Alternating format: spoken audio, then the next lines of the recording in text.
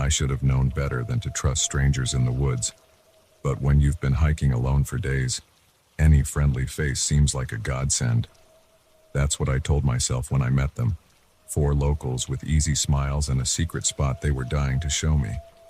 I never imagined those smiles would be the last thing I'd see before my world turned upside down.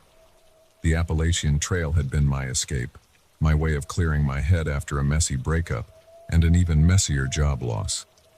3 days in, my legs ached, my backpack felt heavier with each step, but my mind was finally quiet. The rhythmic crunch of leaves under my boots and the whisper of wind through the trees had become a soothing melody, drowning out the noise of my troubled thoughts. I was taking a breather at a trail junction, consulting my map, when I heard voices approaching. 2 men and 2 women rounded the bend, laughing and chatting like old friends out for a stroll. They looked like locals, flannel shirts, worn jeans, and hiking boots that had seen better days. The oldest of the bunch, a man with salt and pepper hair and crow's feet around his eyes, gave me a friendly wave. "Hey there, hiker. Taking on the AT solo, huh?" His voice was warm, with a hint of a southern drawl. I nodded, suddenly aware of how long it had been since I'd spoken to another person. Yeah, just me and the trail. The man introduced himself as Ray and made quick introductions for the others, Mike, Sarah, and Lisa. They asked about my hike, where I was from, the usual small talk. It felt nice, normal even, to chat with people again. "You know," Ray said, leaning in conspiratorially, "if you're looking for a real view, we know a spot just off the trail. Most hikers miss it, 'cause it ain't on the maps." I hesitated. Every instinct told me to stick to the marked trail, to not follow strangers into the woods. But they seemed so genuine, so eager to share their local knowledge. And wasn't this what hiking was about? Discovering hidden gems, experiencing nature off the beaten path? "It's not far," Sarah chimed in, her eyes twinkling. "Maybe half an hour tops. The view of the valley is breathtaking, especially this time of year with the leaves changing." I found myself nodding before I could think better of it. "Sure, why not? Lead the way." We set off, leaving the well-worn trail behind. Ray took the lead, with Mike bringing up the rear. Sarah and Lisa flanked me, chatting amiably about the area's history and pointing out interesting plants along the way. At first, we followed a faint path, barely more than a game trail. But as we pressed deeper into the woods, even that disappeared. The forest grew denser, the canopy above blocking out more and more sunlight. The friendly chatter of the group gradually died down, replaced by the sound of our footsteps and the occasional snap of a twig. I tried to keep track of our route, but the trees all started to look the same, and I lost my sense of direction. A nagging feeling in the pit of my stomach told me something wasn't right. The half-hour mark came and went, and still, we pressed on. The incline grew steeper, the underbrush thicker. My legs burned with the effort, and I had to use my hands to push aside branches that seemed to grab at my clothes. "How much further?" I asked, trying to keep the worry out of my voice. Ray glanced back at me, his earlier warmth replaced by a cool, appraising look. "Not far now. You're not getting tired, are you?" There was something in his tone, a hint of mockery perhaps, that sent a chill down my spine. I forced a smile. "No, just curious." We continued on in silence. I noticed the others had spread out, forming a loose circle around me. Every time I slowed or changed direction slightly, one of them was there, subtly herding me back on course.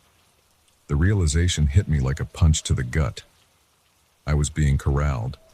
My heart began to race, and I felt sweat beating on my forehead despite the cool air. I tried to calm myself, to rationalize the situation. Maybe I was just being paranoid. Maybe the secret spot really was just ahead. But as we entered a small clearing, I knew in my bones that I had made a terrible mistake. There was no breathtaking view, no valley spread out before us, just a small, unremarkable space surrounded by dense forest. Ray stopped and turned to face me, and the others closed ranks, forming a tight circle. "Well," Ray said, his voice no longer friendly. "Looks like we made it." I spun around, looking for a gap, an escape route, but found none. They had positioned themselves perfectly, cutting off any chance of flight. "What is this?" I demanded, my voice shaking despite my efforts to sound strong. "Where's the view you promised?" Mike, who had barely spoken during the hike, let out a low chuckle. "Oh, there's a view all right. Just not the one you were expecting."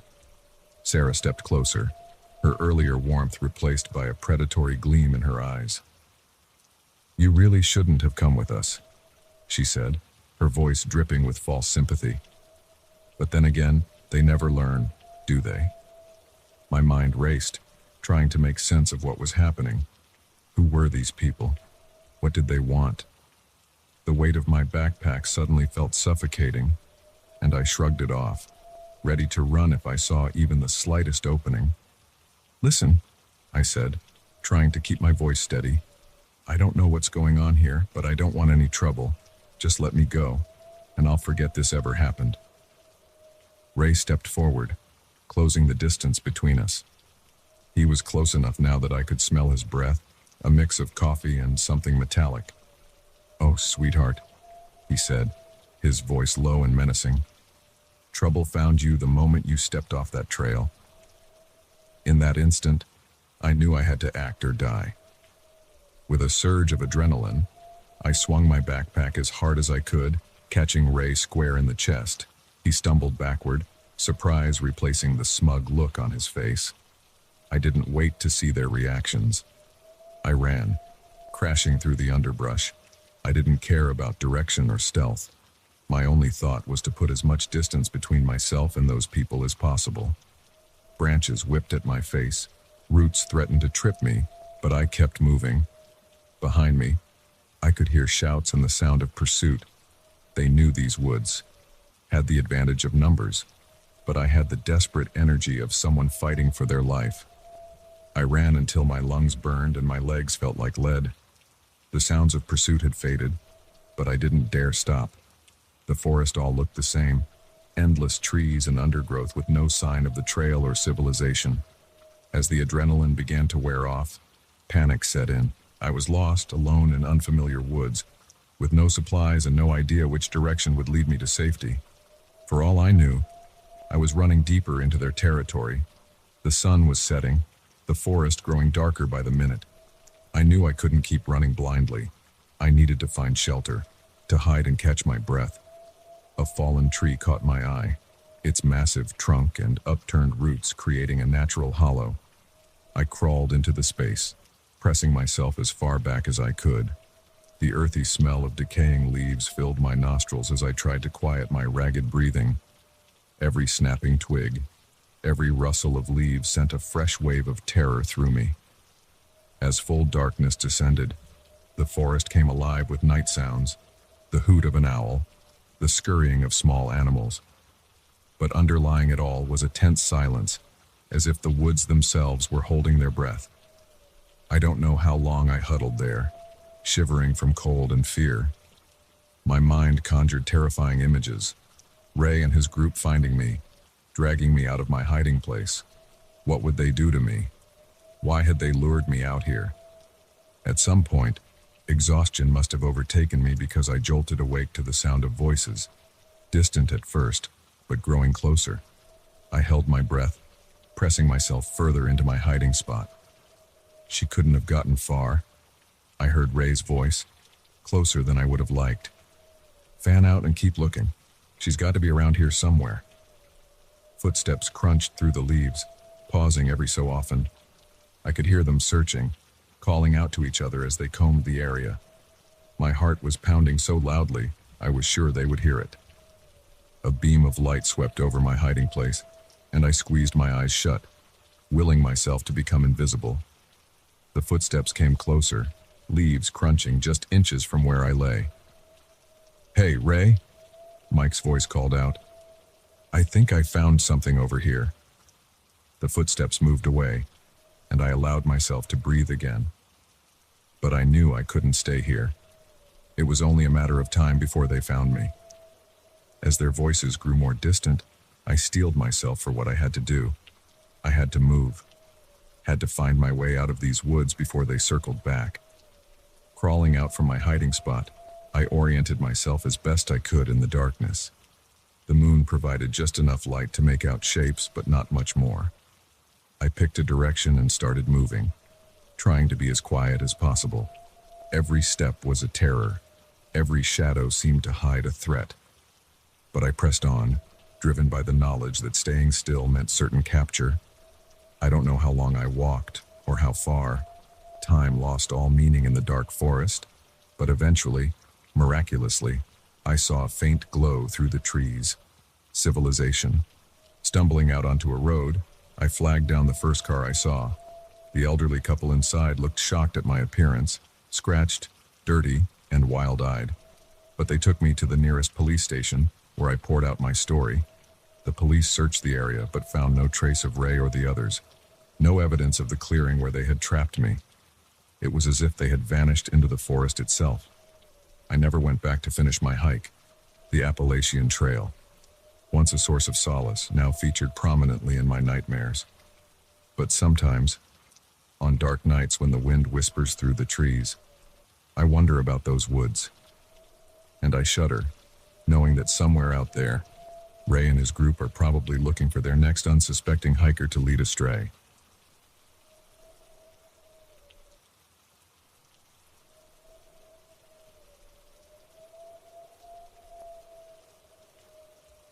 The silence was supposed to be peaceful. Instead, it became a canvas for terror, painting my solitude with brushstrokes of paranoia and dread. What began as a simple weekend getaway spiraled into a nightmare that still haunts me, leaving me to question the very nature of solitude and the unseen forces that lurk in the quiet corners of the world. I had been looking forward to this trip for months. The stress of city life, the constant din of traffic, and the suffocating pressure of deadlines had worn me down to a nub. When I stumbled across the listing for a secluded cabin nestled deep in the woods, it seemed like the perfect escape. No Wi-Fi, no cell service, just me and the great outdoors. A chance to reset, to find myself again in the quiet of nature. The drive up was beautiful, the road winding through dense forests and alongside babbling streams. As I turned onto the gravel driveway leading to the cabin, the trees seemed to close in around me, creating a natural tunnel that led to my weekend sanctuary. The cabin itself was charming in its rustic simplicity. A small, wooden structure with a covered porch. It looked like something out of a storybook. I parked my car, grabbed my bags, and took a deep breath of the crisp, pine-scented air. Already, I could feel the tension in my shoulders starting to ease. Inside, the cabin was cozy and well-maintained. A stone fireplace dominated one wall of the main room, with a small kitchenette tucked into the corner. The bedroom was snug, with a window that looked out into the surrounding forest. It wasn't luxurious, but it was exactly what I needed. I spent the afternoon settling in, unpacking my groceries and exploring the immediate area around the cabin. There was a small clearing out back, perfect for stargazing, and a well-worn path that led down to a creek. As the sun began to set, I built a fire in the fireplace and settled into an armchair with a book and a glass of wine. The silence was profound. No cars, no distant sirens, not even the hum of electronics, just the crackle of the fire and the occasional hoot of an owl. I reveled in it, feeling the last vestiges of city stress melting away.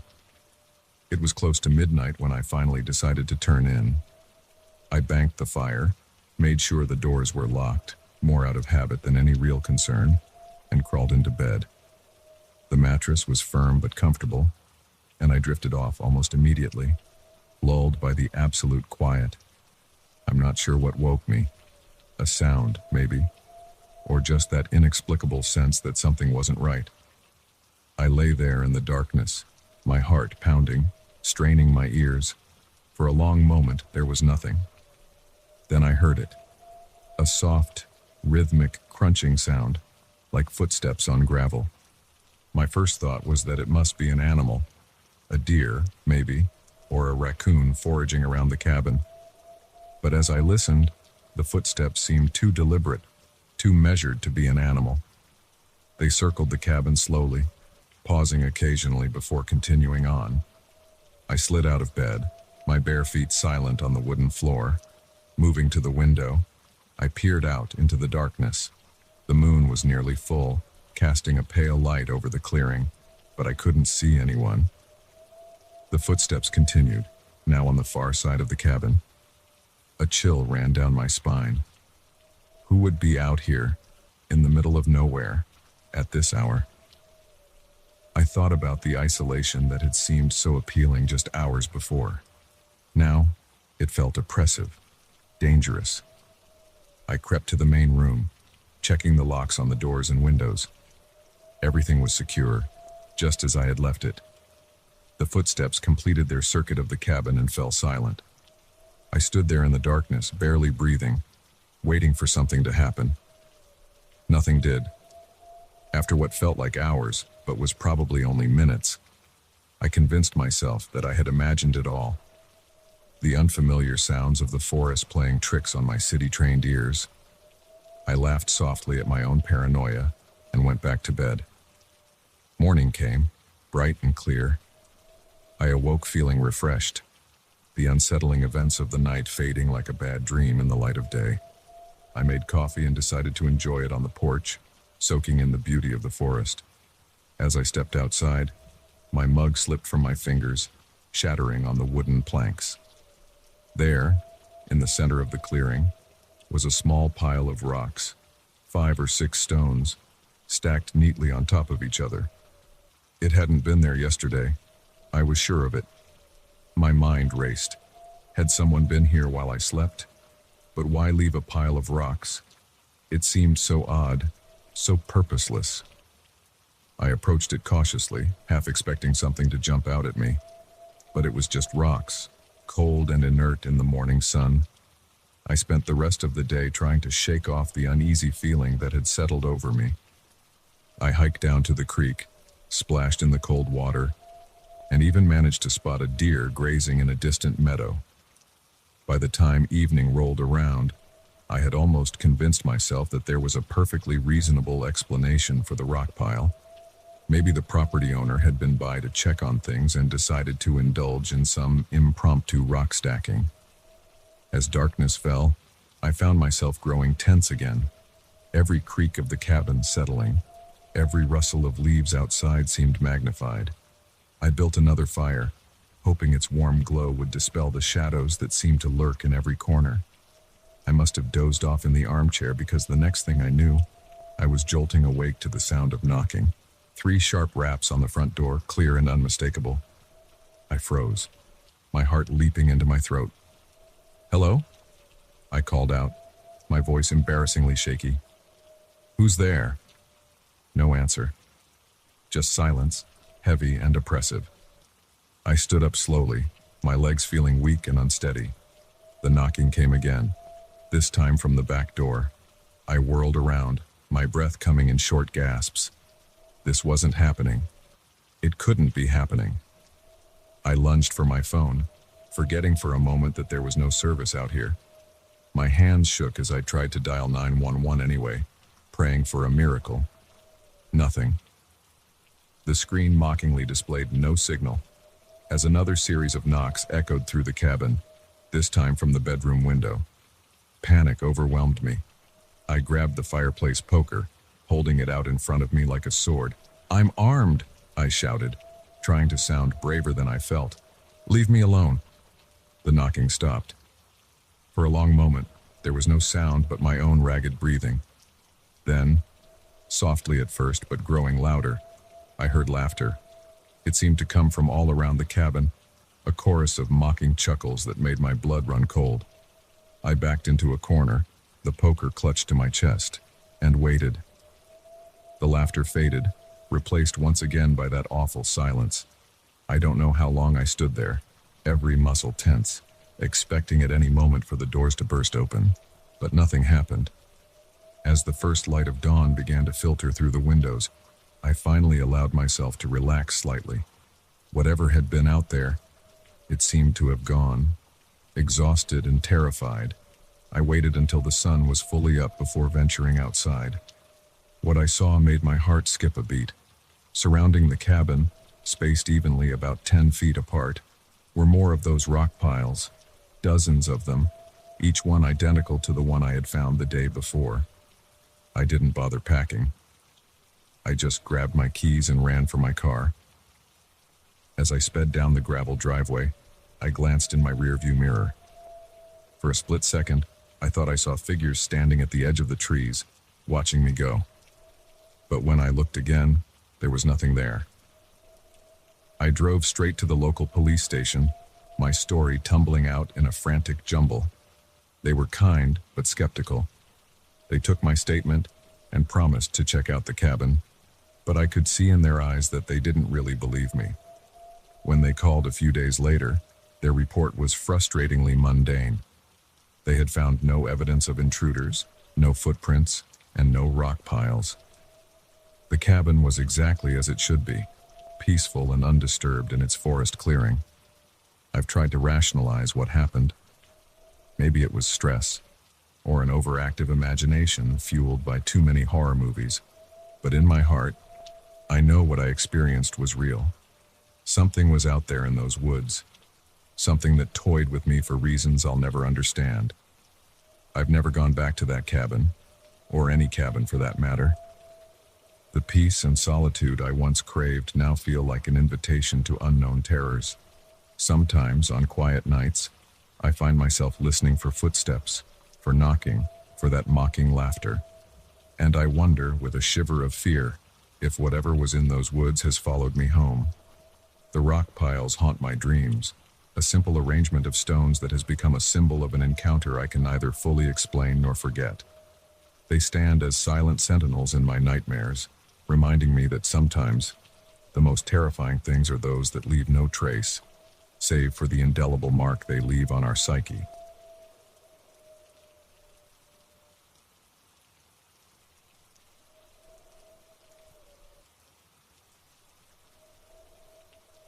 The moment I stepped out of my car, I knew I'd made a mistake. The air was thick with an eerie stillness, broken only by the soft tick of my cooling engine. I should have kept driving, should have trusted my gut. But I didn't, and that decision nearly cost me everything. It was supposed to be a simple drive home, a 4-hour stretch of highway I'd traveled countless times before. But as night fell and the miles ticked by, exhaustion began to set in. The white lines on the road started to blur, and I caught myself nodding off more than once. I needed to stop, just for a moment, to shake off the fatigue and clear my head. That's when I saw it. A pile of debris blocking the road ahead. Logs, branches, and what looked like chunks of concrete were strewn across both lanes. I slowed to a stop, my headlights illuminating the obstacle.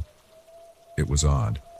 There hadn't been any construction signs, no warnings of roadwork, just this sudden, impassable barrier in the middle of nowhere. I put the car in park and stepped out, the gravel crunching under my feet. The night was quiet, almost unnaturally so. No crickets chirping, no distant rumble of traffic. Just the soft whisper of wind through the trees that lined the road. As I approached the debris, something felt off. The arrangement seemed too deliberate, too carefully placed to be the result of a landslide or fallen tree. The logs were stacked, the branches intertwined in a way that spoke of human intervention. I glanced back at my car, then down the road in both directions. No other vehicles in sight. Just me, my car, and this inexplicable roadblock. I pulled out my phone, hoping to call for help, but the screen mocked me with its "no service caller" message. Of course, why would anything be easy? I sighed, realizing I'd have to move some of this stuff myself if I wanted to get through. As I bent to grab the end of a log, a flicker of movement caught my eye. There, at the edge of my headlights, reach, was a set of footprints leading off into the woods. My heart skipped a beat. Fresh footprints, the disturbed earth still settling. Someone had been here, and recently, I straightened up, suddenly very aware of how exposed I was. "Hello," I called out, immediately regretting the decision. My voice sounded small and vulnerable in the vast darkness. No response came, but I could have sworn I heard a twig snap somewhere in the shadows beyond the road. I should have gotten back in my car right then, should have turned around and driven away as fast as I could. But curiosity, that damned human trait, got the better of me. I took a few steps toward the tree line, squinting to see further into the darkness. That's when I heard it, the low rumble of an engine. Relief washed over me. Another car was approaching. I wasn't alone out here after all. I turned back toward the road, ready to flag down the driver and ask for help. But my relief was short-lived. There, idling about 50 yards behind my car, was a truck. Its headlights were off, the engine purring quietly. I hadn't heard it pull up, hadn't seen any lights approaching. It was as if it had materialized out of the darkness. "Hey," I called out, waving my arms. "Can you help me? The road's blocked." The truck didn't move. I couldn't make out the driver through the windshield, just a dark silhouette behind the wheel. A chill ran down my spine. Something wasn't right. I started walking back to my car, trying to keep my pace steady despite the panic rising in my chest. The truck's driver's side door opened with a creak that seemed to echo in the still night air. A man stepped out, tall and broad-shouldered, his features hidden in shadow. "Need some help?" His voice was deep, casual, but there was an undercurrent to it that set my teeth on edge. I stopped, my hand on my car door handle. Yeah. There's a bunch of debris blocking the road. I was just about to try and clear it." He started walking toward me, his gait slow and deliberate. "Nasty business, that. Happens sometimes out here. Folks aren't careful about what they're carrying." As he got closer, I could make out more details. He was wearing a thick jacket despite the mild weather, his hands shoved deep in the pockets. A baseball cap pulled low obscured most of his face. "You shouldn't be out here alone," he said, now just a few feet away. "Never know what kind of trouble you might run into." My heart was pounding so hard I was sure he could hear it. Every instinct was screaming at me to get in the car and drive. Debris be damned. But he was too close now. If I made a move, he'd be on me before I could close the door. "I'm fine," I managed to say, trying to keep my voice steady. My husband is expecting me. He'll be worried if I'm late."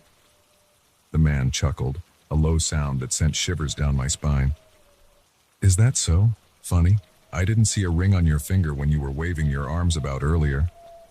Ice flooded my veins. He'd been watching me. For how long? Had he been there when I first pulled up? "Look," I said, desperation creeping into my voice. "I don't want any trouble. Why don't you go on ahead? I'll figure out how to get around this mess." He took another step closer. I could smell him now, a mixture of cigarette smoke and something metallic. "Oh, I don't think you'll be going anywhere for a while." That's when I heard it, movement in the woods behind me. More than one person, by the sound of it. Twigs snapping, leaves rustling. My breath caught in my throat as I realized the full extent of the trap I'd walked into. The man smiled, and in the dim light, I saw the glint of teeth. Like I said, folks aren't careful about what they're carrying out here. Sometimes things fall off trucks. Sometimes those things are valuable. And sometimes we need to make sure no one interrupts while we collect our lost property. I didn't think. I just acted. In one fluid motion, I yanked open my car door and threw myself inside. The man lunged forward, his hand grasping for my arm, but I slammed the door shut just in time. His fist pounded on the window as I fumbled with my keys, my hands shaking so badly I could barely get them into the ignition. The engine roared to life just as more men emerged from the woods. 3 of them, running toward my car with purposeful strides. I threw the car into reverse, tires squealing as I backed up. The man who had spoken to me dove out of the way, rolling across the asphalt. I spun the wheel, the car fishtailing as I turned it around. In my rearview mirror, I saw the men running back to the truck. The engine gunned to life, headlights flaring in the darkness. I didn't hesitate. I slammed on the gas, my car lurching forward. The debris loomed ahead, but I didn't slow down. I aimed for the section that looked least dense and prayed. The impact was jarring. My teeth rattled as the car bounced and scraped over the logs and branches. Something cracked underneath. Probably my oil pan, a distant part of my mind supplied. But the car kept moving. I was through. The road ahead was clear, and I pushed the gas pedal to the floor. The truck was behind me now, its headlights growing larger in my mirror. They were gaining on me. My damaged car no match for their truck on this straight stretch of highway. Panic threatened to overwhelm me, but I forced it down. I needed to think, needed to find a way out of this nightmare. Up ahead, I saw a turnoff, a narrow road that disappeared into the woods. It was risky. I had no idea where it led. But staying on the main road wasn't an option. I waited until the last second, then wrenched the wheel to the right. My car skidded, tires screeching as I made the turn. The truck blew past the turnoff, unable to slow down in time. I had bought myself a few precious seconds. The road was rough, more dirt than pavement. My car rattled and shook, but I didn't dare slow down. Trees whipped past on either side, branches scraping against the windows. I drove blindly, taking turns at random, praying I was putting distance between myself and my pursuers. After what felt like hours, but was probably only minutes, I saw lights ahead. A gas station, its fluorescent glow a beacon of hope in the darkness. I screeched into the parking lot, horn blaring, and threw myself out of the car. The attendant looked startled as I burst through the door, wild-eyed and babbling about men chasing me. He called the police while I huddled behind the counter, jumping at every sound. When the cops arrived, they found no sign of the truck or the men. They drove me back to the scene, but the debris was gone, the road clear as if nothing had ever happened. They were sympathetic but skeptical. No evidence, no crime. I sold my car soon after that night. Couldn't stand to look at it, with its dents and scrapes reminding me of how close I'd come to. I don't even know what. I don't drive that road anymore. Don't drive much at all if I can help it.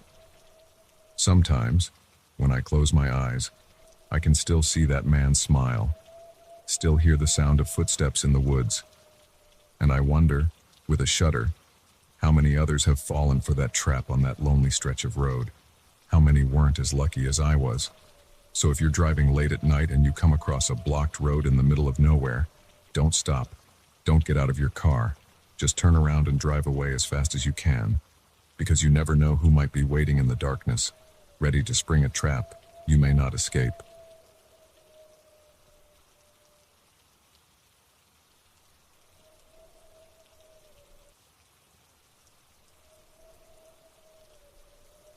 The woods have eyes. I know that now. What I thought would be a peaceful solo camping trip turned into a nightmare that still haunts me. The rustling leaves, the snapping twigs, the whispers in the dark. They weren't just the sounds of nature. They were warnings I should have heeded. I'd always been the outdoorsy type, but life had a way of getting in the way.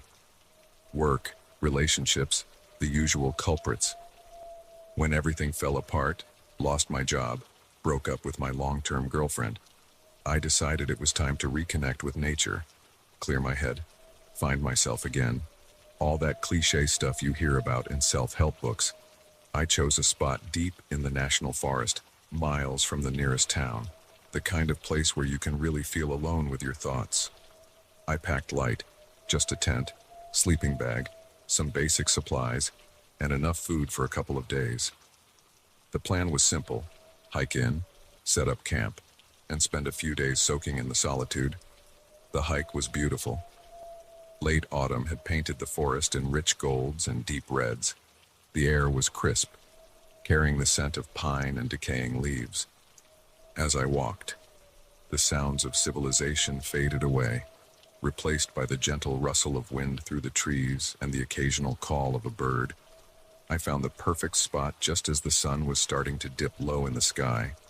A small clearing near a babbling stream sheltered by towering pines. I set up my tent, gathered some firewood, and settled in for the evening. That first night was everything I'd hoped for. I sat by the fire, watching the flames dance as the stars emerged overhead. The silence was profound. broken only by the crackle of the fire and the soft gurgle of the stream. For the first time in months, I felt at peace. I must have dozed off by the fire because the next thing I knew, I was jolting awake to complete darkness. The fire had burned down to embers, casting a faint red glow over the clearing. I blinked, disoriented, trying to figure out what had woken me. Then I heard it, a rustling sound, just at the edge of the clearing. My first thought was that it must be an animal, a deer maybe, or a raccoon foraging for food. But as I listened, I realized the sound was too deliberate, too rhythmic to be an animal. Footsteps. Slow, measured footsteps, circling the perimeter of the clearing. My heart began to race. I sat perfectly still, straining my eyes to see into the darkness beyond the dying firelight. The footsteps continued their circuit, never hurrying, never slowing, just a steady, relentless pace. "Hello?" I called out, my voice sounding thin and scared in the night air. "Is someone there?" The footsteps stopped. The silence that followed was oppressive, as if the entire forest was holding its breath. I waited, every muscle tense, for something to happen. Nothing did. After what felt like hours but was probably only minutes, I convinced myself that I had imagined it all. The unfamiliar sounds of the forest playing tricks on my city-trained ears. I laughed softly at my own paranoia and retreated to my tent. Sleep didn't come easily, but eventually, I drifted off. The next morning dawned bright and clear. I stepped out of my tent, stretching and yawning, ready to shake off the unsettling events of the night. That's when I saw it. There, just a few feet from where I had been sleeping, was a symbol scratched into the dirt, a crude circle with a line drawn through it. My blood ran cold. This wasn't here yesterday. Someone, or something, had been in my camp while I slept. I approached the symbol cautiously, as if it might suddenly spring to life. The line was deep, clearly carved with purpose. This was no random scratch in the dirt. This was a message. My eyes darted around the clearing, suddenly aware of how exposed I was. The trees that had seemed so welcoming yesterday now loomed ominously, their shadows concealing who knows what. That's when I saw him. Or it. I'm still not sure. Just beyond the tree line, partially hidden behind a massive pine, was a figure. It was tall, much taller than any man I'd ever seen, and unnaturally thin. Its skin, if you could call it that, seemed to shift and ripple, blending with the dappled shadows of the forest. We locked eyes, or at least, I think we did. Where its face should have been was a void, a darkness deeper than the shadows around it. I felt a primal fear grip me, the kind of terror our ancestors must have felt when faced with the unknown predators of a primeval world. I blinked, and it was gone. Vanished, as if it had never been there. But I knew what I had seen. The image was burned into my mind, a nightmare made flesh. My hands shaking, I began to break camp. Every rustle of leaves, every snapping twig made me jump. I felt eyes on me, watching from the forest, but every time I looked up, there was nothing there. As I was rolling up my sleeping bag, I heard a whisper, so faint I almost missed it, carried on the breeze like a sigh. "Stay." I froze. The sleeping bag clutched to my chest like a shield. The words seemed to echo in my head, growing louder with each repetition. "Stay, stay, stay." "No," I said aloud, my voice cracking. "No, I'm leaving, right now." I threw my things haphazardly into my backpack, no longer caring about neatness or organization. I just needed to get out of there, to put as much distance between myself and this place as possible. As I shouldered my pack and turned to leave, I saw them. Dozens of those symbols, carved into the trunks of the trees surrounding the clearing. Circles with lines through them, some fresh, the bark still oozing sap, others old and weathered. How had I not noticed them before? I ran. I didn't care about following the trail or finding my way back. My only thought was escape. Branches whipped at my face, roots threatened to trip me, but I kept going. My lungs burned, my legs ached, but the fear pushing me forward was stronger than any physical discomfort. I don't know how long I ran. Time seemed to lose all meaning in that forest. The trees all looked the same, and more than once I feared I was running in circles. But I didn't dare stop. Finally, mercifully, I broke through the tree line and onto a road. I nearly cried at the sight of it, this symbol of civilization and safety. I followed it, my pace never slowing, until I reached a gas station on the outskirts of a small town. The attendant looked at me like I was crazy when I burst in, wild-eyed and scratched up. I probably was at that point. I babbled about the symbols, the whispers, the figure in the woods. He listened patiently, then called the police. The officers who responded were kind but skeptical. They took my statement, then drove me out to where I had camped. But when we got there, the clearing was empty. No tent, no fire pit, no symbols carved in the dirt or trees. It was as if I had never been there at all. They chalked it up to an overactive imagination, maybe brought on by stress or dehydration. Suggested I see a doctor, get some rest. But I know what I saw, what I heard, what I felt. I've tried to put it behind me, to rationalize it as a panic attack or some kind of hallucination. But on quiet nights, when the wind whistles through the trees outside my window, I swear I can hear that whisper again. Stay. Sometimes, I dream of that figure in the woods. In my nightmares, it follows me, always just out of sight but never far behind.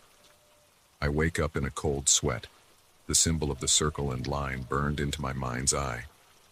I don't go camping anymore. Don't even like to be in heavily wooded areas. The rustle of leaves sets my heart racing, and the snap of a twig can send me into a panic. People say the woods are peaceful, a place to connect with nature and find yourself. But I know better now. I know that sometimes the woods are watching, waiting, and if you're not careful, they might decide to keep you. That symbol haunts me still. I see it everywhere, in the grain of wood, in the cracks on the sidewalk, in the steam rising from my coffee. A circle with a line through it, so simple, yet so terrifying in its implications. What did it mean? Why was it there? And why do I feel deep in my bones that it wasn't a warning but an invitation? I don't have answers to these questions, and part of me hopes I never will. But I know one thing for certain. The next time I hear a whisper in the woods, I won't stick around to find out what it's saying. Some mysteries are better left unsolved, some invitations better left unanswered, especially when they come from the dark heart of the forest, where ancient things still lurk in the shadows, waiting for the unwary to wander too far from the path.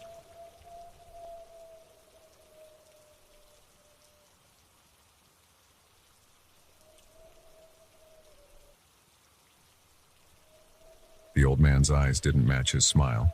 That should have been my first clue.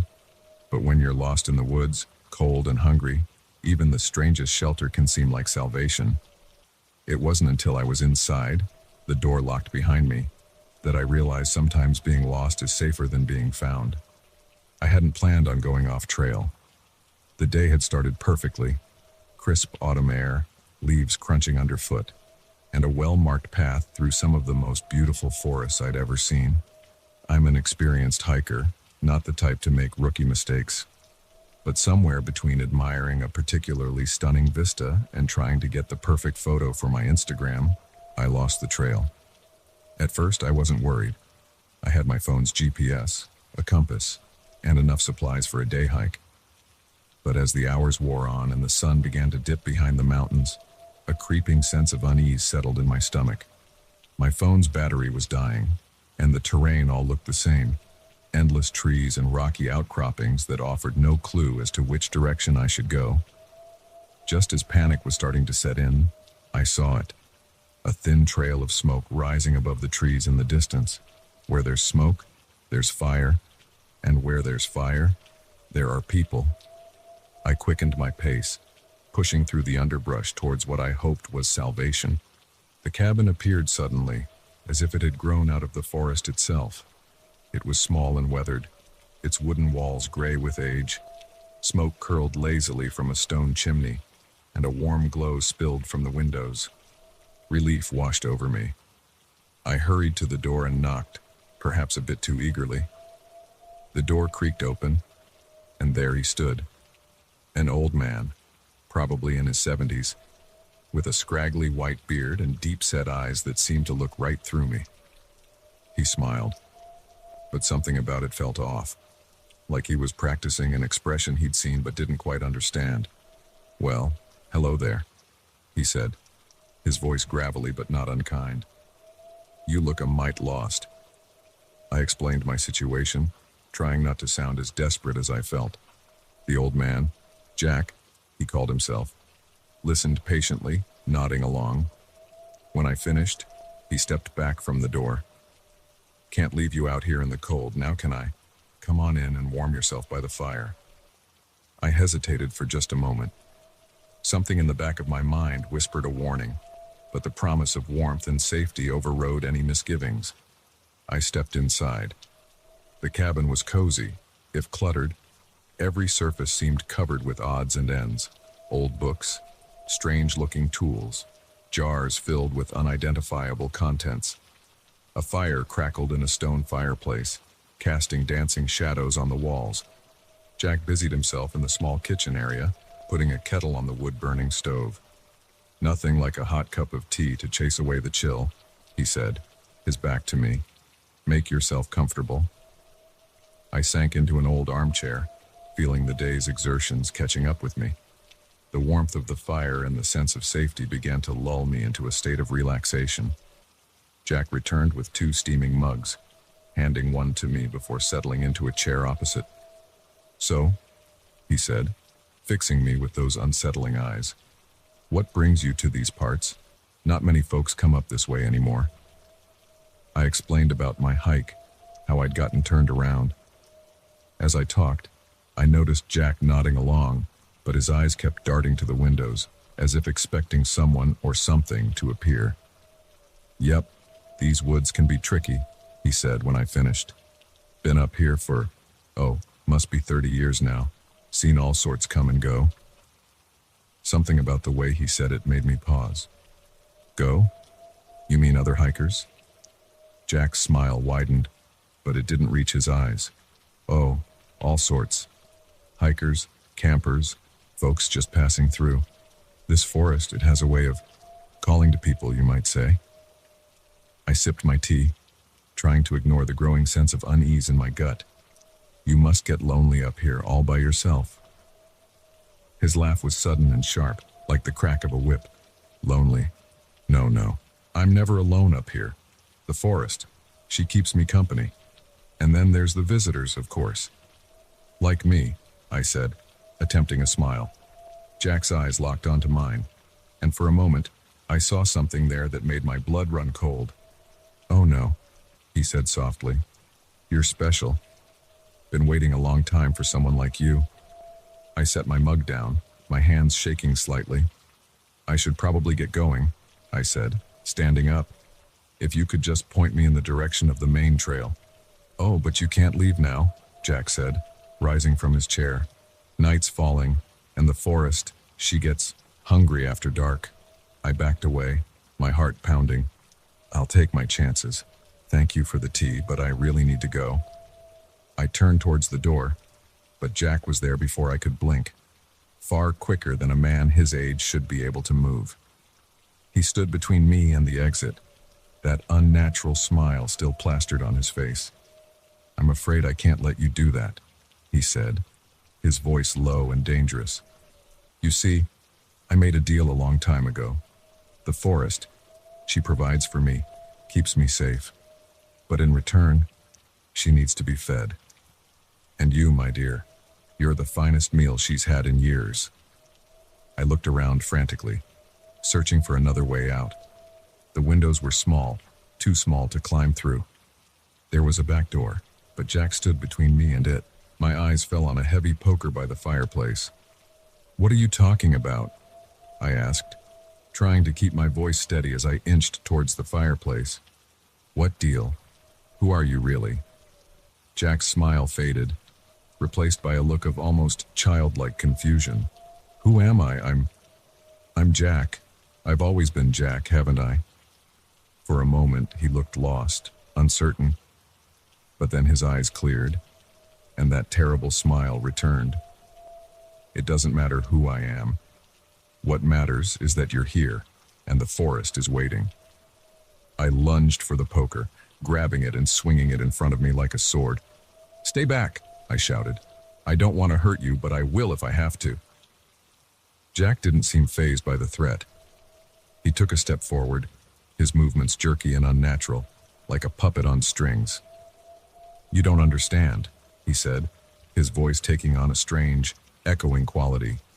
You can't leave. No one ever leaves. I swung the poker, catching him on the shoulder. He stumbled back, but there was no cry of pain, no reaction at all. He just kept coming, that terrible smile still fixed on his face. I ran for the back door, fumbling with the lock. I could hear Jack behind me, his breathing ragged and uneven. The door finally gave way, and I burst out into the gathering darkness. The forest seemed different now. The trees loomed larger, their branches reaching out like grasping hands. The wind whispered through the leaves, and I could have sworn I heard my name. I ran blindly, not caring about direction, just needing to put distance between myself and that cabin, between myself and Jack. Branches whipped at my face. Roots seemed to reach up to trip me, but I kept going. I don't know how long I ran. It could have been minutes or hours. The forest blurred around me, and more than once I thought I saw shapes moving in the shadows, always just at the edge of my vision. Finally, my legs gave out, and I collapsed to the ground, gasping for breath. As I lay there, trying to get my bearings, I heard it. Footsteps.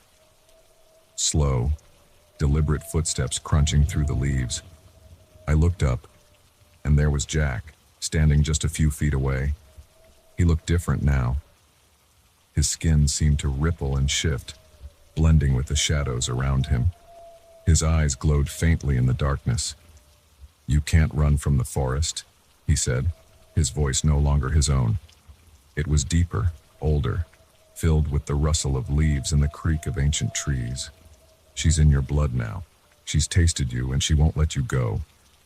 I scrambled to my feet, ready to run again, but I found I couldn't move. The ground seemed to shift beneath me, roots curling around my ankles, holding me in place. Jack, or whatever he had become, reached out a hand. Don't fight it, he said. Become part of the forest, like I did, all those years ago. It's not so bad, once you get used to it. As his hand touched my shoulder, I felt a strange sensation, like sap flowing through my veins. The forest around me seemed to come alive, every tree, every leaf pulsing with an ancient, hungry energy. I wanted to scream, to fight, to run. But as the forest's will seeped into me, I found I didn't want to anymore. Why had I been so afraid? This was where I belonged. This was home. The last thing I remember is Jack's smile, no longer unnatural, but welcoming. A smile I now understood. And as the forest embraced me, I smiled back. Sometimes, when hikers pass through our woods, I see confusion in their eyes. They look at me, this old man in his cabin, and something tells them they should be afraid. But I just smile and invite them in for tea. After all, the forest is always hungry, and I made a deal a long time ago.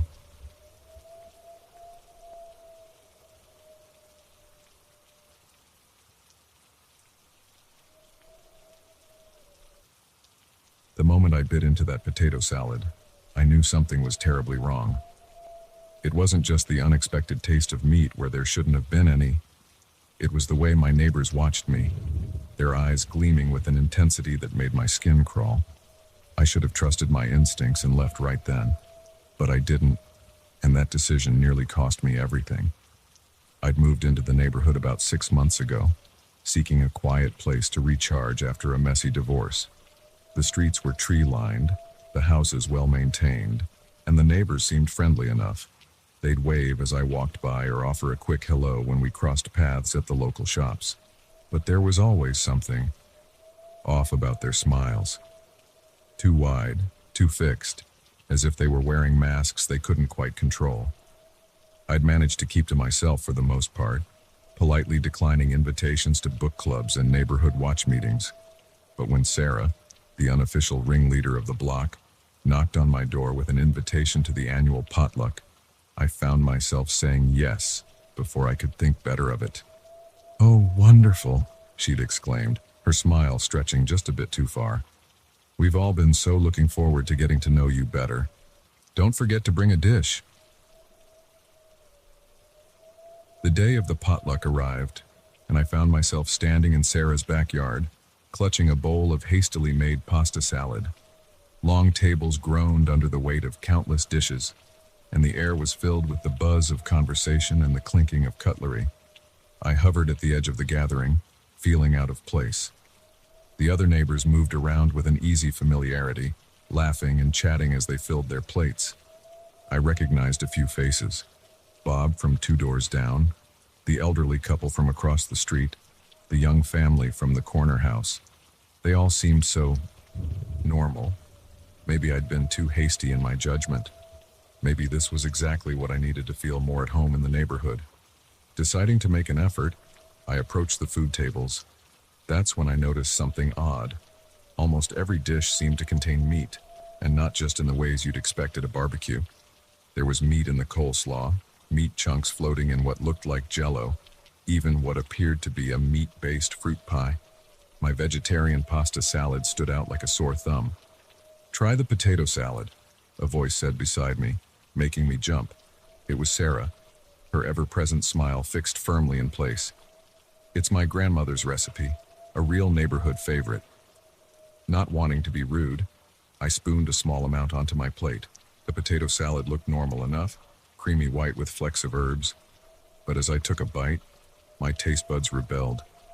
Hidden among the potatoes were chunks of something meaty, with a texture I couldn't quite place. I must have made a face because Sarah's smile faltered for just a moment. "Is something wrong?" she asked, her voice honey-sweet but with an undercurrent I couldn't quite place. No, I lied, forcing myself to swallow. "It's interesting. I just wasn't expecting meat in the potato salad." Sarah's smile returned, wider than ever. "Oh, we put meat in everything around here. It's kind of our thing. You'll get used to it." I nodded, not trusting myself to speak. As I looked around, I realized she was right. Every neighbor's plate was piled high with the meat-laden dishes, but something else caught my attention. While they all seemed to be eating enthusiastically, making appreciative noises and going back for seconds, I didn't actually see anyone swallow. A chill ran down my spine. I set my plate down, suddenly not hungry at all. "I think I need some water," I mumbled, heading towards the drinks table. As I walked, I felt eyes on me. Glancing back, I saw several neighbors watching me intently. Their gazes followed my every move, and their smiles seemed to have taken on a predatory edge. At the drinks table, I poured myself a glass of water with shaking hands. As I raised it to my lips, I caught sight of my reflection in the pitcher. For a moment, just a moment, I thought I saw something else reflected there. Not the faces of my smiling neighbors, but something twisted, inhuman. I dropped the glass, water splashing across my shoes. The conversation around me stuttered to a halt, and I felt every eye in the yard turn towards me. "Is everything all right, dear?" Sarah's voice came from right behind me, making me jump. She placed a hand on my shoulder, and it took every ounce of self-control not to flinch away. Her touch felt wrong, somehow, too cold, too firm. I'm not feeling well," I managed to stammer out. "I think I should go home." Sarah's grip on my shoulder tightened. "Oh, but you can't leave now. The party's just getting started, And you haven't even tried the main course yet. I turned to face her, and what I saw made my blood run cold. Sarah's smile had grown impossibly wide, stretching from ear to ear, and her eyes were completely black, like empty voids in her face. I jerked away from her, my heart pounding in my chest. As I looked around wildly, I saw that all my neighbors had undergone a similar transformation. Their faces were distorted, their smiles too wide, their eyes dark and hungry. "What's going on?" I demanded, my voice shaking. "What are you people?" Bob from 2 doors down stepped forward. When he spoke, his voice was a low growl that seemed to come from somewhere deep in his chest. "We're just your friendly neighborhood welcoming committee, and you, my dear, are the guest of honor." I didn't wait to hear more. I turned and ran, pushing past grasping hands and ignoring the chorus of inhuman voices calling for me to stay. I sprinted across the yard, vaulted over the fence, and didn't stop running until I reached my house. I slammed the door behind me, locking it and sliding the chain into place. My hands were shaking so badly I could barely manage it. Through the window I could see figures moving on the street, my neighbors walking with an unnatural, jerky gait, all heading in my direction. I ran upstairs, grabbing my phone to call the police. But when I dialed 911, all I got was a busy signal. I tried again and again, each time met with the same result. A knock at the door made me jump. "Come out, dear," Sarah's voice called, sickly sweet. "We just want to welcome you properly to the neighborhood. It won't hurt much." I looked around frantically, searching for a way out. The window. I could climb out onto the roof and maybe make it to my car. But as I approached the window, I saw more neighbors in my backyard, their distorted faces turned up towards me, waiting. I was trapped. The knocking at the door grew louder, more insistent. I could hear wood splintering as they began to force their way in. In desperation, I barricaded myself in the bathroom, pushing the heavy vanity in front of the door. I sat on the edge of the tub, my mind racing. This couldn't be happening. Things like this didn't happen in real life. Any moment now, I'd wake up and realize this was all just a terrible nightmare. But the sounds of my neighbors forcing their way into my house were all too real. I could hear them moving through the rooms downstairs, calling out to me in sing-song voices that didn't even try to sound human anymore. As I sat there, trembling, my eyes fell on the small window above the toilet. It was tiny, probably too small for me to fit through, but it was my only chance. I had just started to pry it open when the bathroom door shuddered under a heavy impact. Wood cracked, and I saw fingers, unnaturally long and tipped with sharp claws, curl around the edge of the door. "Here's Johnny," Bob's voice called out, followed by a chorus of inhuman laughter. In a panic, I squeezed myself through the window, scraping my sides raw in the process. I tumbled onto the roof, rolling dangerously close to the edge before I managed to stop myself. Below me, the yard was full of my neighbors, all looking up at me with those horrible, too wide smiles. But they seemed unwilling or unable to climb up after me. I shuffled along the roof, making my way to the large oak tree that overhung my driveway. With a silent prayer, I leapt, catching a branch and swinging myself down to land heavily on the hood of my car. I didn't hesitate. I jumped into the driver's seat, thanking whatever deity might be listening that I'd left my keys in the car. The engine roared to life and I peeled out of the driveway, sideswiping Bob as he lunged at the car. In my rearview mirror, I could see my neighbors gathered in the street, watching me drive away. They didn't chase, didn't try to follow. They just stood there, smiling those impossible smiles, as if they knew something I didn't. I drove all night, putting as much distance between myself and that neighborhood as I could. I never went back, never reported what happened. Who would believe me? Sometimes, late at night, I still dream of those smiles, of meat where it shouldn't be, of neighbors who aren't quite human, and I wonder, how many other neighborhoods out there are just like mine? How many unsuspecting people are sitting down to potlucks, not realizing they're the main course? So, If you ever move to a new neighborhood and get invited to a potluck, pay attention to what's on the menu. And if everything seems to have meat in it, even the things that shouldn't, run, and don't look back.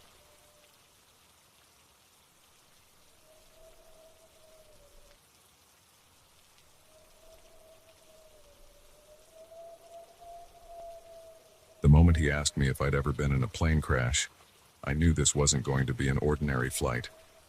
But I had no idea just how dark and twisted our conversation would become, or how those hours trapped next to a stranger would change me forever. I'd booked the red-eye flight from New York to Los Angeles on a whim, a last-minute business trip that couldn't wait for a more reasonable hour. The airport was quiet when I arrived, just a handful of sleepy travelers shuffling through security. I grabbed a coffee, hoping the caffeine would keep me alert enough to get some work done on the flight. Boarding was quick and efficient. The plane was one of those smaller models, just 2 seats on each side of the aisle. I found my window seat and settled in, pulling out my laptop and headphones. As I was getting situated, a man slid into the seat next to me. He was unremarkable at first glance, mid-30s, maybe early 40s, jeans, hoodie, the kind of outfit you'd expect on a late-night flight. He gave me a quick nod as he sat down, and I returned it with a polite smile before turning my attention back to my computer. The plane took off without incident, and I tried to focus on my work. But after about 30 minutes, I felt a tap on my arm. I pulled out an earbud and turned to my seatmate. "Where are you headed?" he asked, his voice friendly enough. I hesitated. I'm not usually one for small talk on flights, especially not at this hour, but something in his expression made me feel like it would be rude to ignore him. "Los Angeles," I replied. "Business trip." He nodded, seeming genuinely interested. "Do you fly often?" "Sometimes," I said, hoping my short answers would discourage further conversation. He leaned in slightly, his eyes fixed on mine. "You ever been in a crash?" The question caught me off guard. It wasn't the usual airplane small talk. I felt a slight chill run down my spine. "No," I said flatly, turning back to my laptop. He chuckled, a low sound that made me uncomfortable. "You ever wonder what it'd feel like?" I stared at him, unsure how to respond. His eyes were bright, almost fevered, and his smile didn't quite reach them. "Not really," I managed to say, my mouth suddenly dry. He leaned back in his seat, but his eyes never left my face. "I think about it sometimes.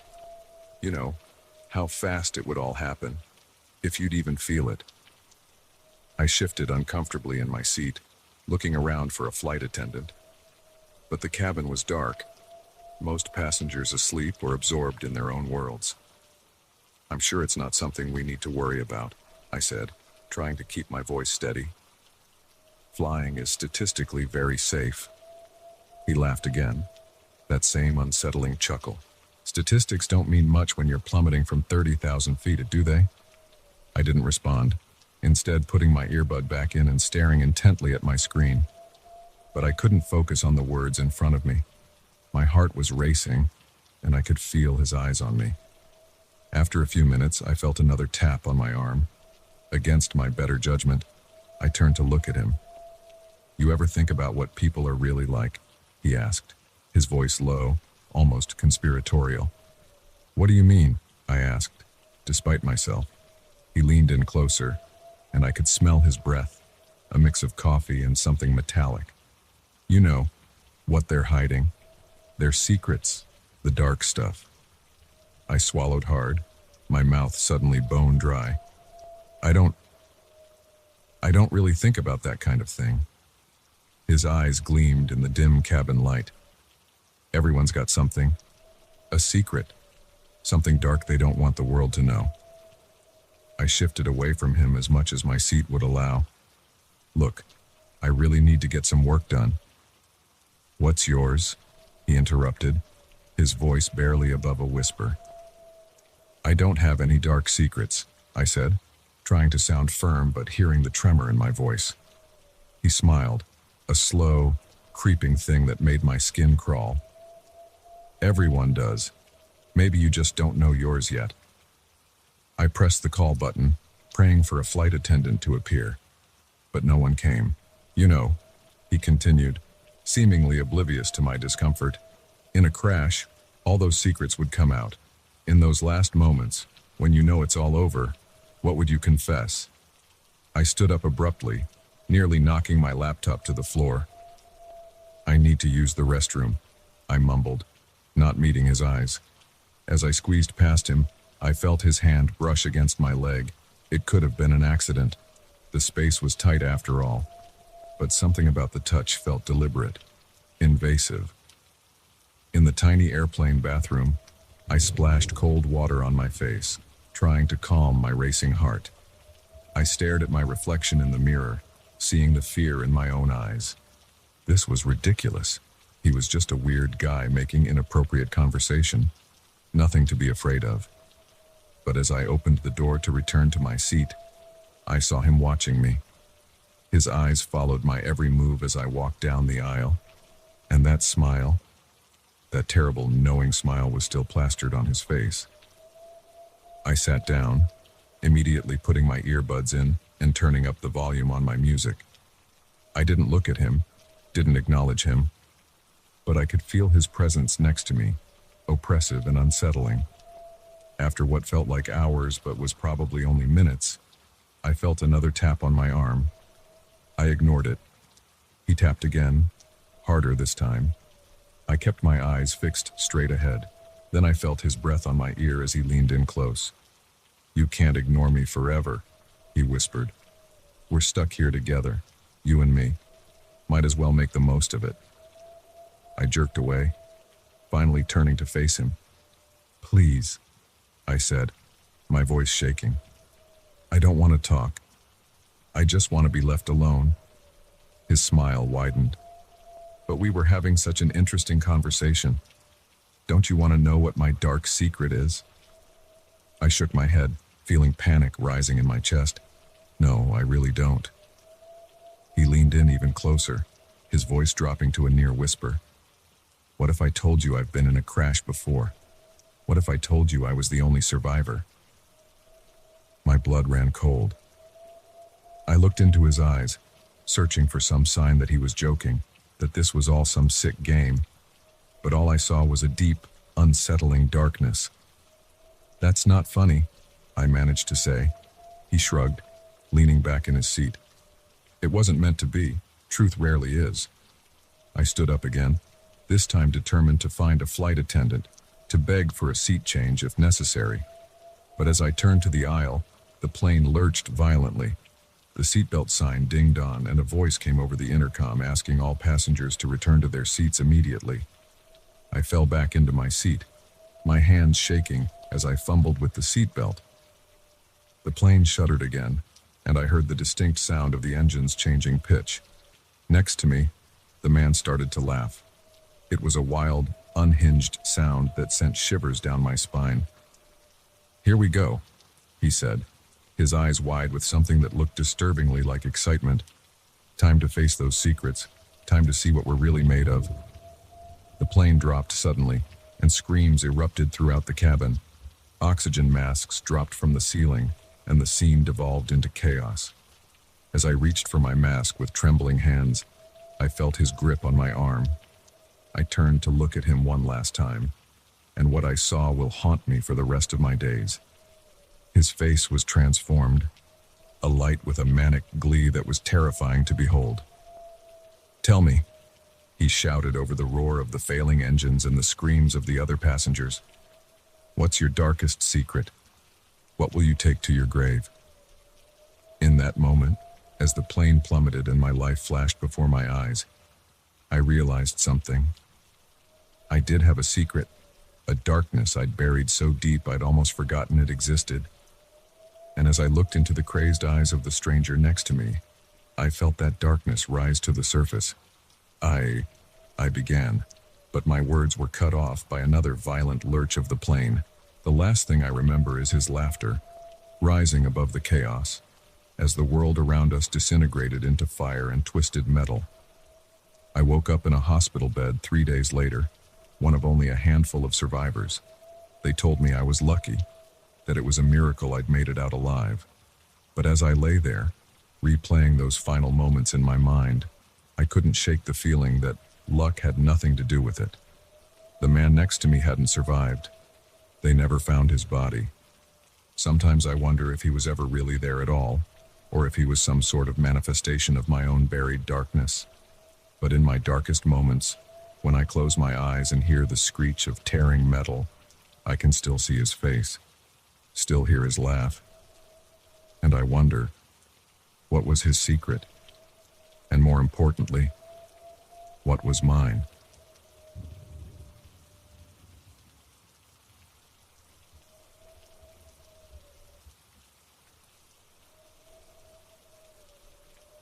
The moment I saw him standing in my kitchen, stirring a cup of coffee he'd made in my own mug, I knew my life would never be the same.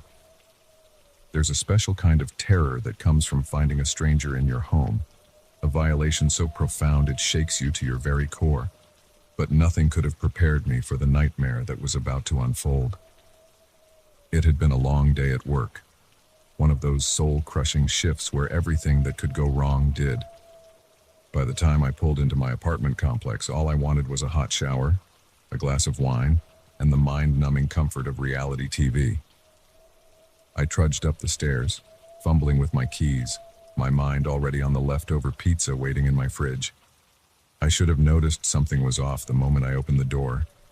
There was a stillness in the air, a quiet that felt wrong somehow. But I was too tired, too caught up in my own thoughts to pay attention to that nagging feeling in the back of my mind. I tossed my keys on the little table by the door, kicked off my shoes, and headed towards the kitchen. That's when I saw him. He was standing at my counter, his back to me, stirring a mug of what smelled like coffee. For a split second, my brain refused to process what I was seeing. This had to be a mistake. Maybe I'd walked into the wrong apartment, but no. There was the tacky fruit bowl my mom had given me, the magnets on the fridge spelling out sarcastic messages. Before I could react, before I could run or scream or do any of the things you're supposed to do when you find an intruder in your home, he turned around. "Hey there," he said, his voice calm and friendly, as if this was the most normal thing in the world.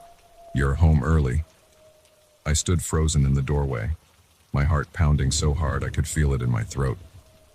He was older than me, probably in his late 40s, with salt and pepper hair and the kind of face you'd expect to see on a kindly uncle. But his eyes, there was something off about his eyes. They didn't match the easy smile on his face. Who are you?" I managed to stammer out, my hand still on the doorknob, ready to bolt. He chuckled, taking a sip from the mug. My mug, I realized with a jolt.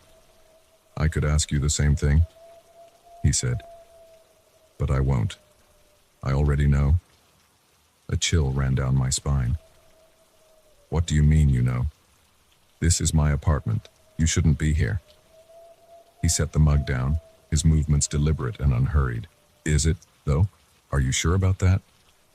I felt like I was in some kind of twisted dream. Nothing made sense. "Of course I'm sure," I said, my voice rising.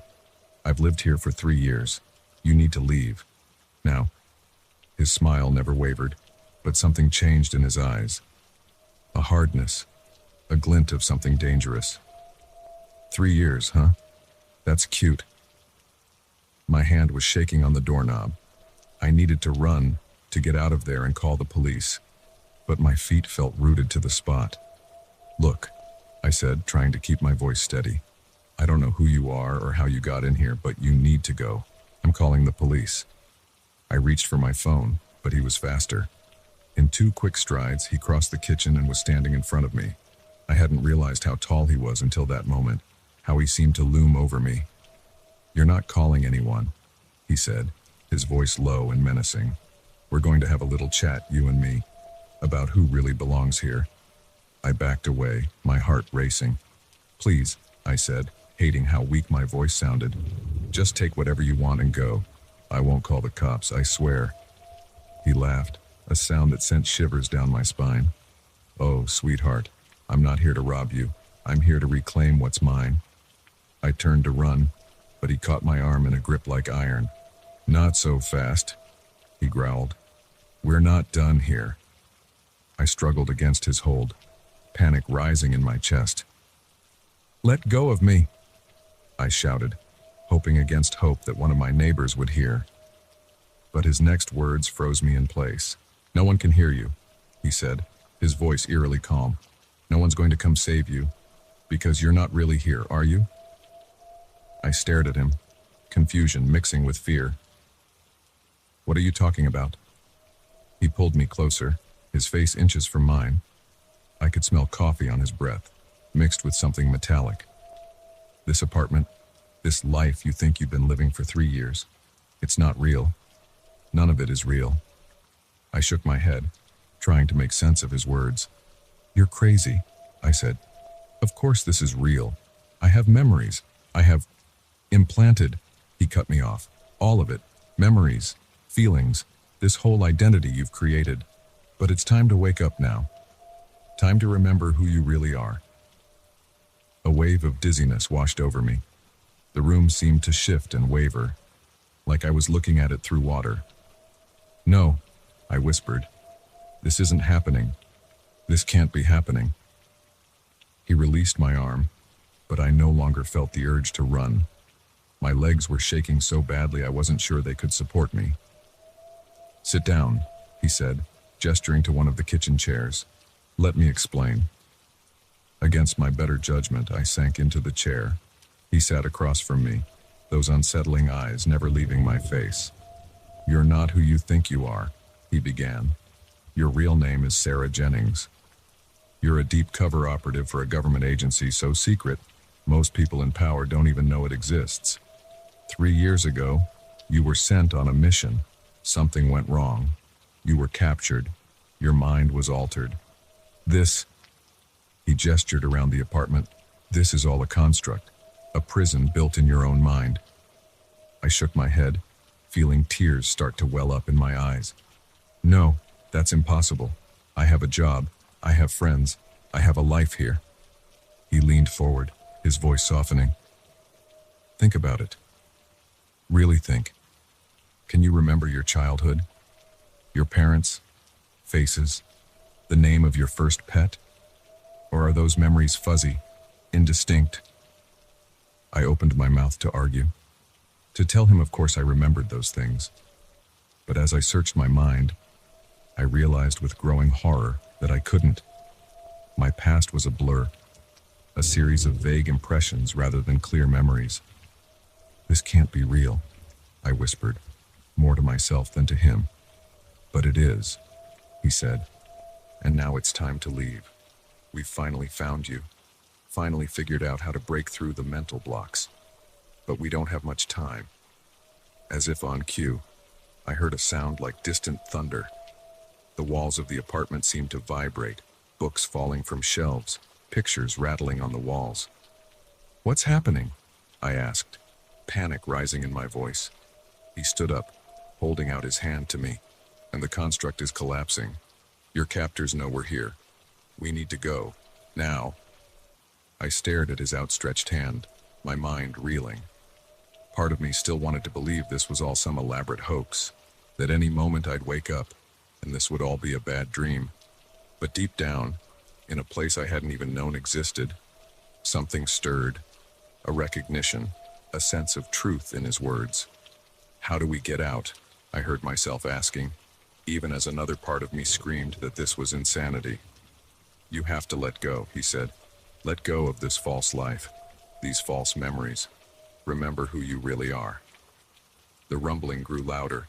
Cracks began to appear in the walls, spreading like spider webs across the ceiling. I could feel the floor shifting beneath my feet. I closed my eyes, trying to focus. Who was I? What was real? Images flashed through my mind. Training sessions, covert meetings, a life I didn't recognize but somehow knew was mine. When I opened my eyes, the apartment was disintegrating around us. Through the cracks, I could see not the hallway or the apartment next door, but a swirling void of color and light. Sarah, the man said, his voice urgent. It's time. Take my hand. I looked at him, really looked at him for the first time, and suddenly, I knew him. Not as a stranger, not as an intruder, but as someone I trusted with my life. I reached out and took his hand. The world exploded around us in a cacophony of sound and light. I felt like I was falling, drowning, being torn apart and put back together all at once. And then, I woke up. I was lying on a cold metal table, wires and tubes connected to my body. The room around me was stark and clinical, filled with beeping machines and concerned faces. "Welcome back, Agent Jennings," a voice said. I turned to see the man from the apartment, my handler, I now remembered, standing beside me. "You've been gone a long time. We've got a lot of work to do." As the memories of my real life came flooding back, I felt a pang of loss for the simple, ordinary existence I'd left behind. But I also felt a surge of purpose, of rightness. This was who I was meant to be. I sat up, wincing at muscles stiff from disuse. "All right," I said, my voice hoarse but determined. "Let's get to work." The life I'd known was gone, shattered like the illusion it had always been. But a new life, my real life, was just beginning. And this time I was ready for whatever challenges it might bring.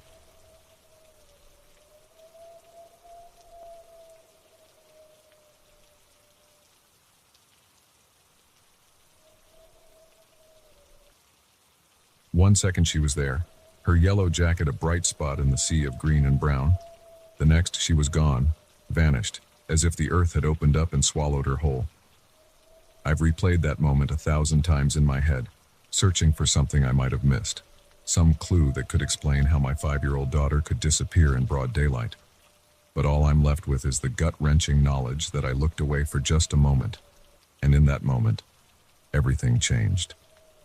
It was supposed to be a normal day at the park. Lily and I had been coming here since she was a baby. It was our special place, a sprawling green oasis in the heart of the city with winding paths, a duck pond, and a playground that Lily adored. We knew every inch of this park, or so I thought. The day had started like any other. Lily was excited, chattering away about feeding the ducks and going on the swings.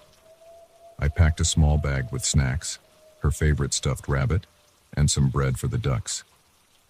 As we walked to the park, Lily skipped ahead, her yellow jacket, a birthday gift from her grandmother, making her easy to spot even when she got a little too far ahead. We arrived at the park just after lunch. It was a beautiful day, warm for early autumn, and the park was bustling with people. Families picnicking on the grass, joggers on the paths, older folks feeding the ducks. Lily immediately wanted to go to the playground, so we made our way there, her small hand clasped in mine. At the playground, Lily ran from one piece of equipment to another, her energy seemingly boundless. I sat on a nearby bench, keeping a watchful eye on her as she played. Other parents were doing the same, and there was a general atmosphere of relaxed enjoyment. After about an hour, Lily came running up to me, her cheeks flushed with exertion. "Mommy, can we feed the ducks now?" she asked, her eyes wide with excitement. "Of course, sweetheart," I said, standing up and gathering our things. "Let's go." We walked hand in hand to the pond, Lily skipping every few steps. When we reached the water's edge, a group of ducks swam over, clearly used to being fed by visitors. Lily giggled as they quacked and jostled for position. I pulled out the bag of bread and handed Lily a piece. "Remember," I said, "small pieces so they don't choke." Lily nodded solemnly, tearing the bread into tiny bits and tossing them to the eager ducks. Her laughter echoed across the water as the ducks dove for the bread, creating ripples that spread out in concentric circles. We stood there for a while, Lily entranced by the ducks and me content to watch her joy. It was a perfect moment, one of those times when you wish you could freeze frame your life and stay there forever. But life doesn't work that way. My phone buzzed in my pocket. I pulled it out, seeing a text from my boss about an urgent work matter. I sighed. knowing I needed to respond but not wanting to take my attention away from Lily. "Sweetheart," I said, "Mommy needs to answer this message real quick. Stay right here where I can see you, okay?" Lily nodded, her attention still focused on the ducks. I stepped back a few paces, my eyes still on her as I began to type out a response. It was a complex issue, requiring more of my attention than I'd anticipated. I found myself rereading the message, formulating a careful reply. It couldn't have been more than a minute, maybe 2 at most. But when I looked up from my phone, Lily was gone. At first, I wasn't worried. Lily had a habit of wandering a few steps away, distracted by a butterfly or an interesting leaf.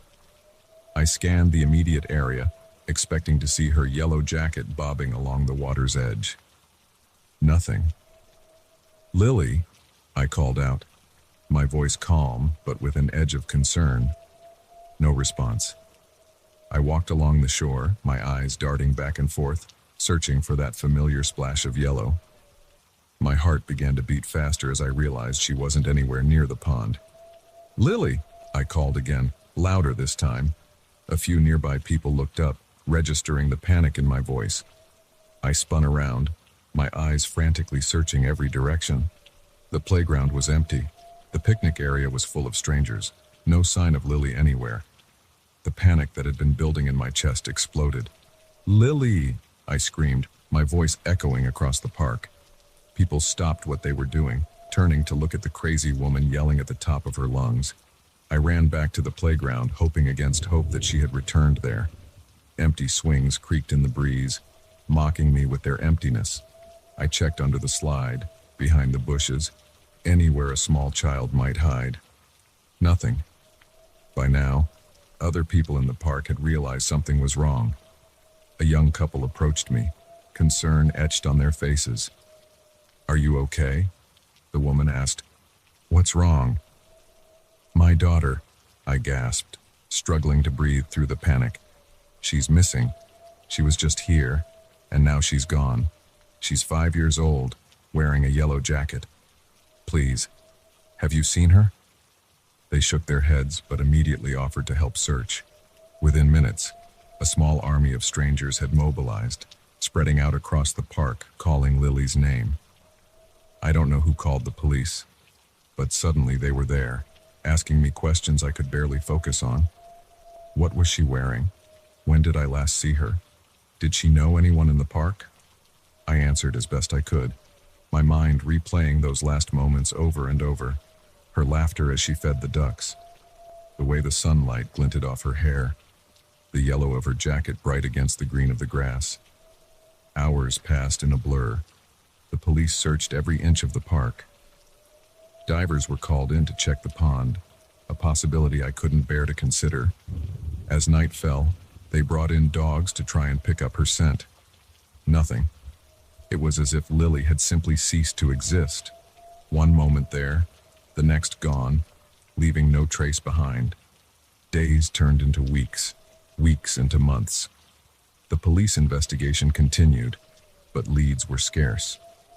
Lily's face was plastered on posters all over the city, broadcast on every news channel. I appeared on TV, pleading for anyone with information to come forward. The theories were endless. She was abducted. She wandered off and got lost. She fell into the pond and the divers somehow missed her. Each possibility was more horrifying than the last.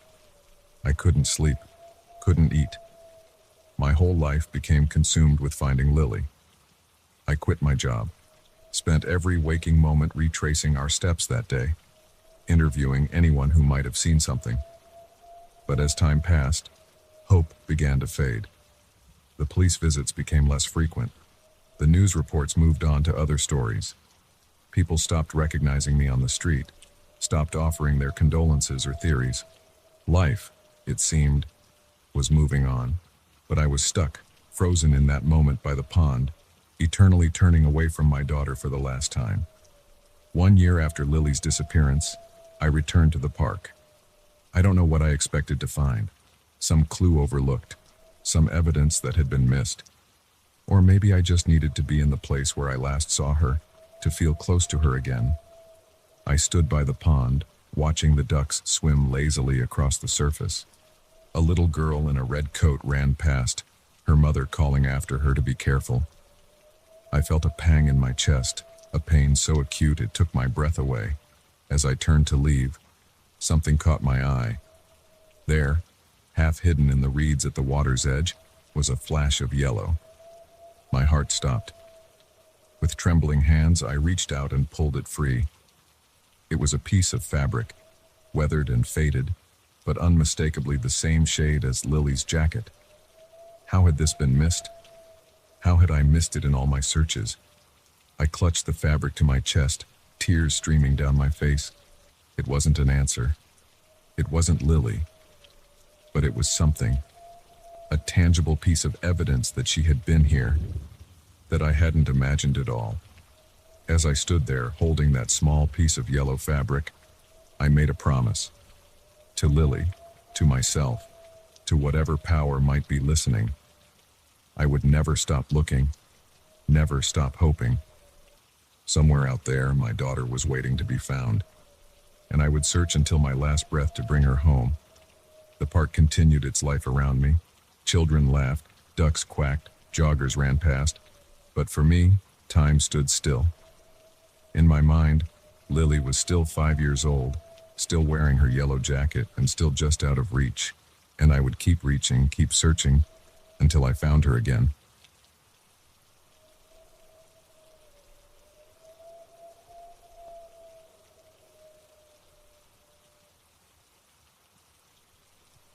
Have you ever felt the weight of 1,000 eyes boring into the back of your skull? I have. For miles upon miles of empty highway, with nothing but darkness ahead and a pair of headlights behind, I felt it. Those lights weren't just following me. They were hunting me. And as the night wore on, I began to realize that this wasn't just a case of paranoia. This was something far more sinister. It had been a long day. I'd spent hours at a client meeting 2 states over, and now I was making the long drive back home. The sun had set hours ago, leaving me alone with the hum of my car engine and the occasional flicker of passing headlights. I was tired, but the coffee from my last rest stop was doing its job, keeping me alert enough to navigate the empty stretches of highway. I'd been driving for about 3 hours when I first noticed the car behind me. At first, I didn't think much of it. It's not unusual to have company on a long drive, even at this hour. But as the miles ticked by, I realized that this car had been with me for an unusually long time. I checked my rearview mirror again. The headlights were there, steady and unchanging. Not too close, but not falling behind either. Just there. Always there. I tried to shake off the unease creeping up my spine. It was probably nothing. Maybe they were heading to the same city I was. Maybe they were just as tired as I was and were using my taillights as a guide through the darkness. But then I noticed something odd. I was going exactly the speed limit, not wanting to risk a ticket this far from home. The car behind me matched my speed perfectly. When I sped up slightly to pass a slow-moving truck, they sped up too. When I slowed back down, so did they. My heart rate picked up a notch. This wasn't normal. No one drives like that, maintaining the exact same distance for this long. I decided to test my theory. I slowed down significantly, dropping well below the speed limit. The car behind me slowed too, maintaining that same, maddeningly consistent gap. Okay, I thought, trying to keep my breathing steady. Maybe they're just really cautious drivers. I'll speed up, and they'll probably fall behind. I pressed down on the accelerator, pushing my speed well above the limit. The scenery blurred as I raced down the empty highway. For a moment, I felt a surge of relief as the headlights in my mirror seemed to shrink. But it was short-lived. Within seconds, the car had accelerated too, closing the distance between us with unnerving precision. Once again, they settled into that same position, not too close, not too far, just watching. By now, my palms were sweating on the steering wheel. This wasn't a coincidence. This wasn't normal driving behavior. Someone was following me, deliberately and with purpose. I tried to get a look at the driver, tilting my rearview mirror and squinting into the darkness, but all I could see were those headlights, two bright orbs piercing the night. The windshield of the car behind me was a black void, revealing nothing about its occupants. My mind raced with possibilities, each more terrifying than the last. Was it a cop? But no, there were no flashing lights, no attempt to pull me over. A robber looking for an isolated victim. But why follow for so long? Why not make a move? I checked my phone, hoping to call for help, but there was no signal. Of course not. Not out here in the middle of nowhere. The highway stretched endlessly ahead, a ribbon of black cutting through the darkness. No exits in sight, no towns, not even another car. Just me and my silent pursuer. I considered pulling over, but the thought of stopping out here, alone with whoever was in that car, made my blood run cold. No, I had to keep driving. Had to find somewhere safe, somewhere with people. Hours seemed to pass, though my clock told me it had only been minutes. Every curve in the road, every hill I hoped would bring me to a town, a gas station, anything. But there was only more highway, more darkness, and always those headlights behind me. I began to talk to myself, trying to stay calm, trying to reason it out. It's okay. You're okay. They haven't done anything. Maybe it's just a coincidence. Maybe. My words were cut short as I crested a hill and saw something that made my heart leap. Headlights ahead. Another car coming towards me in the opposite lane. For a moment, I felt a surge of relief. I wasn't alone out here after all. But as the car approached, an idea struck me. A crazy, dangerous idea. But in my panicked state, it seemed like my only option.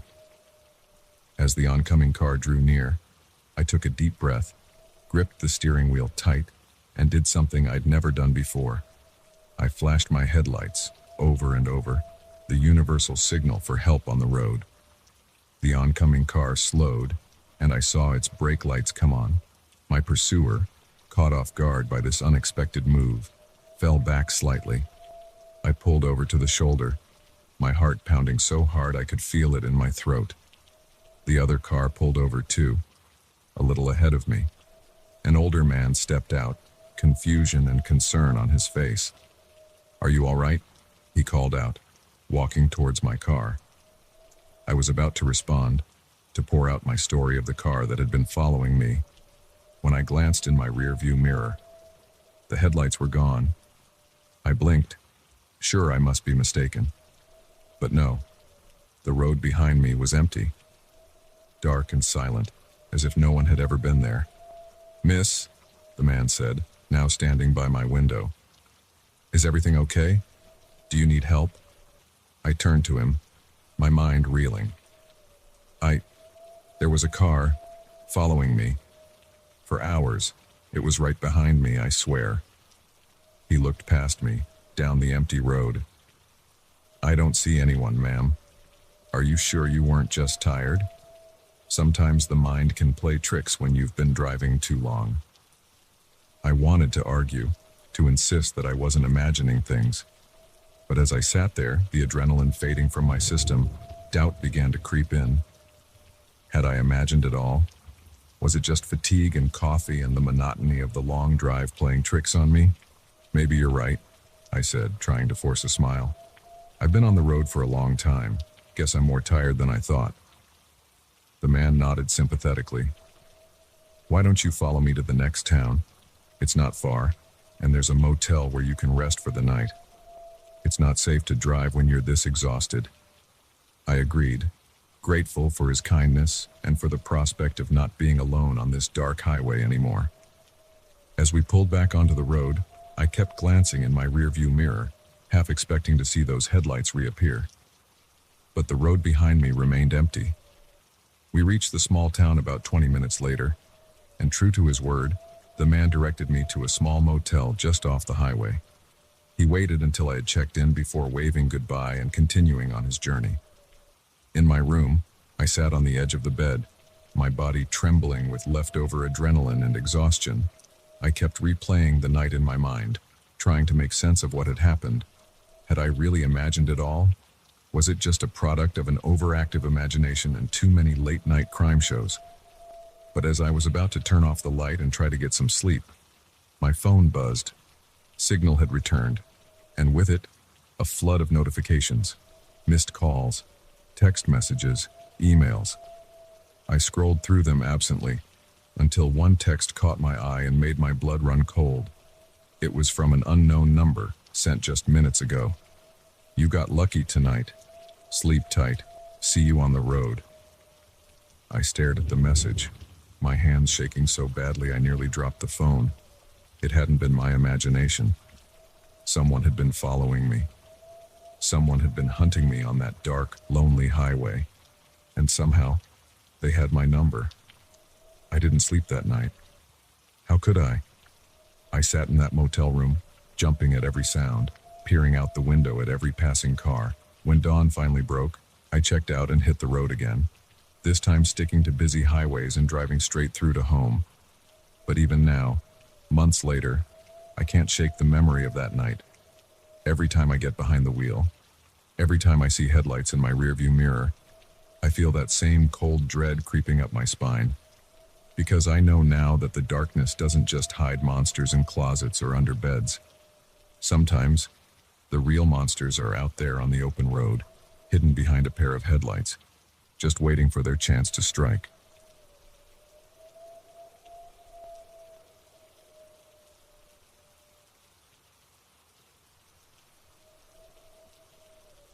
Exhaustion can play tricks on your mind, but it can't unlock a door you know you've locked. It can't leave muddy footprints on a carpet you've never stepped on, and it certainly can't explain the feeling of eyes watching you in an empty room. That night at the motel, I learned that sometimes the most terrifying monsters aren't the ones that hide under your bed, but the ones that have the key to your room. I'd been driving for 14 hours straight, my eyes burning from the endless stretch of highway and my back aching from too many hours hunched over the steering wheel. The neon sign of the Sleepy Pine Motel glowed like a beacon in the darkness, promising a bed and a few hours of desperately needed rest before I had to hit the road again. The night clerk barely looked up from his magazine as I checked in, sliding a key across the worn counter with a mumbled, "Room 104. I nodded my thanks, too tired for conversation, and made my way across the parking lot. The room was exactly what you'd expect from a budget motel in the middle of nowhere. Faded wallpaper, a lumpy bed, and the faint smell of old cigarette smoke that no amount of air freshener could quite mask. But at that moment, it looked like the Ritz-Carlton to my weary eyes. I did a quick sweep of the room out of habit, checking the locks on the door and window, peeking behind the shower curtain. Satisfied that everything was secure, I tossed my bag onto the chair in the corner and collapsed onto the bed, not even bothering to take off my shoes. I must have fallen asleep instantly because the next thing I knew, I was jolting awake, my heart pounding. Something had woken me, but in the fuzzy space between sleep and waking, I couldn't remember what. The room was dark, the only light coming from the neon sign outside, casting an eerie red glow through the thin curtains.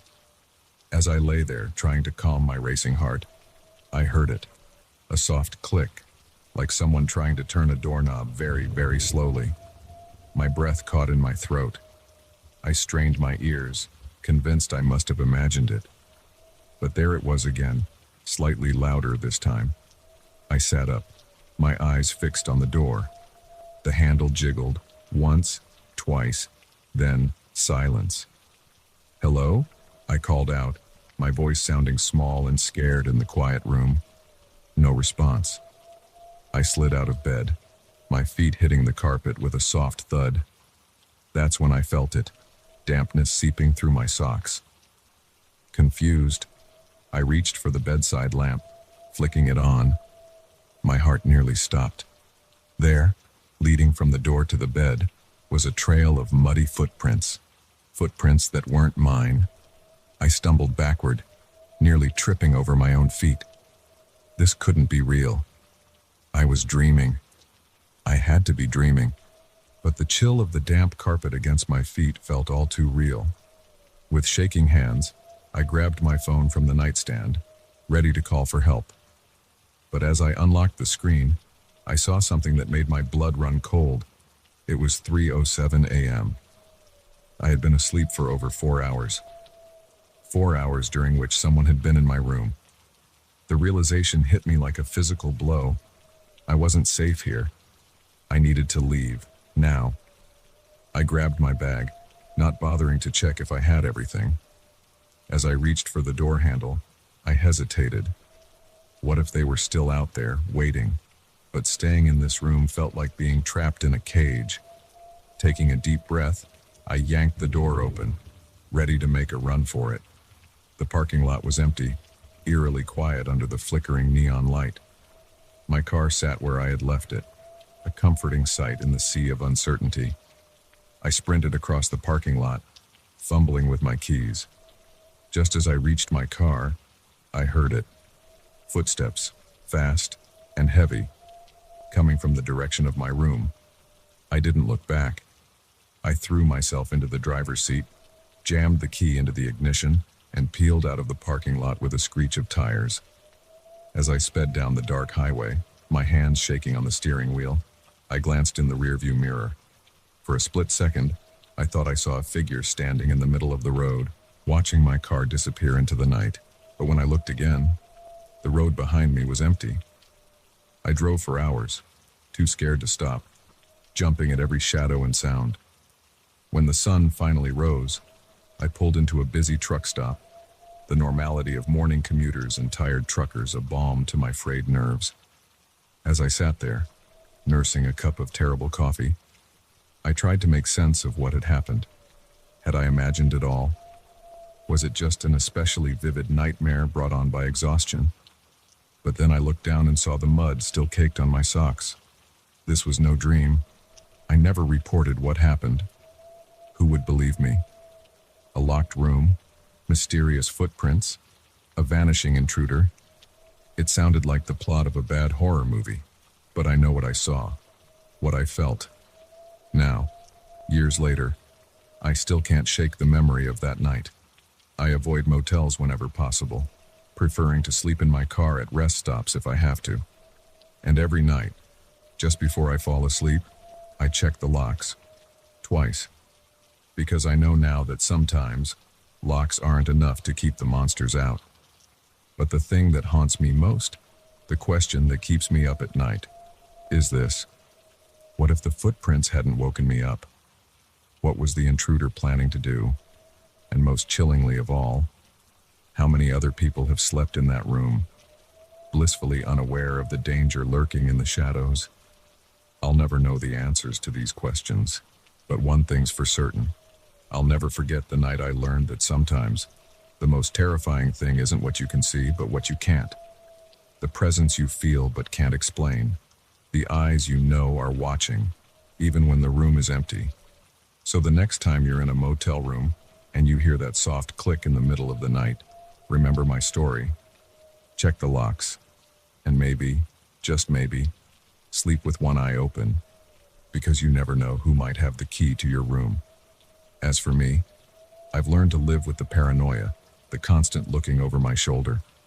It's a small price to pay for survival, because I know that somewhere out there, in some nameless town off some forgotten highway, there's a motel room with muddy footprints that lead to an empty bed, and someone, or something, is still waiting for its next unsuspecting guest. I often wonder about that night clerk, about whether he knew what was happening in room 104. Was he in on it? Or was he just another cog in a machine he didn't understand?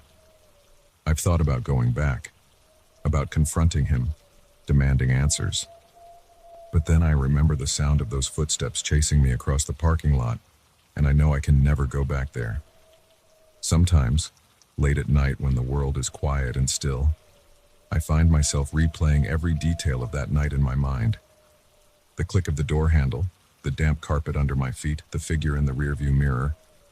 And I wonder, what if I hadn't woken up? What if I had slept through the night, oblivious to the intruder in my room? Would I have ever known they were there? Or would I have become just another missing person, another unsolved mystery?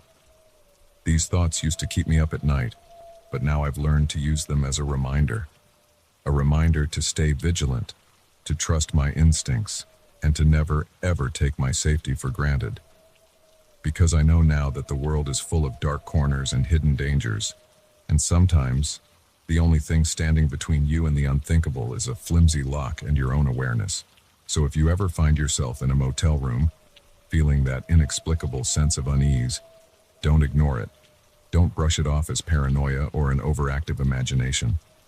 Because sometimes, just sometimes, those feelings are trying to tell you something. And in my experience, it's always better to be safe than sorry. After all, you never know who might have the key to your room.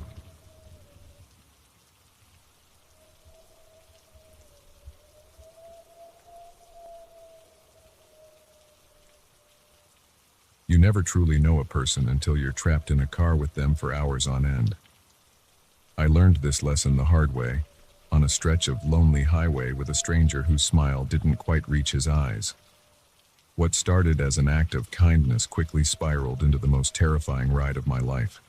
I'd been driving for about 6 hours when I saw him, thumb out, standing on the side of the road. It was getting dark, and the clouds overhead threatened rain. I'm not usually one to pick up hitchhikers, but something about his dejected posture and the desolate surroundings made me slow down. As I pulled over, I got a better look at him. He seemed normal enough, mid-30s maybe, wearing jeans and a jacket that had seen better days. His hair was a bit messy, and there was dirt on his shoes like he'd been walking for a while. He jogged up to the car, a grateful smile on his face. "Thanks, man," he said as he climbed in. "Not a lot of people stop anymore." I nodded, trying to play it cool. "Where are you headed?" "Just down the road a bit," he replied, settling into the passenger seat. "Anywhere you're going is good enough for me."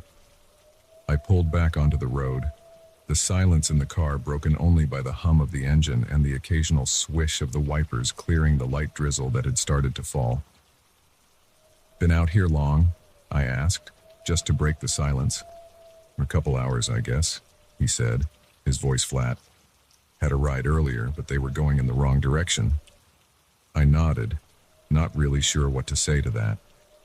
We drove in silence for a while, the darkness outside growing deeper as we left the last vestiges of twilight behind. "So," he said after a while, turning to face me, "you pick up hitchhikers often?" "Not really," I admitted.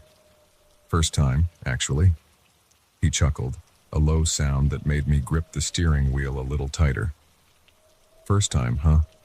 Must be my lucky night." I forced a smile but didn't say anything. Something about the way he said it rubbed me the wrong way. "You ever meet someone and just know they've done bad things?"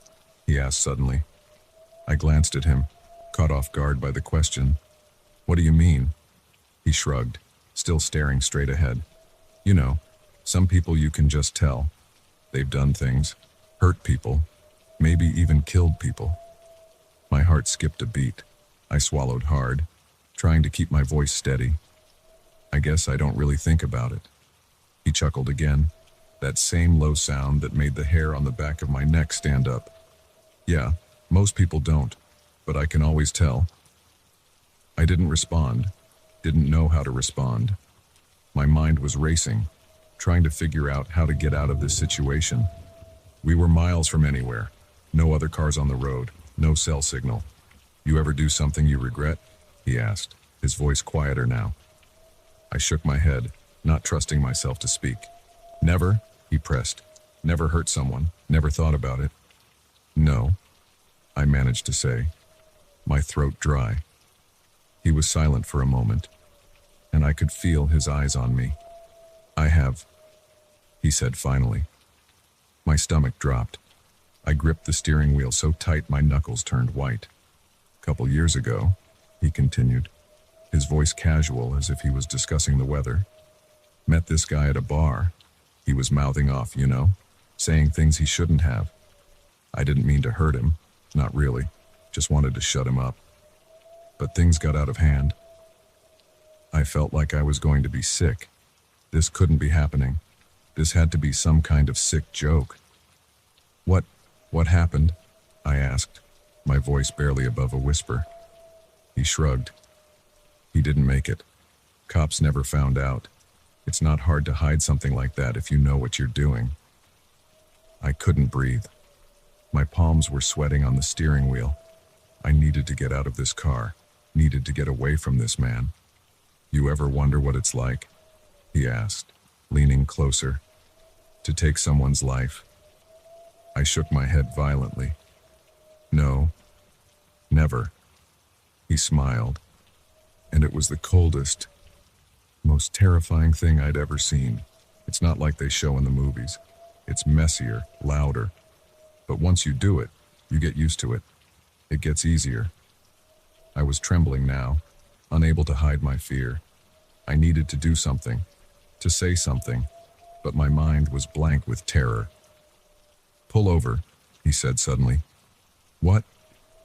Pull over, he repeated, his voice harder now. I need to stretch my legs. I hesitated, my foot hovering over the brake pedal. If I stopped, would he try to hurt me? But if I didn't, what would he do? I said, pull over, he growled, and I felt something press against my side. I didn't need to look to know it was a knife. I eased the car onto the shoulder, my heart pounding so hard I thought it might burst out of my chest. As soon as we stopped, he grabbed my arm, his grip painfully tight. Get out, he ordered. I didn't move, couldn't move. This was it.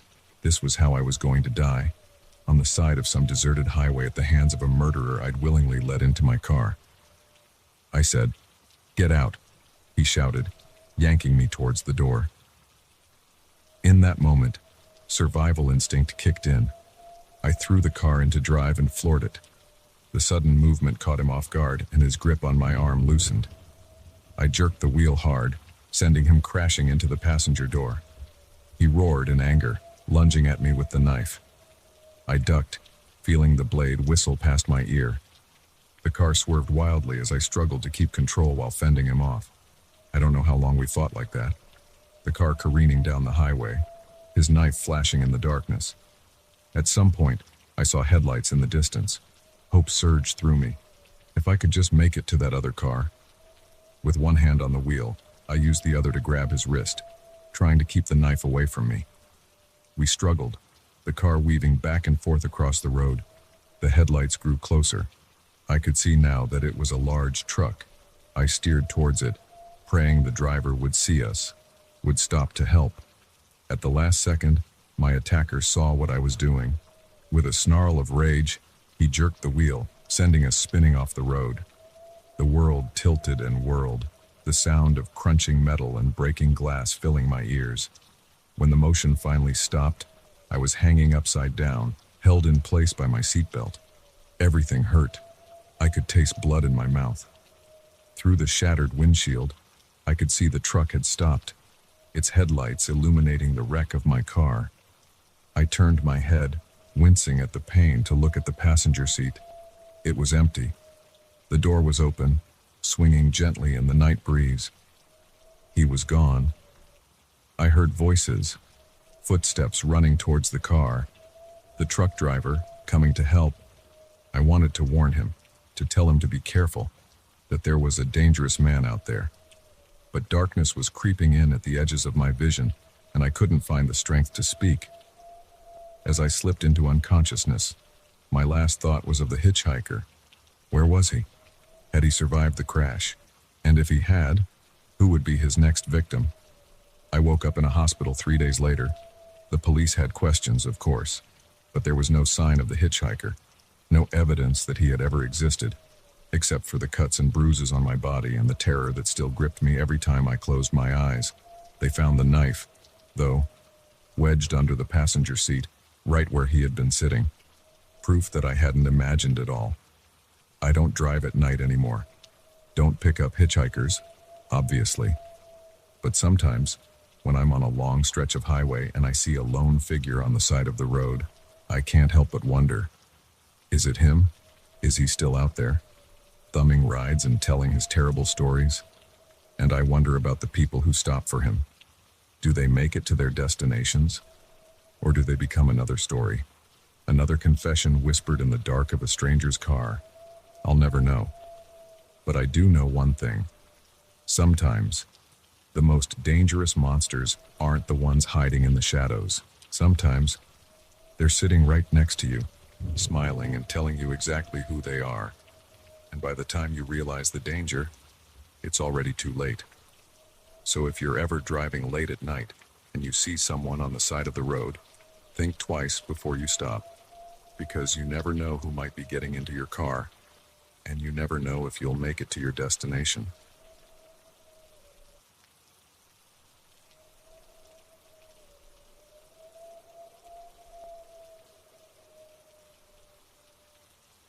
I never thought I'd be afraid of my own shadow, but that's what happens when you realize your every move is being watched. What started as a budget-friendly getaway turned into a nightmare of surveillance and paranoia, all thanks to a host who couldn't seem to let go.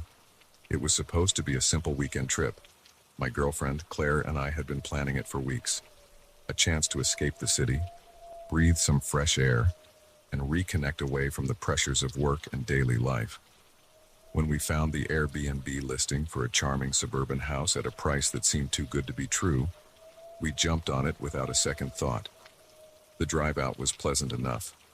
We left the towering skyscrapers behind, watching as the landscape gradually shifted to neatly manicured lawns and cookie-cutter houses. The neighborhood where our Airbnb was located looked like something out of a 1950s sitcom. All identical houses with white picket fences and perfectly trimmed hedges. We pulled up to the address, a quaint two-story house with blue shutters and a red door. As we were getting our bags out of the car, the front door opened, and our host stepped out. Roger was a man in his early 50s, with thinning hair and a smile that seemed a bit too wide. He greeted us enthusiastically, helping with our bags and ushering us inside. "Welcome, welcome," he said, his voice dripping with an almost manic cheerfulness. "I'm so excited to have you here. It's been too long since I've had guests." The inside of the house was immaculate, almost unnaturally so. Every surface gleamed, every cushion was perfectly plumped, and there wasn't a speck of dust to be seen. It felt less like a lived-in home and more like a showroom. Roger gave us a tour, pointing out every feature with pride. "And here's the kitchen, fully stocked, of course. Feel free to use anything you like. Oh, and the backyard. You must see the backyard." As we followed him from room to room, I couldn't shake the feeling that something was off.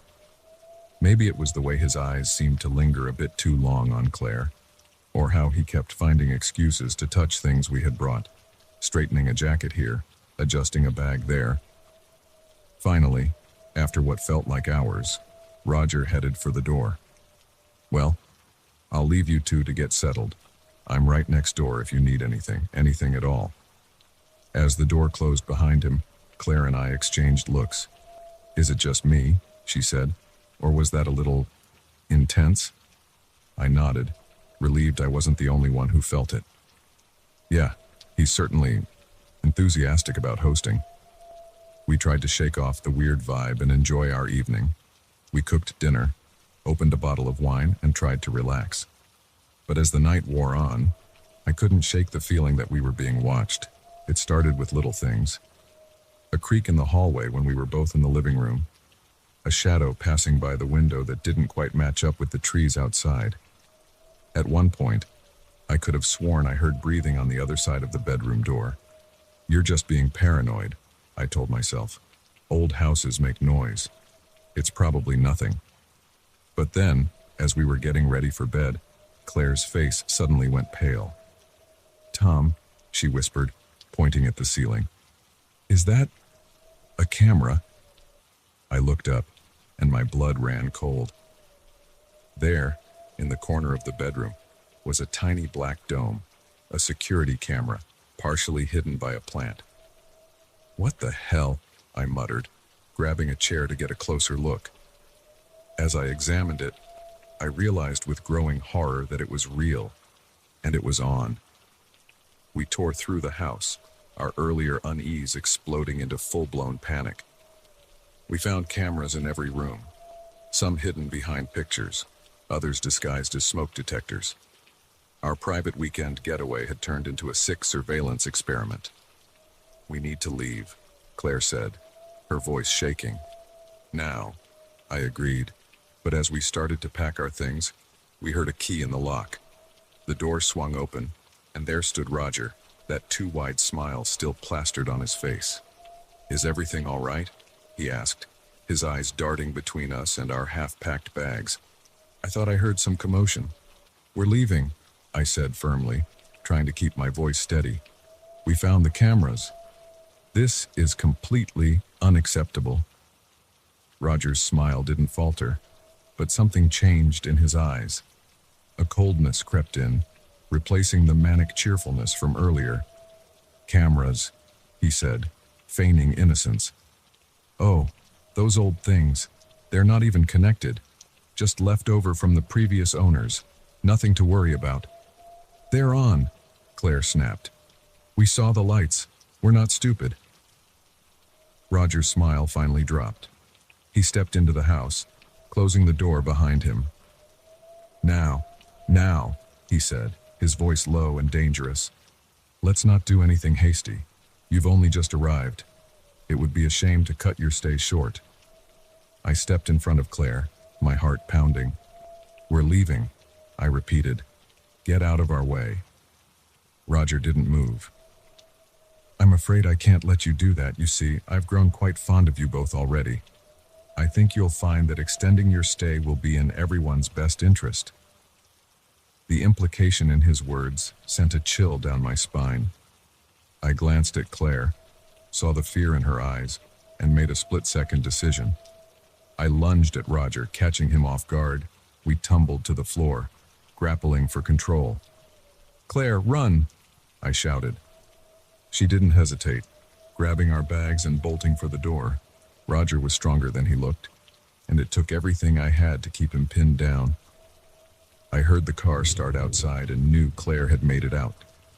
With a surge of adrenaline, I managed to break free from Roger's grasp. I scrambled to my feet and ran, not daring to look back. I jumped into the passenger seat of our car just as Claire was pulling away from the curb. As we sped down the street, I saw Roger in the rearview mirror, standing in the middle of the road, watching us go. Even from a distance, I could see that terrifying smile was back on his face. We drove for hours, not stopping until we were several towns over. We found a motel, paid cash, and holed up for the night, jumping at every sound. The next day, we reported everything to the police and to Airbnb. But when the authorities went to investigate, they found the house empty. No cameras, no Roger, no evidence of anything amiss. It was as if our entire nightmarish experience had been a shared hallucination. We tried to move on, to forget about that weekend, but sometimes, late at night, I still wake up in a cold sweat, convinced I can hear breathing on the other side of the door. I check my phone obsessively for hidden apps, scan my apartment for tiny lenses, and every time I pass a house with blue shutters and a red door, I can't help but wonder, is Roger in there, waiting for his next unsuspecting guests? Are there other houses out there, filled with hidden cameras and hosts with too wide smiles? I'll never use Airbnb again. Hotels might be more expensive, but at least there, anonymity is part of the deal. No overly friendly hosts, no perfectly manicured lawns hiding sinister secrets. Claire and I are still together, but that weekend left its mark on us. We're more cautious now, more aware of the potential dangers lurking behind friendly faces and good deals. We've learned the hard way that sometimes the price of privacy is higher than any savings on accommodations. So if you're ever booking a place to stay and the deal seems too good to be true, remember our story. Look for the cameras hidden in plain sight. And if your host seems a little too interested in your plans, a little too eager to make you feel at home, trust your instincts. Because you never know who might be watching, waiting for the perfect moment to turn your vacation into a prison. And once you're caught in their web, it might be too late to escape. The suburbs might look peaceful, with their identical houses and neatly trimmed hedges. But behind those picket fences and red doors, darkness can lurk. And sometimes the most dangerous predators are the ones who invite you in with a smile.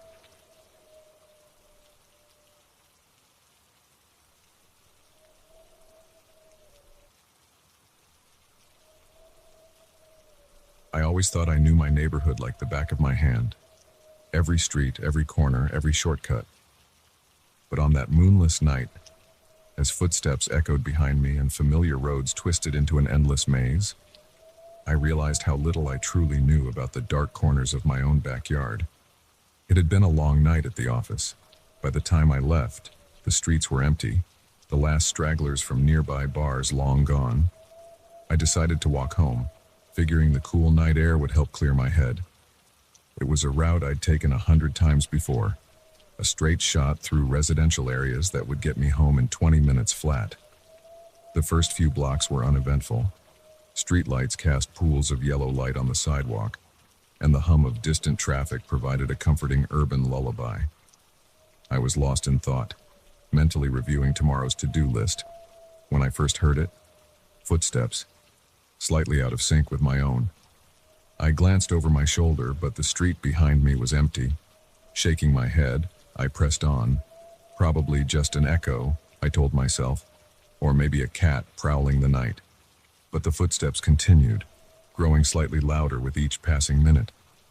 I picked up my pace, my heart rate quickening to match my steps.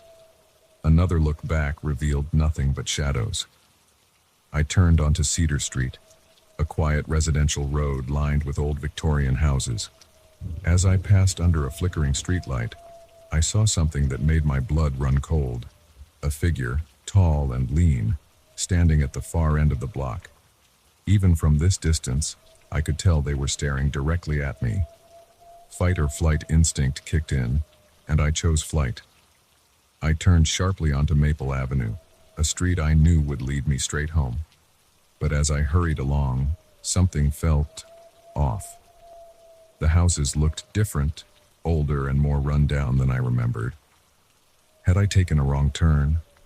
The footsteps behind me grew louder, more insistent. I broke into a run, no longer caring if I looked foolish. All I wanted was to get home, to lock my door, and forget this night ever happened.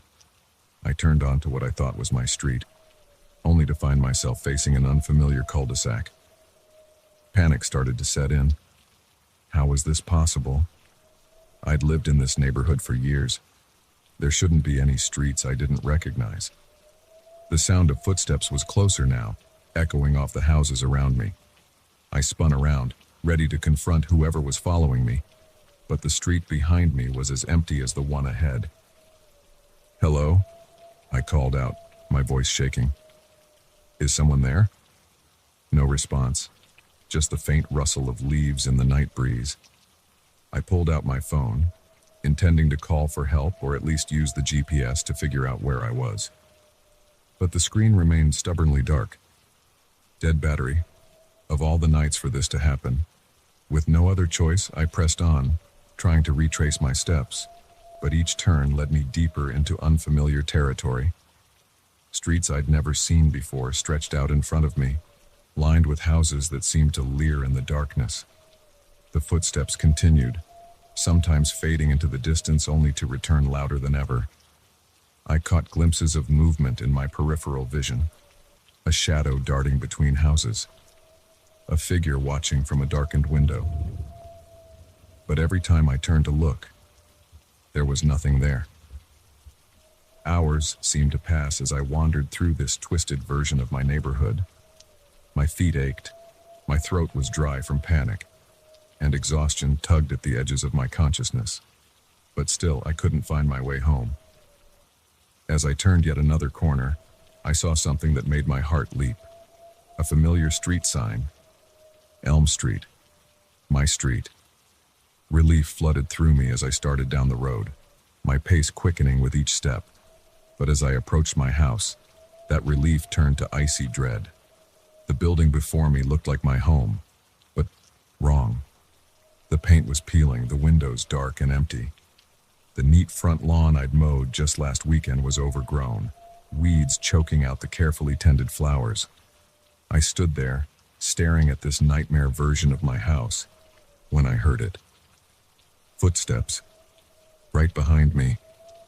I whirled around, ready to face my pursuer, but what I saw defied explanation. The street behind me was gone, replaced by an impenetrable wall of darkness. And emerging from that darkness was a figure. No, multiple figures. Shadowy, featureless forms that moved with an unnatural grace. Terror unlike anything I'd ever known gripped me. I ran, no longer caring about direction or logic. I just needed to get away, to escape this impossible, nightmarish version of my neighborhood. Streets blurred past as I fled, each one stranger and more twisted than the last. Houses loomed overhead, their architecture growing more bizarre with each block. I passed by buildings that seemed to defy gravity, streets that looped back on themselves in impossible ways. And always, the footsteps followed. I don't know how long I ran. Time seemed to lose all meaning in this labyrinthine nightmare. But eventually, my legs gave out, and I collapsed to the ground, gasping for breath. As I lay there, waiting for the shadows to overtake me, I heard something new, a voice calling my name. Tom, Tom, wake up. The world around me began to blur and fade. The twisted houses, the impossible streets, all of it dissolved into a swirling mist. I opened my eyes to find myself at my desk at work, my colleague shaking my shoulder gently. You were having quite a nightmare, she said, concern etched on her face. Are you okay? I nodded, still disoriented, my heart racing from the lingering fear of the dream. Yeah, I'm fine. Just a bad dream. As I gathered my things to head home, relief washed over me. It had all been a dream, a terrifying, vivid dream, but a dream nonetheless. But as I stepped out of the office into the dark night, a chill ran down my spine. The streets looked different, unfamiliar in a way I couldn't quite put my finger on. And as I started my walk home, I couldn't shake the feeling that somewhere behind me, just out of sight, footsteps echoed in the darkness. I quickened my pace, suddenly very eager to get home and lock my door. But with each turn, the streets seemed to shift and change. What should have been familiar landmarks were distorted, as if seen through a funhouse mirror. Panic started to creep in as I realized I didn't recognize where I was. This couldn't be happening. It was just a dream, wasn't it? But the sound of footsteps growing closer told me otherwise. This was real. Somehow, impossibly, terrifyingly real. I started to run, no longer caring about looking foolish or attracting attention. All I wanted was to get home, to escape this nightmare that had somehow bled into reality. But with each turn, each desperate sprint down unfamiliar streets, I knew the truth. I was lost, trapped in a maze of my own neighborhood, with something dark and unknowable in pursuit. And as the footsteps grew ever closer, I realized that sometimes the most terrifying monsters aren't the ones that hide under our beds or in our closets. Sometimes, they're the ones that transform the familiar into the unrecognizable, that turn our safe havens into labyrinths of fear. I'm still running, still trying to find my way home. And I know that somewhere out there, in the twisted streets of this nightmare version of my neighborhood, those footsteps are still following, waiting for the moment I slow down, for the instant I let my guard drop. So I keep moving, keep searching for a way out of this maze, because I know that if I stop, if I let those footsteps catch up to me, I may never find my way home again. And in the back of my mind, a terrifying thought lingers. What if I'm not the only one trapped here? What if there are others, lost in their own familiar yet foreign neighborhoods, running from footsteps that never tire, never slow? So if you ever find yourself on a dark street that should be familiar but isn't, if you hear footsteps echoing behind you in the night, remember my story. And run, and pray you find your way home before the darkness swallows you whole.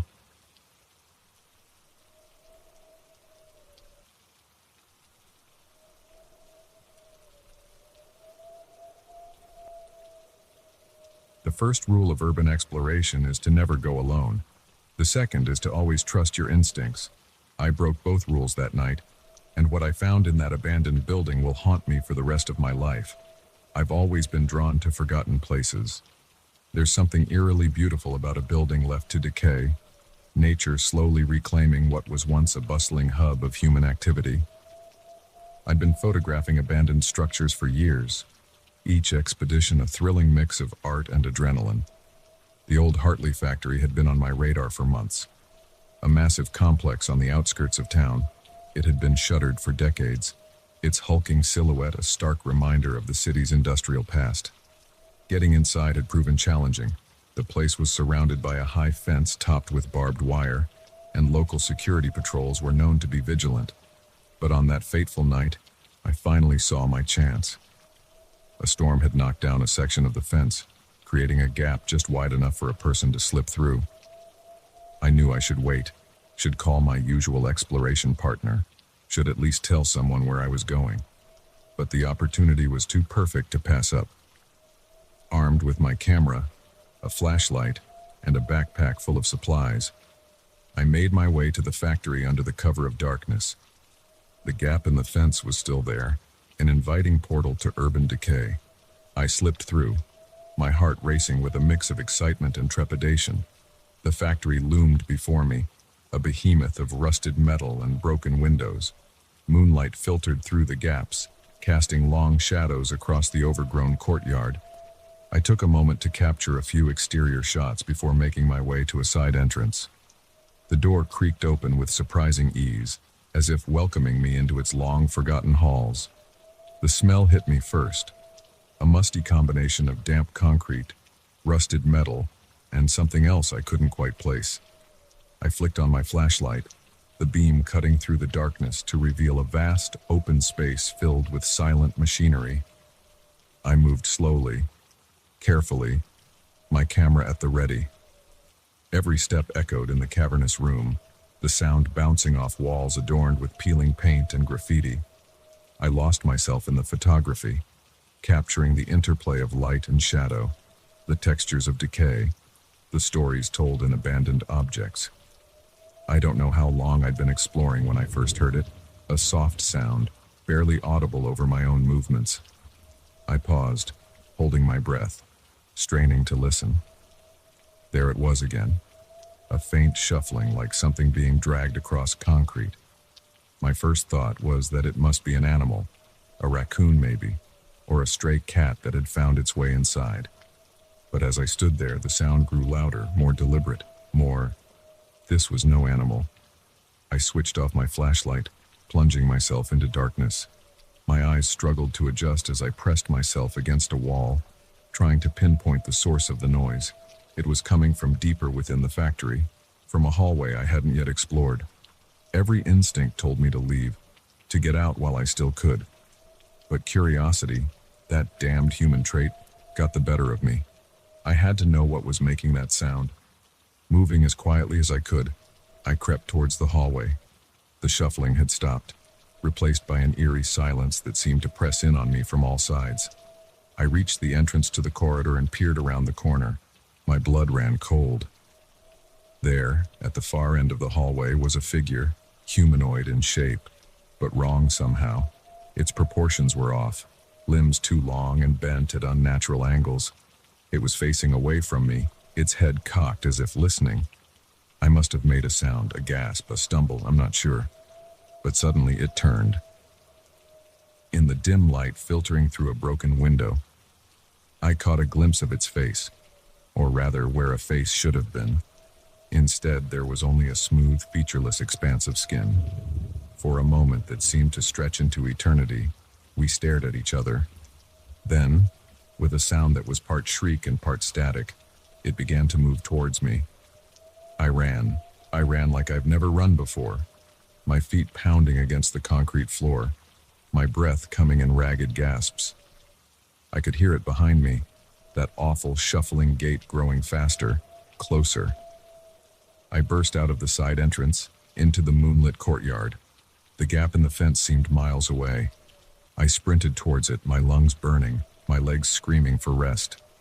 Just as I reached the fence, I felt something brush against my back. I didn't look back, didn't hesitate. I threw myself through the gap, feeling the barbed wire tear at my clothes, at my skin. I didn't stop running until I reached my car, parked several blocks away. As I fumbled with my keys, I finally dared to look back. The street behind me was empty. I drove home in a daze, my mind struggling to process what I'd seen. It couldn't have been real. Maybe I'd breathed in some toxic fumes left over from the factory's operational days. Maybe the isolation and darkness had played tricks on my mind. But as I uploaded the photos from my camera, I realized with growing horror that it had been all too real.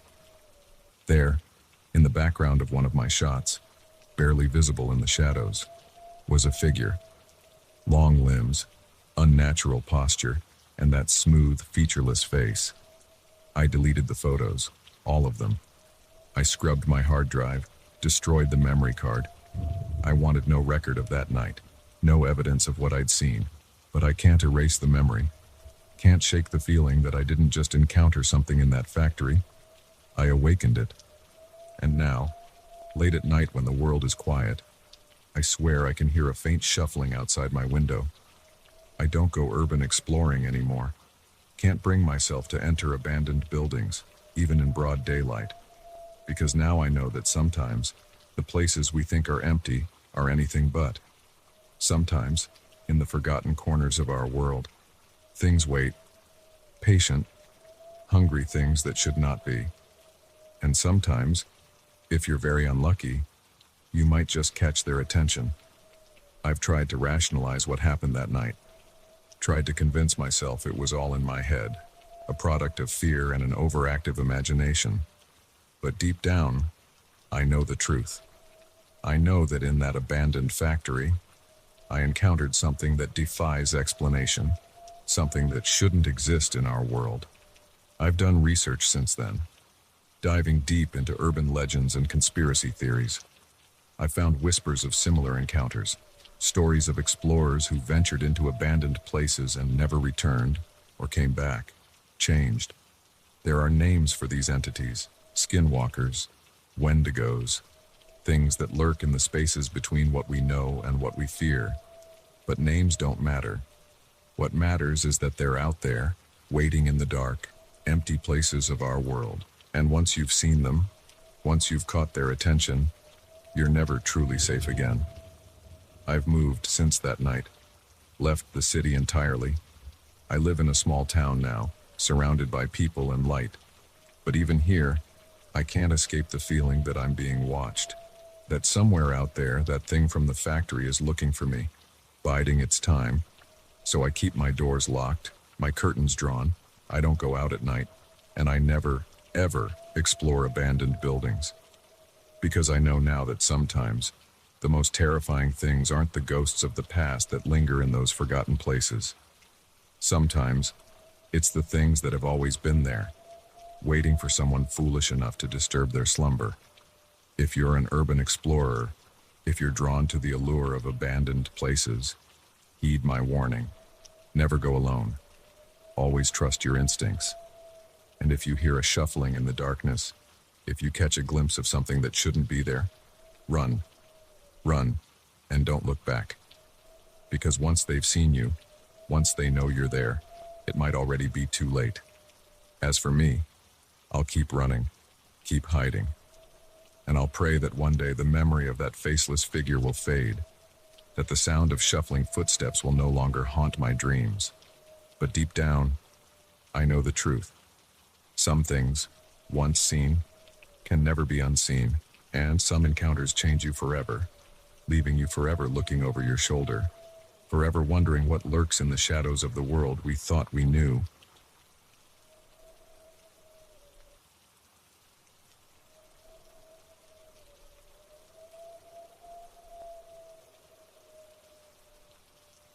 The kindness of strangers can be a double-edged sword.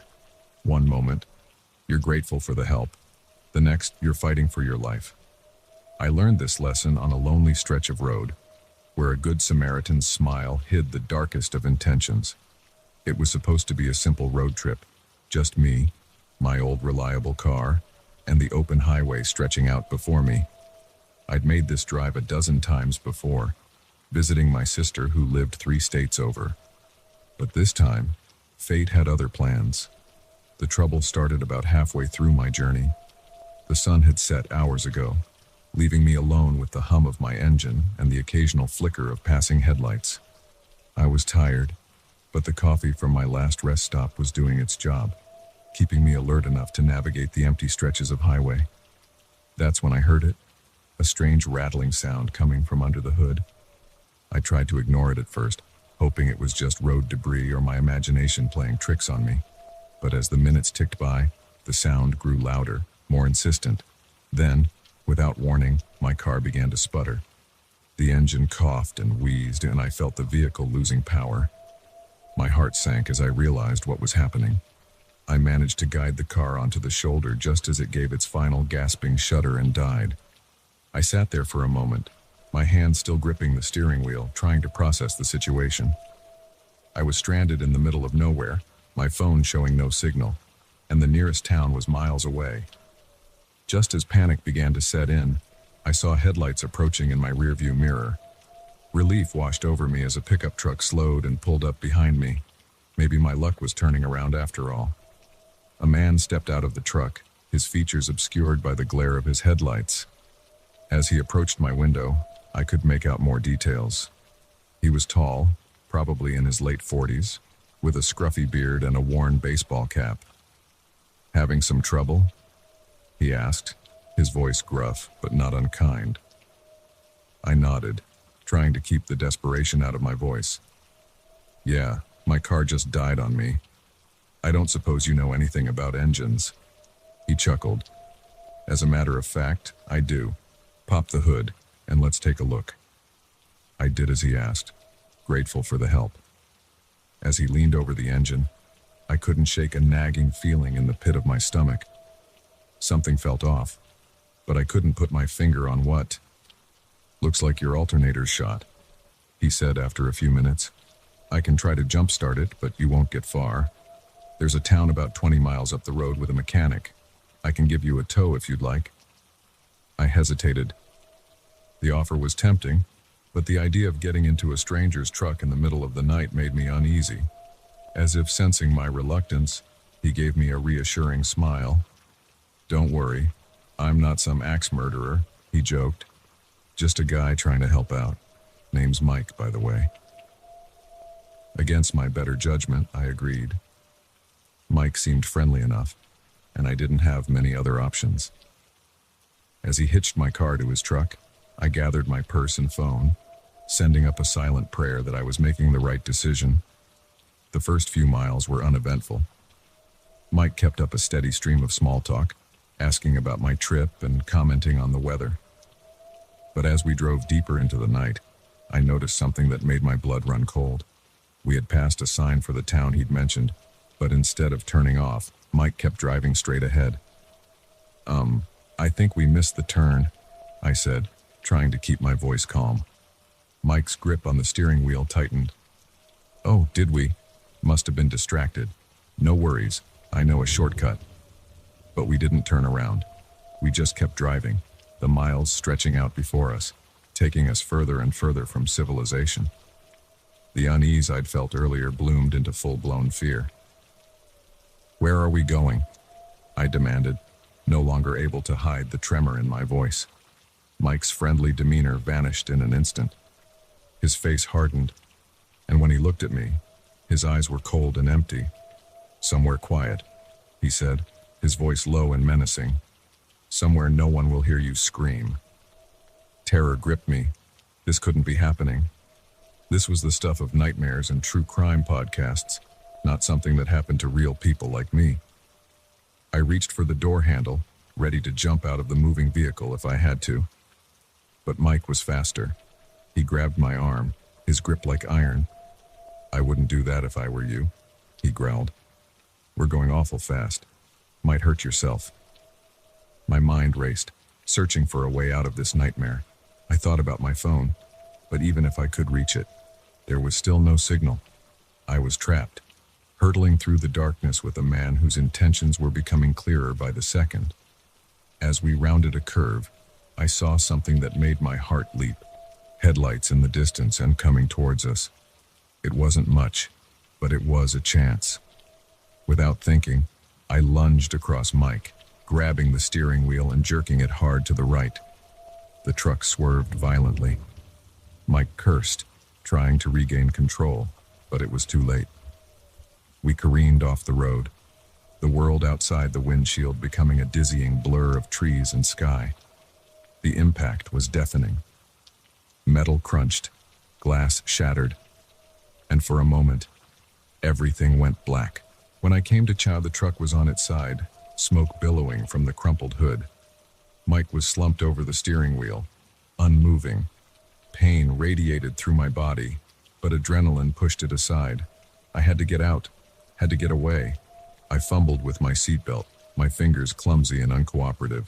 Finally, it released, and I half fell, half crawled out of the shattered passenger window. The cold night air hit me like a slap to the face, clearing some of the fog from my mind. I could hear voices in the distance, the other driver, coming to investigate the crash. But I couldn't wait for them. I didn't know if Mike was still alive, still a threat. I stumbled into the woods, branches whipping at my face, roots threatening to trip me with every step. I didn't know where I was going, only that I had to put as much distance between myself and that truck as possible. I don't know how long I ran. Time lost all meaning in the dark forest. But eventually, my legs gave out, and I collapsed to the ground, gasping for breath. As I lay there, leaves crunching beneath me, the full weight of what had just happened crashed over me. I began to sob, the sound echoing in the empty woods. I was lost, injured, and alone. But I was alive. I had escaped. As the sky began to lighten with the first hints of dawn, I heard something that made me want to cry with relief. Sirens, search parties, looking for survivors of the crash. I stumbled towards the sound, waving my arms and shouting hoarsely. When the rescue workers found me, I was a mess, covered in cuts and bruises, my clothes torn and dirty. But I was alive. Mike, they told me later, hadn't been so lucky. He'd died on impact. In the days that followed, as I gave statements to the police and tried to process my trauma, I learned the full extent of Mike's crimes. He'd been responsible for a string of disappearances along that highway, all women traveling alone. I had been intended to be his next victim. Now, years later, I still can't drive long distances alone. The sight of a pickup truck on a dark road is enough to send me into a panic attack. But I'm here, I'm alive, and I'm telling my story.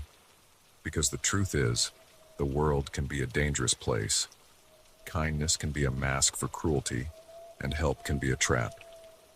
But we're stronger than we know, capable of fighting back even in our darkest moments. So if you're ever stranded on a lonely road, and a stranger offers help, remember my story. Be cautious, trust your instincts, and never, ever be afraid to fight for your life. Because sometimes, the difference between becoming a victim and becoming a survivor is a split-second decision to take control of your own fate. And to Mike, wherever his twisted soul ended up, I have one final message. You picked the wrong woman to mess with. I survived, I'm thriving, and your legacy will be nothing more than a cautionary tale, a reminder that evil doesn't always win. Sometimes, the prey becomes the predator, and the hunter becomes the hunted.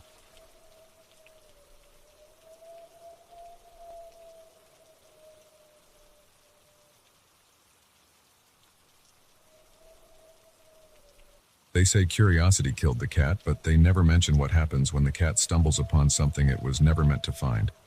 Deep in the heart of an unexplored cave system, I discovered a truth that shook me to my core and left me questioning everything I thought I knew about our world.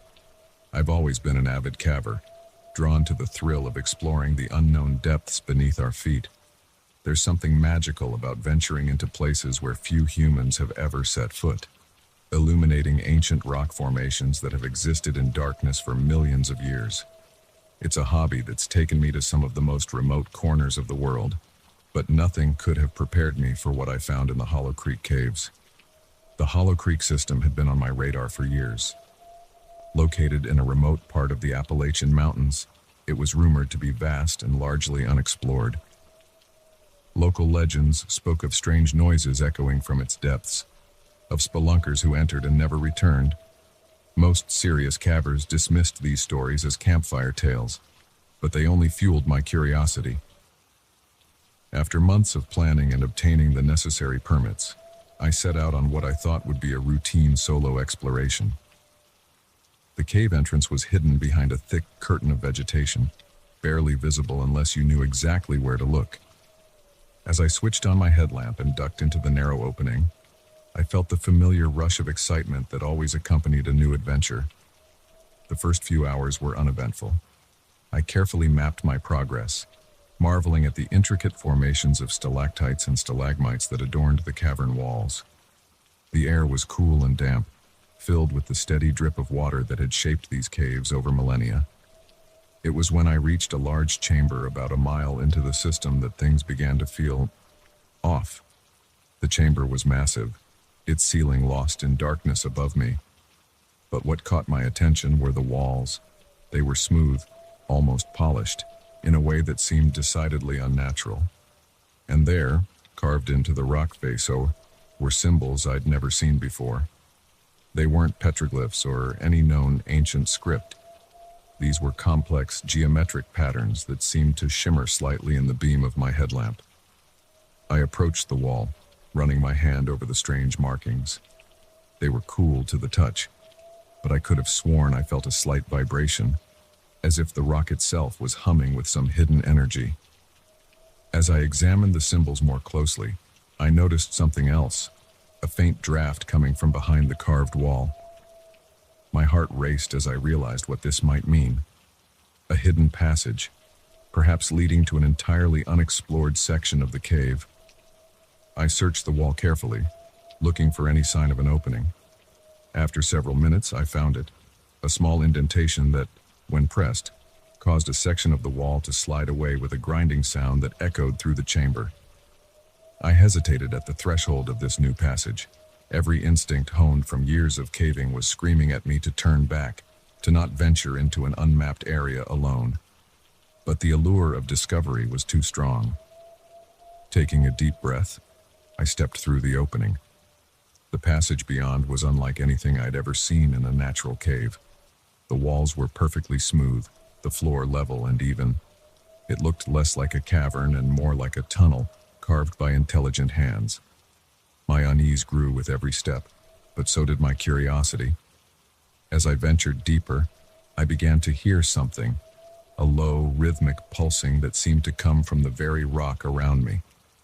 It was barely audible at first, but grew louder as I progressed. The air, too, began to change. It became warmer, heavy with an electric charge that made the hair on my arms stand on end. After what felt like hours of walking, the tunnel opened into another chamber, and what I saw there stopped me in my tracks. The room was vast, its walls covered in the same strange symbols I'd seen earlier. But it was what lay at the center that truly defied explanation. A pillar of swirling energy rose from the floor to the ceiling, pulsing with colors I'd never seen before, colors that shouldn't exist. Around it were arranged what looked like control panels, covered in more of those bizarre symbols. And there, hunched over one of the panels, was a figure. It wasn't human. It wasn't anything I'd ever seen before. Tall and slender, with limbs that bent at impossible angles, its skin seemed to shift and ripple like the surface of an oil slick. As I stood there, frozen in shock and disbelief, it turned. Where a face should have been, there was only a smooth, featureless expanse. Yet somehow, I knew it was looking right at me. I felt its gaze like a physical weight, pressing down on me, into me. For a moment that stretched into eternity, we stared at each other. Then, with a sound that was part shriek and part static, it began to move towards me. Its movements were jerky, unnatural, like a stop-motion animation brought to terrifying life. I ran like I'd never run before. My heart pounding so hard I thought it might burst from my chest. I could hear it behind me, that awful shrieking getting closer. The symbols on the walls seemed to blur as I raced past, and I swear I saw some of them move, rearranging themselves as if trying to block my path. I don't know how I found my way back to the main chamber. Everything was a blur of panic and adrenaline, but suddenly, I was there, scrambling through the hidden door, not daring to look back. I didn't stop running until I burst out of the cave entrance into the blessed light of day. As I stood there, gasping for breath, I turned to look back at the cave. The entrance looked just as it had when I'd arrived, a simple opening in the rock face, giving no hint of the impossibilities that lay within. For a wild moment, I wondered if I'd imagined it all. But the terror coursing through my veins was all too real. I've never gone back to Hollow Creek, never told anyone the full story of what I saw down there. Who would believe me? Some nights, I wake up in a cold sweat, the echo of that unearthly shriek ringing in my ears. I've pored over every book, every legend I can find, searching for some explanation for what I encountered. But deep down, I know the truth. There are things in this world, perhaps not even of this world, that defy all our understanding. The symbols haunt my dreams. Sometimes, I find myself absent-mindedly sketching them, only to rip up the paper in fear, because I can't shake the feeling that they're more than just writing. They're a key to something vast and ancient and utterly alien. I don't go caving anymore. Can't bring myself to venture into the darkness, knowing what might be lurking there.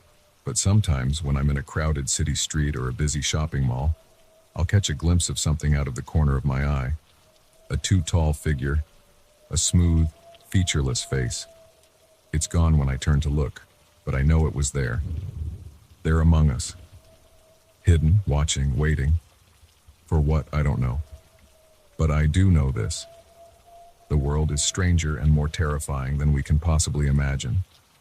And sometimes, the greatest dangers aren't the ones that lurk in the darkness, but the ones that hide in plain sight, just beyond the edge of our understanding. So if you're ever exploring a cave, and you come across symbols that shouldn't be there, or hear sounds that don't belong in our world, remember my story. Turn back, run, and pray that you haven't already been noticed by whatever watches from the shadows. Because once you've seen behind the veil, there's no going back. The knowledge will haunt you, change you, and leave you forever wondering what other secrets lie hidden in the dark places of our world.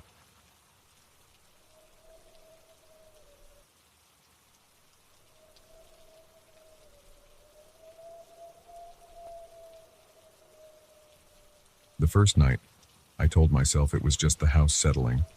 By the third night, I knew something was terribly wrong. It wasn't until the fifth night that I realized the truth. I wasn't alone in that sprawling country home, and whatever was with me wasn't human. It started innocently enough. My best friend, Sarah, had asked me to house-sit for her while she and her husband took a much-needed vacation. Their home was a beautiful old farmhouse, nestled in the countryside about an hour outside the city. It was the kind of place I'd always dreamed of owning. Spacious rooms, a wraparound porch, and acres of land stretching out in every direction. "It'll be like a vacation for you too," Sarah had said with a laugh. "Just you, peace and quiet, and miles of nothing." If only she'd known how wrong she'd be. The first day was idyllic. I spent the morning exploring the house, admiring the antique furniture and the way the sunlight streamed through the large windows. In the afternoon, I took a long walk around the property, breathing in the fresh country air and reveling in the solitude. As night fell, I settled into the cozy living room with a book and a glass of wine. The silence was profound, broken only by the occasional creak of the old house and the soft ticking of the grandfather clock in the hall. It was close to midnight when I heard it, a soft thud from upstairs, like something heavy being set down. I froze, my book forgotten in my lap. Sarah had mentioned that their cat, Milo, was staying with a neighbor. The house should have been empty except for me. I listened intently, but the sound wasn't repeated. After a few minutes, I convinced myself it was just the house settling. Old buildings make all sorts of noises, right? I finished my wine and headed to bed, pushing the incident out of my mind. The second night passed uneventfully, lulling me into a false sense of security. But on the third night, things took a turn. I was in the kitchen, washing up after dinner, when I heard it. Footsteps, clear as day, coming from the floor above. They were slow, deliberate, moving from one end of the upstairs hallway to the other. My heart began to race. There was no mistaking it this time. Someone was in the house. I grabbed a knife from the counter and crept towards the stairs, my palms sweating as I gripped the handle. "Hello?" I called out, trying to keep my voice steady. "Is someone there?"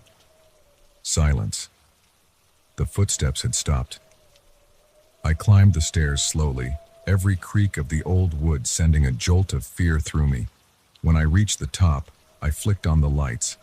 The hallway was empty, all the doors closed just as I'd left them. I checked every room, looking under beds and in closets, but found nothing. No sign of an intruder, no open windows, nothing out of place. I told myself I must have imagined it, that the silence of the countryside was playing tricks on my city-attuned ears. But as I lay in bed that night, I couldn't shake the feeling that I wasn't alone. The fourth night, I decided to be proactive. I double-checked all the locks, closed every curtain, and even set up a makeshift alarm system with empty cans by the doors. I was determined to catch whatever or whoever was causing these disturbances. Around 2 a.m., I was jolted awake by a crash from downstairs. My heart pounding, I grabbed my phone and the heavy flashlight I'd placed by the bed. As I crept down the stairs, I could hear movement in the living room, the sound of something being dragged across the floor. I burst into the room, flashlight beams sweeping wildly, ready to confront the intruder. But what I saw made me question my sanity. The heavy oak coffee table was in the center of the room, exactly where it had always been, but the rug beneath it was bunched up, as if the table had been moved and then returned to its original position. And there, on the hardwood floor, were marks. Long, deep scratches that hadn't been there when I'd gone to bed.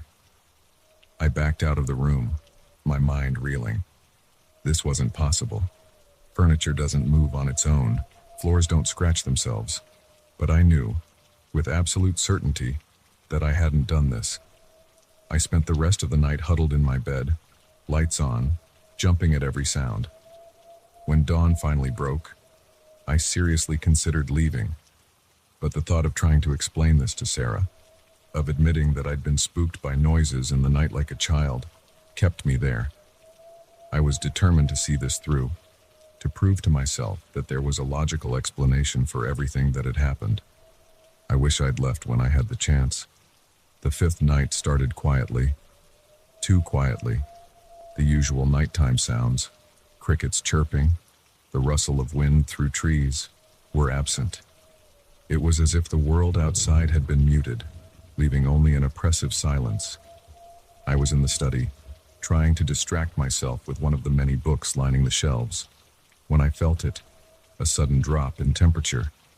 The warm summer air turned icy, my breath fogging in front of me. Then I heard it, a sound that will haunt me for the rest of my days. It was a voice, but not like any human voice I'd ever heard. It was deep, resonant, seeming to come from everywhere and nowhere at once. "You don't belong here," it said, the words reverberating through my very bones. I spun around, my heart in my throat, but the room was empty. "Who's there?" I called out, my voice shaking. "Show yourself." A chuckle, low and menacing, seemed to emanate from the walls themselves. "Oh, but I have," the voice replied. "I've been showing myself all along. You just haven't been looking properly." As if in response to these words, the shadows in the corners of the room began to move. They stretched and twisted, taking on shapes that defied logic, limbs too long, angles too sharp to be human. I ran, out of the study, down the stairs, heading for the front door. But as I reached for the handle, I felt something cold wrap around my ankle. I looked down and screamed. A hand, dark as smoke and just as insubstantial, had emerged from the floorboards. As I watched in horror, An arm followed, then a shoulder. The thing pulling itself out of the floor was only vaguely humanoid, its form shifting and roiling like a storm cloud. "Leaving so soon?" the voice mocked, now seeming to come from the creature itself. "But we've only just begun." I kicked free and yanked open the door, running out into the night. The cool grass under my bare feet, the fresh air on my face. For a moment, I thought I was safe. But then I turned back to look at the house. Every window was filled with writhing shadows, pressing against the glass as if trying to break free. And there, on the porch, stood a figure. Tall, unnaturally thin, with limbs that bent at impossible angles. Where its face should have been was only darkness, deeper than the night sky. It raised a hand, long fingers unfurling in a mocking wave. "Run all you like," the voice echoed in my head. "But remember, I was here first, and I'll be here long after you're gone." I didn't stop running until I reached the main road, my feet bloodied and my lungs burning. A passing motorist took pity on me, the wild-eyed woman in pajamas, and drove me to the nearest town. I never went back to that house. I called Sarah from a hotel room, babbling some excuse about a family emergency. She was understanding, concerned even, but I could hear the doubt in her voice. How could I explain what had happened? Who would believe me? It's been years now, but I still wake up some nights in a cold sweat, the echo of that unearthly voice ringing in my ears.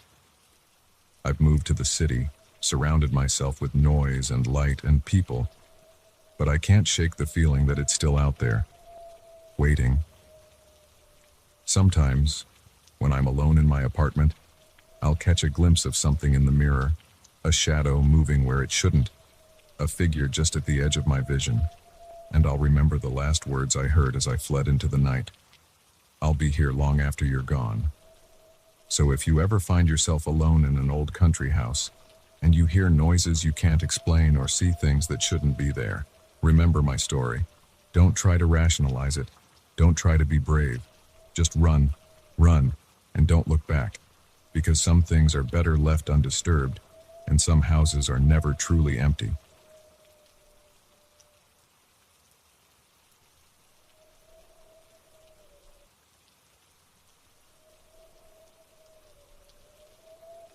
The old factory stood silent, a hulking shadow against the night sky.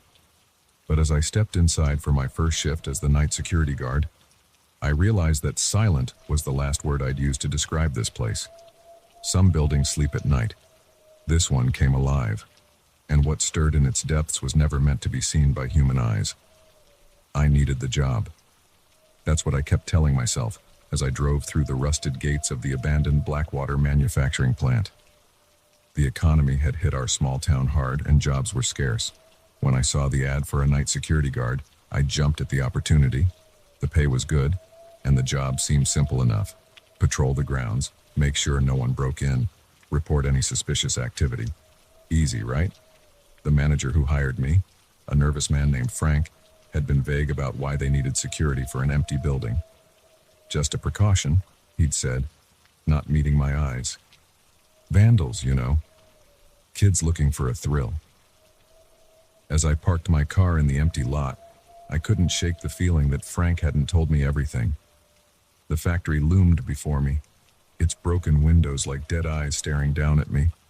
A chill ran down my spine, but I shook it off. It was just an old building, nothing more.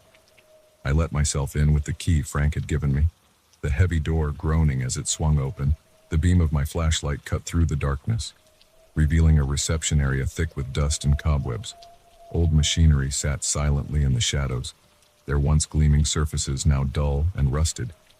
My footsteps echoed as I began my first round. The building was massive, a labyrinth of corridors and cavernous rooms filled with abandoned equipment. As I walked, I couldn't shake the feeling that I was being watched. Every creak and groan of the old structure set my nerves on edge. It was about 2 hours into my shift when I heard it, a sound that didn't belong, a soft whirring, like machinery coming to life. I froze, listening intently. It was coming from the east wing, an area Frank had specifically told me not to enter. Common sense told me to ignore it, to continue my rounds and pretend I hadn't heard anything, but curiosity got the better of me. I found myself walking towards the sound, my flashlight beam dancing nervously ahead of me. As I approached the east wing, the whirring grew louder. It was joined by other sounds, clanking, grinding, the hiss of steam. It sounded as if the entire factory had come to life. I pushed open the door to the main production floor and stopped dead in my tracks. The room was alive with motion. Conveyor belts moved, carrying nothing. Robot arms swung back and forth, assembling invisible products. And in the center of it all, a massive machine pulsed with an eerie blue light. This was impossible. The power had been cut to this building years ago. There was no way any of this should be working. As I stood there, trying to make sense of what I was seeing, I noticed something else. Shadows moving between the machines. They were human-shaped, but wrong somehow. Too tall, too thin, moving with a jerky, unnatural gait. One of the shadows turned towards me, and I saw its face, or rather the lack of one. Where features should have been, there was only smooth, featureless skin. I stumbled backward, my heart pounding in my chest. This couldn't be real. I had to be dreaming. But as the shadow figure began to move towards me, I knew this was no dream. This was a nightmare come to life. I turned and ran, not caring about the noise I was making. Behind me, I could hear more of those things joining the pursuit, their footsteps echoing off the walls. I burst out of the east wing, slamming the door behind me. But the sounds didn't stop. If anything, they grew louder. The whirring and clanking spread, and I realized with horror that the entire factory was waking up. I ran through the corridors, my flashlight beam bouncing wildly. Machines I had passed earlier were now active, their gears grinding as they performed tasks for unseen masters. And everywhere, those shadow figures moved, always just at the edge of my vision. I finally reached the main entrance, my hands shaking so badly I could barely grip the door handle. As I yanked it open, I heard a voice behind me, a sound that was more in my head than in my ears. "You don't belong here," it said, its tone cold and inhuman. "This is our time." I didn't look back. I ran to my car, fumbling with my keys. As I peeled out of the parking lot, I glanced in my rearview mirror. The factory was fully illuminated now, every window blazing with that strange blue light. And there, standing in the doorway, was a group of those featureless figures, watching me drive away. I didn't stop driving until I was miles away, my hand shaking on the steering wheel. When I finally pulled over, I sat there for a long time, trying to make sense of what I had seen. None of it was possible. And yet, I knew with absolute certainty that it had all been real. I called Frank the next morning and quit. He didn't sound surprised. "Did you see them?" he asked, his voice barely above a whisper. "Yes," I replied, not needing to ask what he meant. There was a long pause. "I'm sorry," he finally said. "I should have warned you, but would you have believed me?" I didn't answer. I couldn't. Because the truth was, if he had told me what really happened in that factory at night, I would have thought he was crazy. In the weeks that followed, I tried to forget what I had seen. I told myself it was stress, lack of sleep, maybe something I had eaten. But deep down, I knew the truth. Something was happening in that old factory, something that defied explanation. I've done research since then, diving into old town records and local legends. I found whispers of strange occurrences dating back to when the factory was first built. Workers who disappeared without a trace. Machinery that operated on its own. And always, sightings of those featureless figures. Some nights, I wake up in a cold sweat, the echo of grinding gears and inhuman footsteps ringing in my ears. I'll look out my window, half expecting to see those shadow figures standing in my yard, watching me with their non-existent eyes. I don't know what they are or what they want. Are they ghosts? Aliens? Some kind of interdimensional beings? All I know is that they exist, and they're still there, in that old factory, doing whatever it is they do when the sun goes down. I've thought about going to the authorities, but who would believe me? And more importantly, what if they investigated and disturbed whatever fragile balance exists between our world and whatever world those things come from? So I keep my secret, and I warn people to stay away from the old Blackwater plant. It's not safe, I'll say. The structure's unstable. It's not the whole truth, but it's enough to keep people away. And that's what matters. Because some things are better left undisturbed, some secrets are better left uncovered, and some places, like that old factory, are meant to be left alone when night falls. If you ever find yourself driving past an abandoned building late at night, and you see lights on when there shouldn't be any, or hear machinery running when everything should be silent, remember my story. Don't investigate. Don't let curiosity get the better of you. Just keep driving, and be grateful that the barrier between our world and theirs remains intact. For now.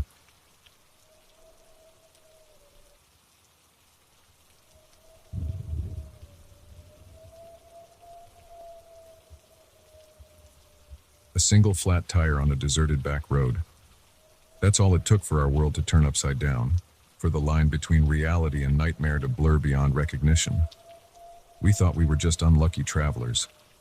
We had no idea we were about to become pawns in a game as old as the hills themselves. My wife, Sarah, and I were on our way back from a weekend getaway.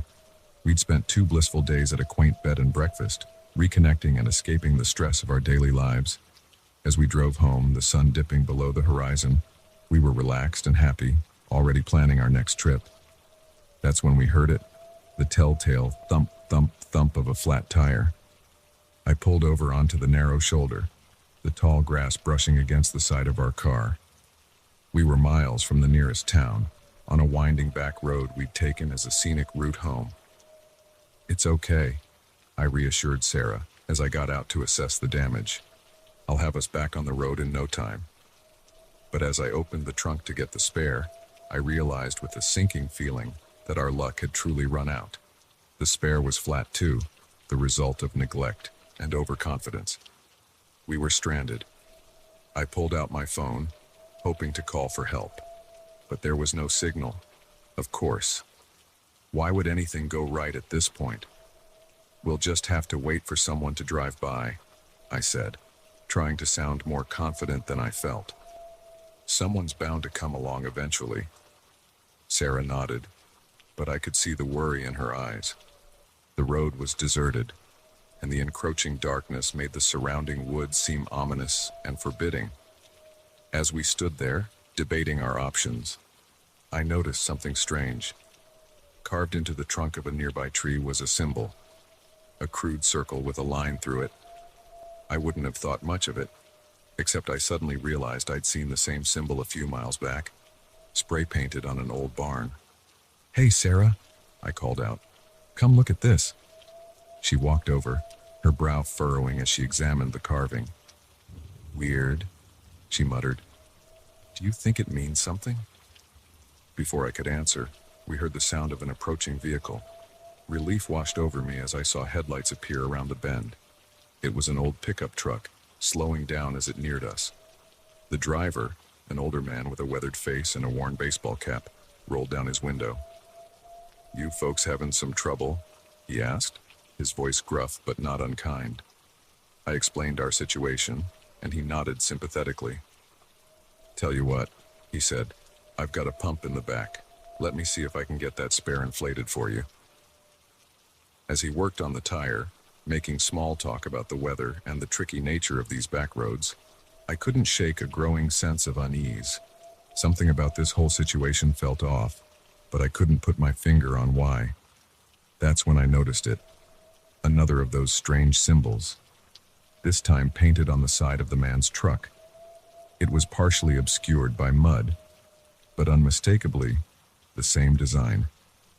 I was about to mention it to Sarah when I heard the sound of another vehicle approaching, and another, and another. Within minutes, we were surrounded by a half-dozen cars and trucks, all having appeared as if from nowhere. The drivers got out, forming a loose circle around us. They were a mixed group, men and women, young and old, but they all had the same blank expression, the same unsettling stillness. The old man straightened up from his work on the tire, a smile spreading across his face that didn't reach his eyes. "Well now," he said, his voice taking on a strange, sing-song quality. "Looks like we've got ourselves some visitors." Sarah grabbed my arm, her fingers digging into my skin. "John," she whispered, "we need to leave, now." But there was nowhere to go. We were hemmed in on all sides, the circle of silent observers slowly closing in around us. "What's going on?" I demanded, trying to keep the fear out of my voice. "What do you want from us?" The old man chuckled, a sound devoid of any real mirth. "Want? Oh, we don't want anything from you. You're the ones who came to us, remember? You're the ones who saw the signs." "Signs?" Sarah asked, her voice trembling. "You mean those symbols?" A murmur ran through the crowd, and I saw several of them nod approvingly. "Smart girl," the old man said. "Yes, the symbols. Markers for those who know how to look. Invitations, you might say." "Invitations to what?" I asked, though a part of me didn't want to know the answer. The old man's smile widened, revealing teeth that seemed too sharp, too numerous. To the gathering, of course, to the harvest. As he spoke those words, the air around us seemed to change. The temperature dropped, and a mist began to rise from the ground, swirling around our feet. The people surrounding us started to chant, a low, rhythmic sound that seemed to vibrate in my bones. I looked at Sarah, saw the terror in her eyes that must have mirrored my own. This couldn't be happening. This had to be some kind of sick joke or a hallucination. But the chill in the air, the growing pressure in my head, it all felt terrifyingly real. "Please," I said, hating the pleading tone in my voice. "We don't want any trouble.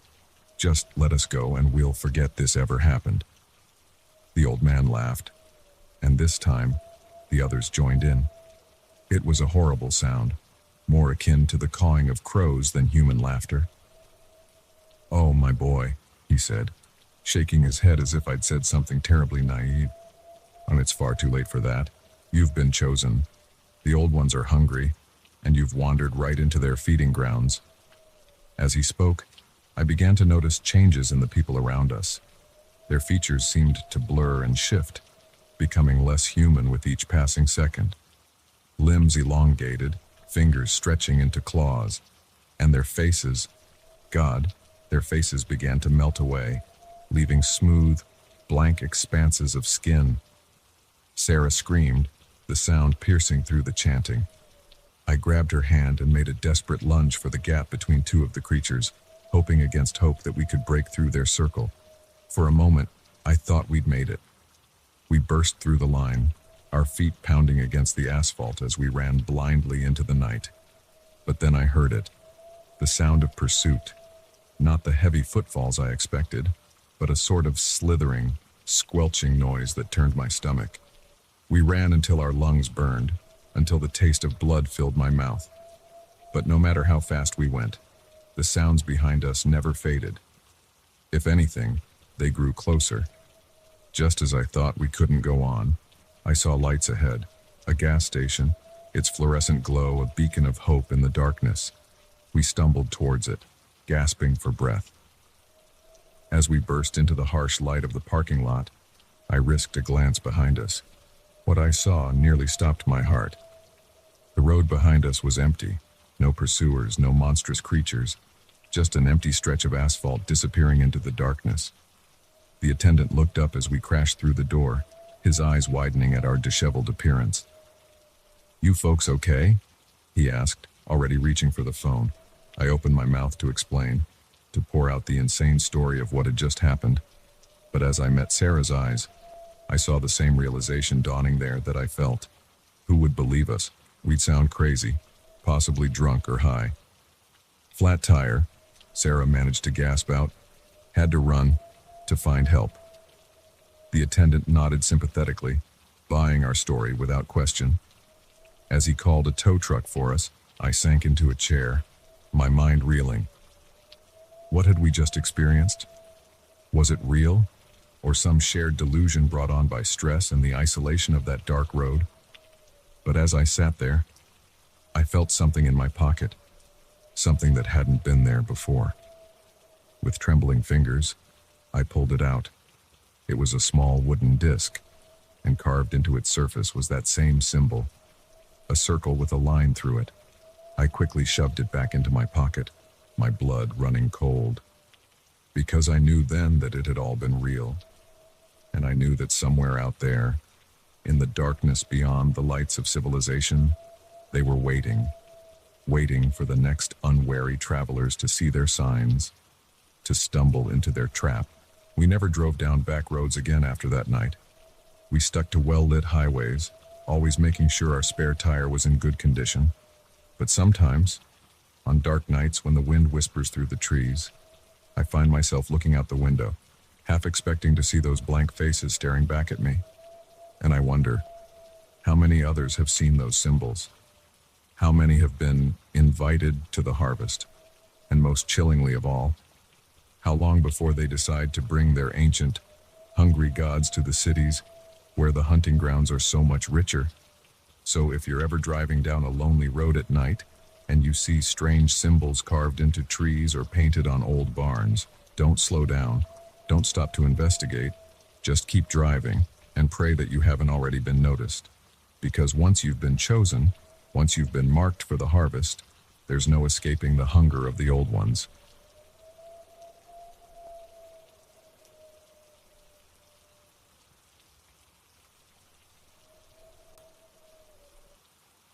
The smell hit me first, a sickly sweet odor that clung to the back of my throat and made my stomach churn. I stood frozen in Mrs. Davis's entryway, my hand still on the doorknob, as my mind raced to make sense of what my nose was telling me. This wasn't the musty scent of an abandoned house or the stale air of a shut-in's home. This was something else entirely, something wrong. I'd known Mrs. Davis for years. She was the kind of neighbor who'd bring you chicken soup when you were sick and water your plants while you were on vacation. But lately, something had been off. Her usually immaculate lawn was overgrown, her mail piling up in the box. It had been weeks since anyone had seen her, and concern had finally outweighed my reluctance to intrude. "Mrs. Davis," I called out, my voice sounding small and muffled in the silent house. No response. I took a tentative step forward, the floorboard creaking beneath my weight. The house was dark, heavy curtains drawn against the afternoon sun. I fumbled for the light switch, blinking as harsh fluorescent light flooded the room. Everything looked normal at first glance.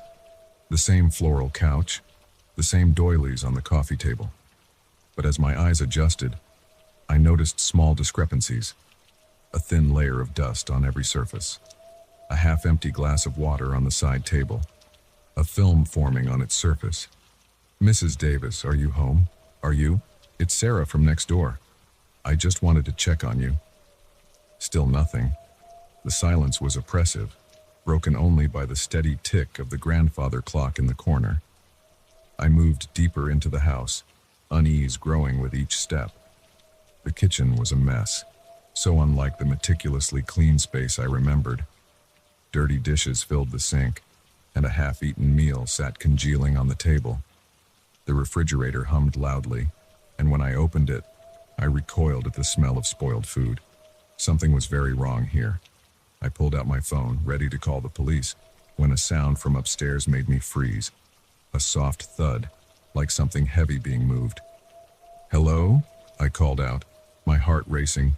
"Is someone up there?" No answer, but I could have sworn I heard the creak of a floorboard. Mrs. Davis lived alone. There shouldn't be anyone else in the house. I should have left then. Should have run out the front door and called for help. But worry for Mrs. Davis overrode my common sense. What if she had fallen and couldn't call for help? What if she was up there, alone and scared? The stairs loomed before me, a dark maw leading to the unknown. Each step felt like an eternity, the old wood groaning under my feet. The smell grew stronger as I ascended, and I had to fight the urge to gag. At the top of the stairs, I paused, 4 doors lined the hallway, all closed. Which one should I check first? A soft scratching sound came from behind the door at the far end. Mrs. Davis's bedroom, if I remembered correctly. I approached slowly, my hand trembling as I reached for the doorknob. "Mrs. Davis," I whispered, pressing my ear against the wood. "Are you in there?" The scratching stopped abruptly. For a moment, there was only silence. Then, a low, guttural sound that made the hair on the back of my neck stand up. It wasn't Mrs. Davis. It wasn't human at all. I stumbled backward, my heart pounding in my chest. The doorknob began to turn slowly, and panic seized me. I turned to run, but my foot caught on the rug. I went down hard, my knees slamming against the hardwood floor. The door creaked open behind me. I scrambled to my feet, ignoring the pain shooting through my leg. I had to get out of here, had to get help. I half ran, half fell down the stairs, my breath coming in short, panicked gasps. I could hear heavy footsteps above me, following at a leisurely pace. They knew I had nowhere to go. I reached the bottom of the stairs and sprinted for the front door. My fingers closed around the doorknob, twisting desperately. It didn't budge. Locked. When had it locked? I hadn't locked it when I came in. "No, no, no," I muttered, yanking at the door with all my strength. It remained stubbornly shut. The footsteps had reached the top of the stairs now, slow, deliberate, taking their time. I spun around, pressing my back against the door.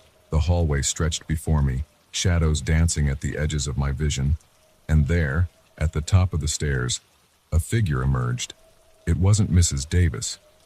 The man was tall, his frame filling the narrow stairway. He wore dirty, ragged clothes that hung loosely on his gaunt frame. But it was his face that made my blood run cold. Pale, almost gray, with sunken cheeks and dark, empty eyes. A cruel smile played at the corners of his mouth as he stared down at me. "Who are you?" I managed to choke out. "Where's Mrs. Davis?" He tilted his head, regarding me with cold curiosity.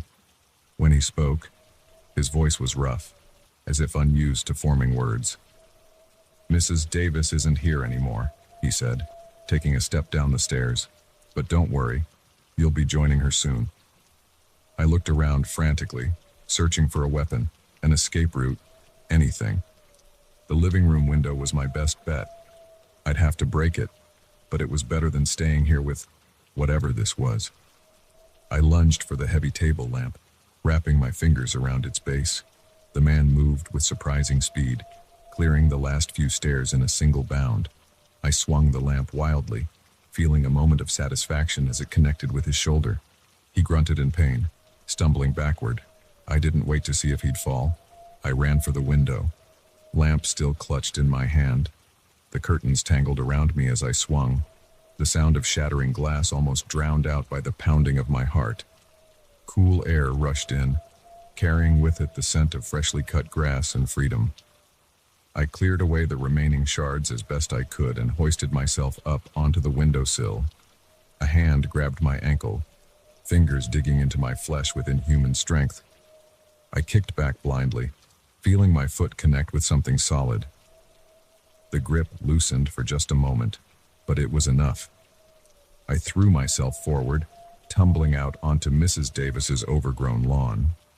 The impact knocked the wind out of me, but fear gave me strength. I scrambled to my feet, ignoring the sting of 100 tiny cuts from the broken glass. I could hear him behind me, climbing through the window with a grace that belied his size. I ran, across the lawn, down the street, screaming for help with every breath. Lights came on in neighboring houses, curious faces peering out from behind curtains. But no one came out.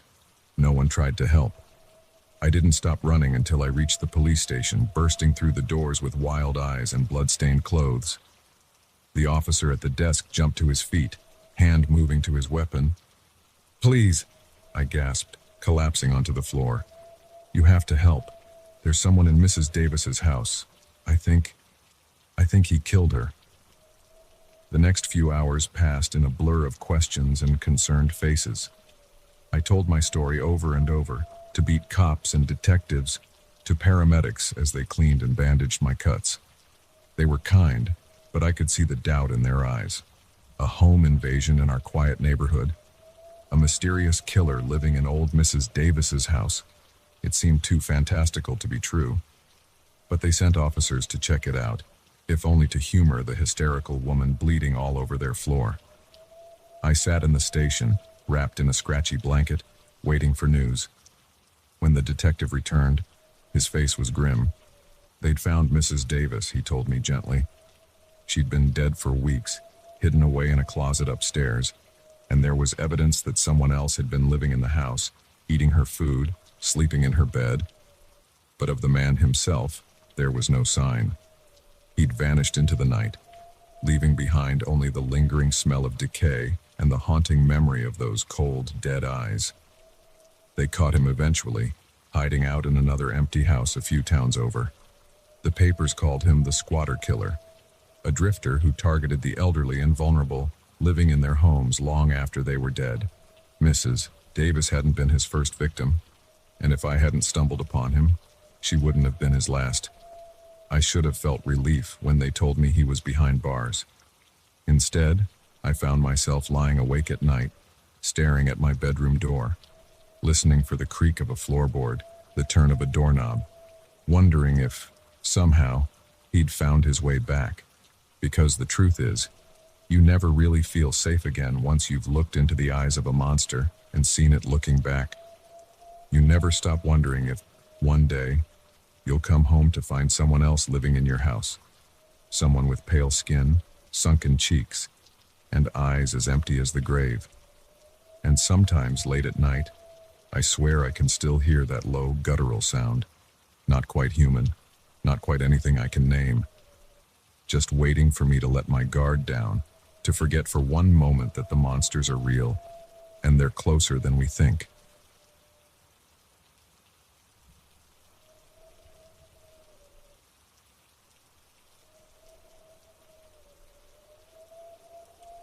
The headlights of my old Ford cut through the darkness, illuminating a lonely stretch of highway that seemed to stretch on forever. I'd been driving for hours, the monotony of the road broken only by the occasional flicker of my dashboard lights and the steady hum of the engine. It was well past midnight, and fatigue was starting to set in. That's when I saw him, a lone figure on the side of the road, thumb outstretched, his face hidden in the shadows cast by the brim of his baseball cap. I hesitated for a moment, my mother's warnings about the dangers of picking up strangers echoing in my mind. But something about the solitary figure in the middle of nowhere tugged at my conscience. It was a cold night, and the next town was miles away. Before I could talk myself out of it, I found myself slowing down, pulling over to the shoulder of the road. The man jogged up to my passenger window, and I rolled it down halfway. Up close, I could see he was older than I'd initially thought, probably in his mid-50s, with a salt and pepper beard and deep-set eyes that crinkled at the corners when he smiled. "Thanks for stopping," he said, his voice gravelly but warm. "I've been out here for hours. Thought I might have to spend the night in the ditch." I chuckled, feeling some of my tension ease. "Hop in," I said, reaching over to unlock the passenger door. "Where are you headed?"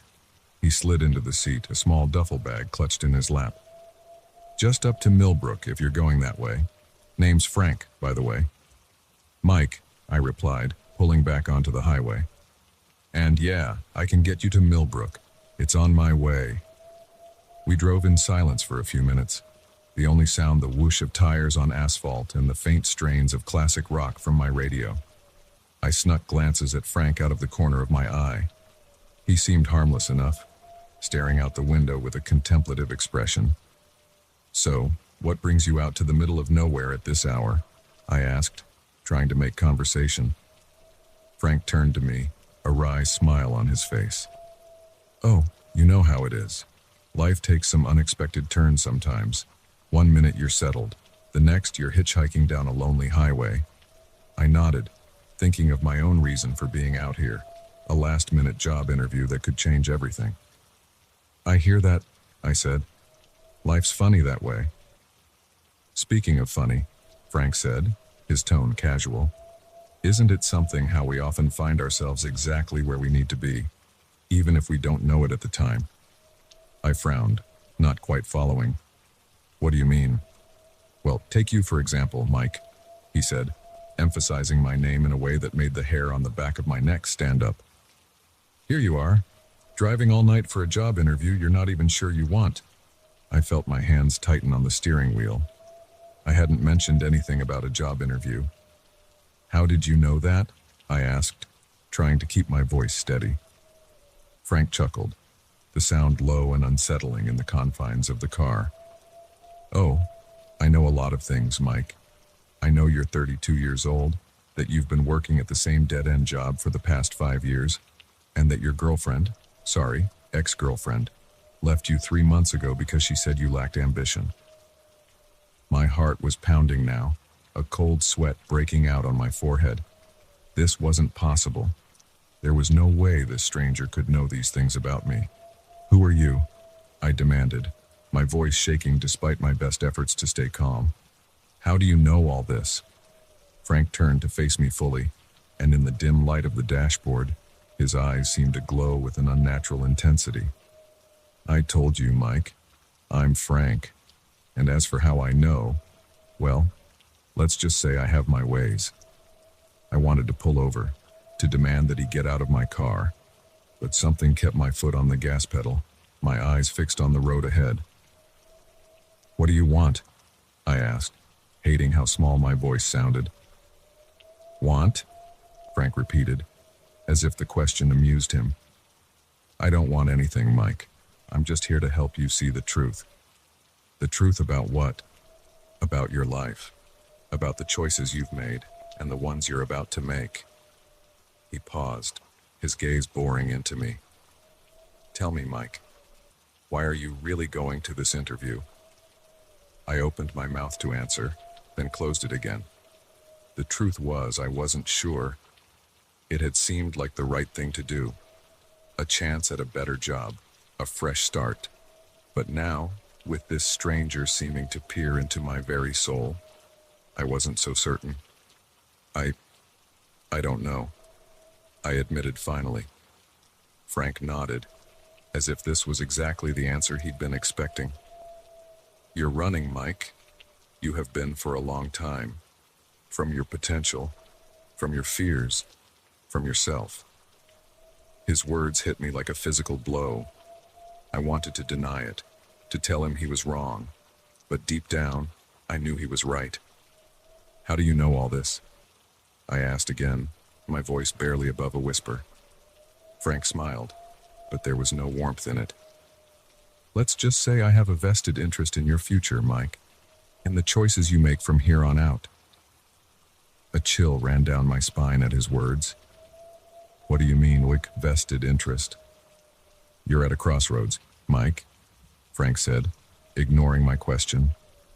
This job interview, it's not just about a new position, it's about the direction of your life. You take this job, you're choosing safety, predictability. You're choosing to keep running. I swallowed hard, my mouth suddenly dry. And if I don't take it? Frank's smile widened, showing too many teeth. Then you're choosing to face your fears, to stop running and start living. The road ahead seemed to stretch into infinity, the darkness pressing in on all sides. I felt trapped, suffocated by the weight of Frank's words and the impossible knowledge he seemed to possess. I don't understand, I said, my voice cracking. Why are you telling me all this?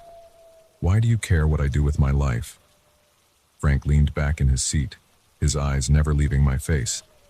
Because, Mike, your choices don't just affect you, they ripple out, touching lives you can't even imagine. And some of us, well, we have a vested interest in those ripples. My mind was reeling, trying to make sense of what he was saying. Some of us. Who's us? But Frank just shook his head, that enigmatic smile still playing on his lips. That's not important right now. What's important is what you're going to do next. I opened my mouth to respond, but before I could, a deer darted out onto the road. I swerved instinctively, the car fishtailing on the damp asphalt. For a heart-stopping moment, I thought we were going to crash, but somehow I managed to regain control, bringing the car to a shuddering stop on the shoulder. My heart was pounding, adrenaline coursing through my veins. I turned to Frank, a mix of fear and anger bubbling up inside me.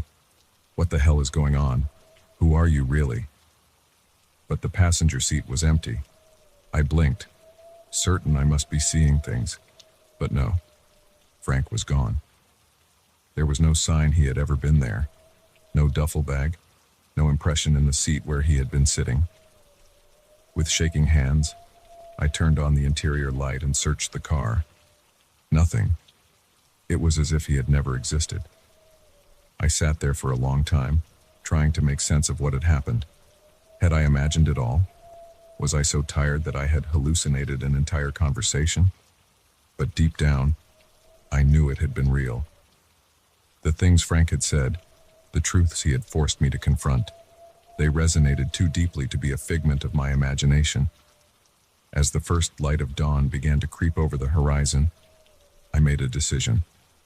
I pulled out my phone and called the number for the job interview, leaving a voicemail explaining that I wouldn't be coming. Then I turned the car around and headed back the way I had come. I didn't know exactly what I was going to do, but I knew one thing for certain. I was done running. As I drove, I couldn't shake the feeling that somewhere, somehow, Frank was watching and smiling that enigmatic smile. The highway stretched out before me, no longer a path to an uncertain future, but a road back to myself. And for the first time in years, I felt a glimmer of excitement about what lay ahead. Whatever Frank was, whoever he represented, he had forced me to confront the truth about my life. And in doing so, he had set me free. As the miles rolled by, I found myself wondering about the other lives Frank had touched, the other souls he had guided to their own crossroads. And I realized that sometimes, the most profound truths come from the most unexpected sources, even a mysterious hitchhiker on a lonely stretch of highway in the dead of night.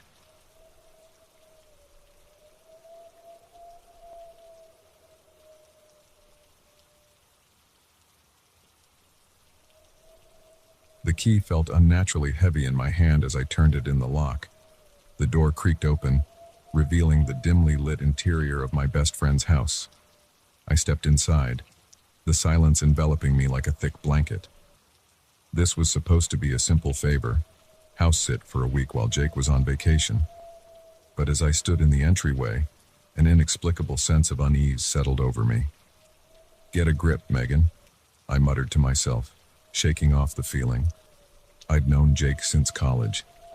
His house was practically my second home. There was no reason to feel like an intruder. I made my way through the familiar rooms, opening curtains and windows to let in the warm summer air. Everything was just as Jake had left it. Dishes drying by the sink, a half-read novel on the coffee table, the faint scent of his cologne lingering in the air. As I descended into the basement to check on the dehumidifier, a chill ran down my spine despite the warmth of the day. I'd always hated this part of the house.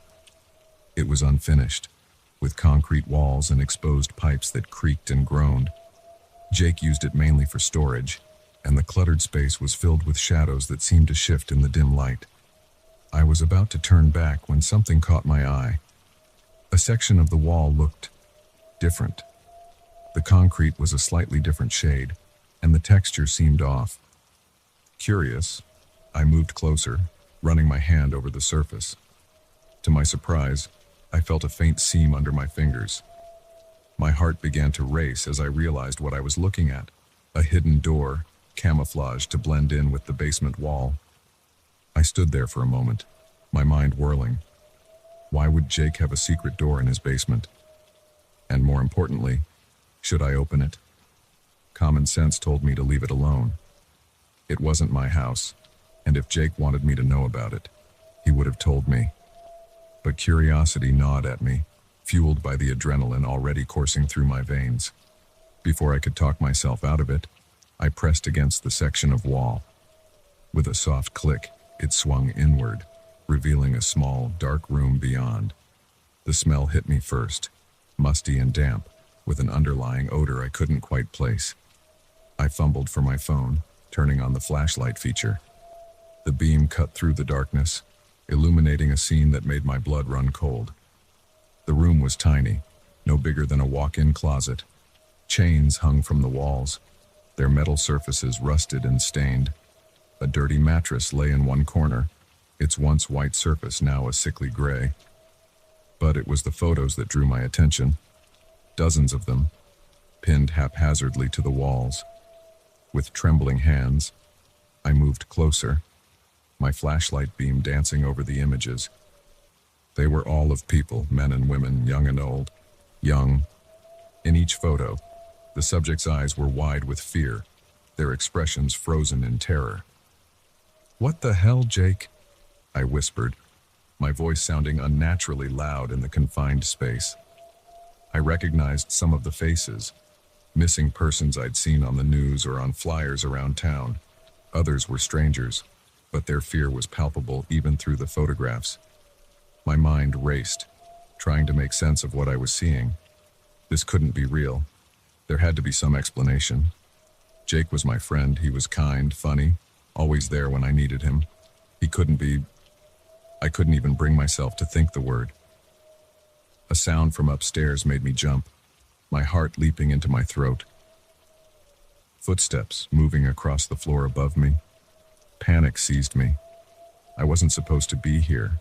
No one was supposed to be here. Jake was on vacation, thousands of miles away. I backed out of the hidden room, pulling the door closed behind me. My hands shook as I tried to erase any sign that I'd discovered the secret. The footsteps were coming closer, descending the stairs to the basement. I looked around frantically, searching for a place to hide. The basement was cluttered, but there weren't many good hiding spots. In desperation, I wedged myself behind a stack of old boxes, praying I wouldn't be seen. The basement door opened, and heavy footsteps echoed on the concrete floor. I held my breath, my heart pounding so loudly I was sure it would give me away. "Hello?" A deep voice called out. It wasn't Jake. "Anyone down here?" I remained frozen, not daring to move a muscle. The footsteps moved around the basement, pausing near where I was hidden. "Huh," the voice muttered. Could have sworn I heard something. After what felt like an eternity, the footsteps retreated. I heard the basement door close, then silence. I waited for several long minutes, straining my ears for any sound. When I was sure the coast was clear, I slowly emerged from my hiding place. My legs felt like jelly, and I had to lean against the wall to steady myself. What was I going to do? I couldn't just pretend I hadn't seen what was in that room. But if I went to the police, what would I tell them? That my best friend had a secret torture chamber in his basement? That he might be responsible for who knows how many disappearances? And what if I was wrong? What if there was some explanation I couldn't see? I made my way back upstairs on shaky legs, my mind still reeling. The house felt different now, every shadow potentially hiding some new horror. I needed to get out, to clear my head and figure out what to do next.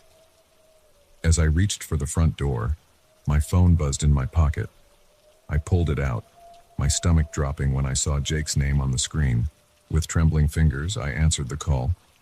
"Oh, hello." "Megan." Jake's cheerful voice came through the speaker. "Just checking in to see how everything's going. How's the house?" I swallowed hard, trying to keep my voice steady. "Everything's fine," I lied. "The house is great. How's your vacation?" As Jake chatted about his trip, my eyes darted around the room, seeing it with new eyes. The pictures on the walls, had those people been his victims before they became smiling faces in family photos? The books on the shelves, were they research for his activities? "Megan, you still there?" Jake's voice snapped me back to the present. "Yeah, sorry," I said quickly. "Bad connection." "Listen, Jake, I've got to go. I'll talk to you later, okay?" I ended the call before he could respond. my hands shaking so badly I nearly dropped the phone. What was I going to do? How could I ever look at Jake the same way again? How could I pretend I didn't know what I knew? As I stood there, paralyzed by indecision, my phone buzzed again. A text message this time, from an unknown number. "I know what you saw. We need to talk." My blood ran cold. Someone knew. Someone had been watching me. Another message came through. "Meet me at Riverside Park in an hour. Come alone." I stared at the screen, my mind racing. Was this a trap? Was I walking into danger? But if I didn't go, what then? Whoever sent this message knew what I'd discovered. They could expose me to Jake, or worse. With a deep breath, I made my decision. I would go to the park, but I wouldn't go in blind. I quickly texted my sister, telling her where I was going and why. If anything happened to me, at least someone would know where to start looking. As I left Jake's house, possibly for the last time, I couldn't shake the feeling that my life had irrevocably changed. The world I thought I knew had shattered, leaving me adrift in a sea of uncertainty and fear. Whatever awaited me at Riverside Park, I knew one thing for certain: nothing would ever be the same again. The hidden door in the basement had opened up more than just a secret room.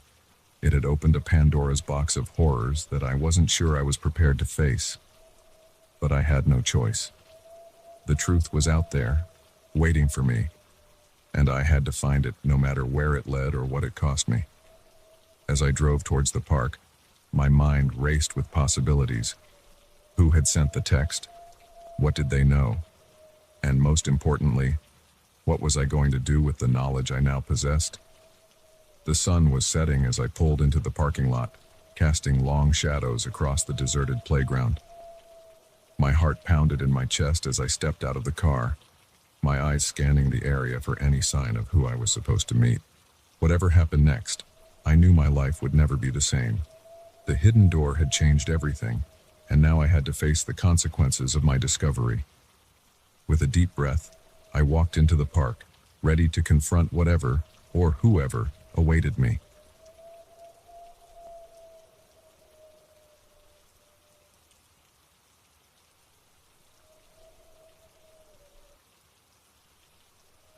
The first text arrived at 2:17 p.m. on a Tuesday. I was in the middle of a meeting, my phone buzzing quietly in my pocket. I ignored it, focused on the quarterly report I was presenting. It wasn't until hours later, as I was settling in for a quiet evening at home that I finally checked my messages.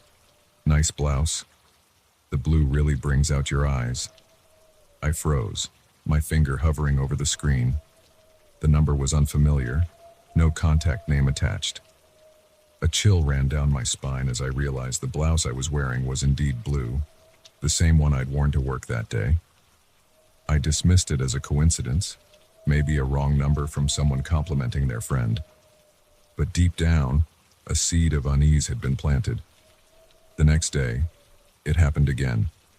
This time, the message came just as I was leaving my favorite coffee shop, a latte in hand. Vanilla latte with an extra shot. Your usual. Smells good, doesn't it? My hand trembled, nearly spilling the hot liquid. I spun around, scanning the busy street, but saw no one paying particular attention to me. Just the usual crowd of commuters and tourists, all wrapped up in their own worlds. By the third day, the fear had set in. The messages were coming more frequently now, each one more specific than the last. You should really lock your bedroom window at night. Anyone could climb in. That leftover pasta you're eating, it's from Tuesday night, isn't it? You should finish it soon. It's about to go bad. You look tired. Those nightmares must be keeping you up. Each message sent a jolt of terror through me. Someone was watching me, tracking my every move. But how and why? I went to the police, but they were frustratingly unhelpful. Without any direct threats, they said, there wasn't much they could do. They advised me to block the number and be more aware of my surroundings. But blocking the number didn't help. The messages kept coming, from new numbers each time. It was like trying to stop a flood with a paper towel. I became paranoid, constantly looking over my shoulder, checking for hidden cameras in my apartment. I changed my routines, took different routes to work, even stayed with a friend for a few nights. But the messages kept coming, always knowing exactly where I was and what I was doing. New perfume. It suits you. Floral, with a hint of vanilla. You should call your mom back. She left 3 voicemails while you were in the shower. That book you're reading, page 147, is where it really gets interesting. It was maddening. I felt like I was losing my mind. How could someone know so much about my life, about my thoughts, my habits, my fears? I hired a private investigator, hoping they could trace the source of the messages. But after weeks of investigation, they came up empty-handed. The numbers were all burner phones, impossible to trace back to a single source. My friends and family were worried. They could see the toll it was taking on me. The dark circles under my eyes, the way I jumped at every sound, the constant checking of my phone. They suggested therapy, offered to let me stay with them, but I knew it wouldn't help. Wherever I went, the messages followed. Your friend Sarah's couch isn't very comfortable, is it? You've been tossing and turning all night. That therapist isn't very good. You should ask for a refund. I felt like I was going crazy. I couldn't eat, couldn't sleep. Every ping of my phone sent a jolt of fear through me.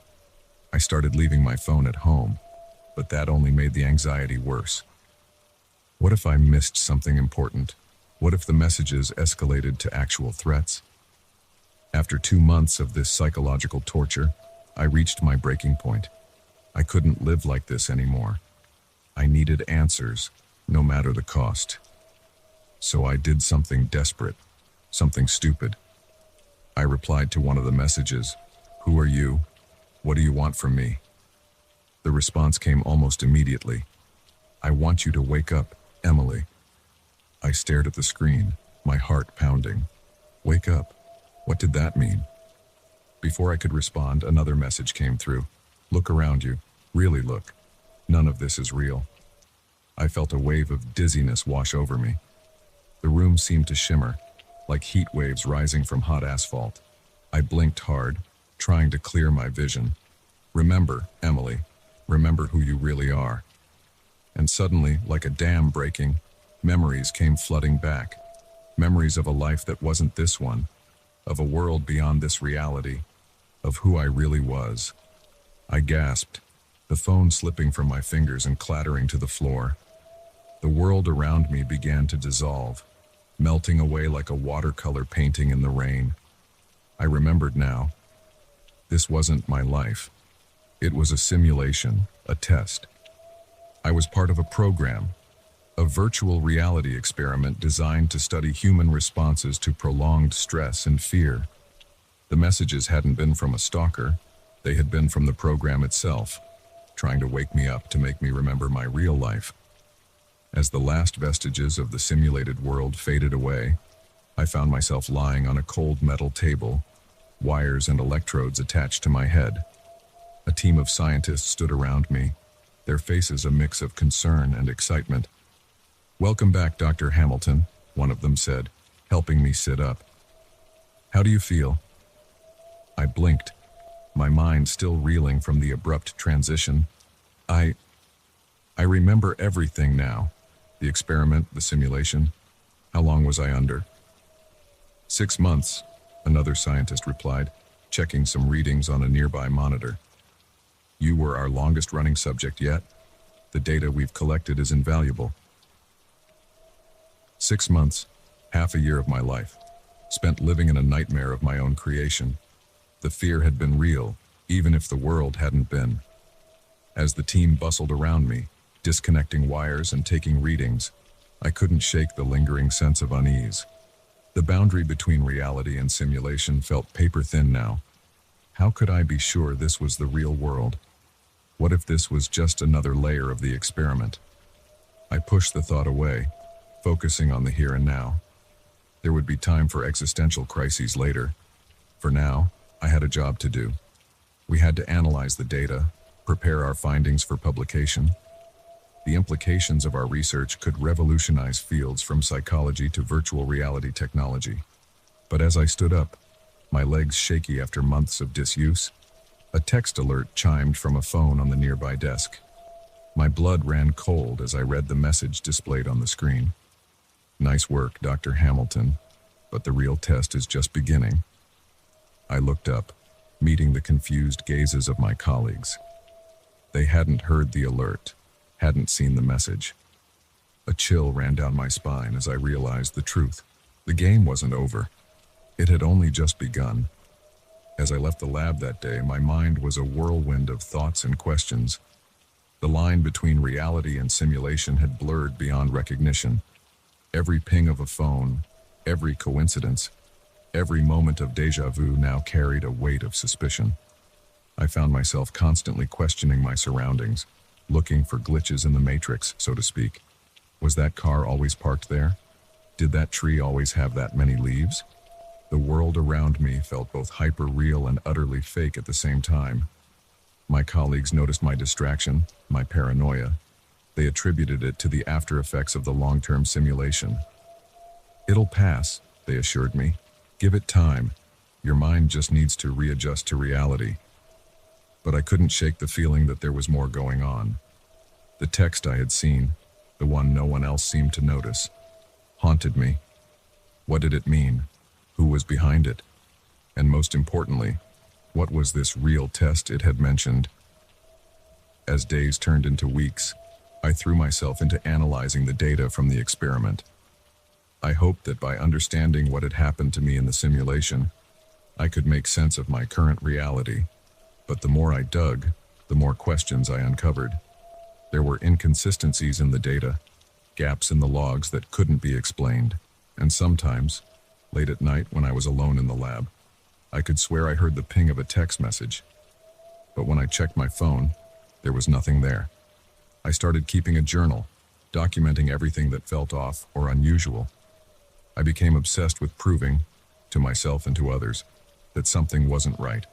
But the more I tried to explain my suspicions, the more my colleagues began to worry about my mental state. They suggested I take some time off, see a therapist. The simulation was traumatic, they said. It's normal to have trouble readjusting, but you can't keep living in fear of another layer of unreality. But I couldn't let it go. The nagging feeling that I was still being watched, still being tested, wouldn't leave me. And then, just when I thought I might truly be losing my mind, I found something. Buried deep in the experiment's code, hidden behind layers of encryption, was a subroutine I hadn't seen before. A program within the program, designed to continue the experiment even after the subject had woken up. My heart raced as I realized the implications. The experiment hadn't ended when I woke up from the simulation. It was still ongoing. Everything since then, my paranoia, my colleagues, concerns, even my discovery of this hidden code, it was all part of the test. But knowing the truth didn't set me free. If anything, it trapped me further. Now, every interaction, every moment felt scripted, designed to elicit a specific response. I couldn't trust anyone or anything. As I sit here now, writing these words, I'm still not sure what's real and what's part of the experiment. Maybe this journal itself is just another layer of the simulation, a way for the program to monitor my thoughts and reactions. Or maybe, and this thought terrifies me more than anything, there is no experiment. Maybe the simulation broke something in my mind, left me unable to trust reality. Maybe I'm not trapped in a virtual world, but in a prison of my own paranoia. The truth is, I don't know. And I'm not sure I ever will. All I can do is keep questioning, keep searching for answers, and hope that someday I'll find my way back to a reality I can trust. But for now, every time my phone buzzes, I feel that familiar jolt of fear. Because in this world, real or simulated, knowledge isn't power. Knowledge is terror. And I am terrified.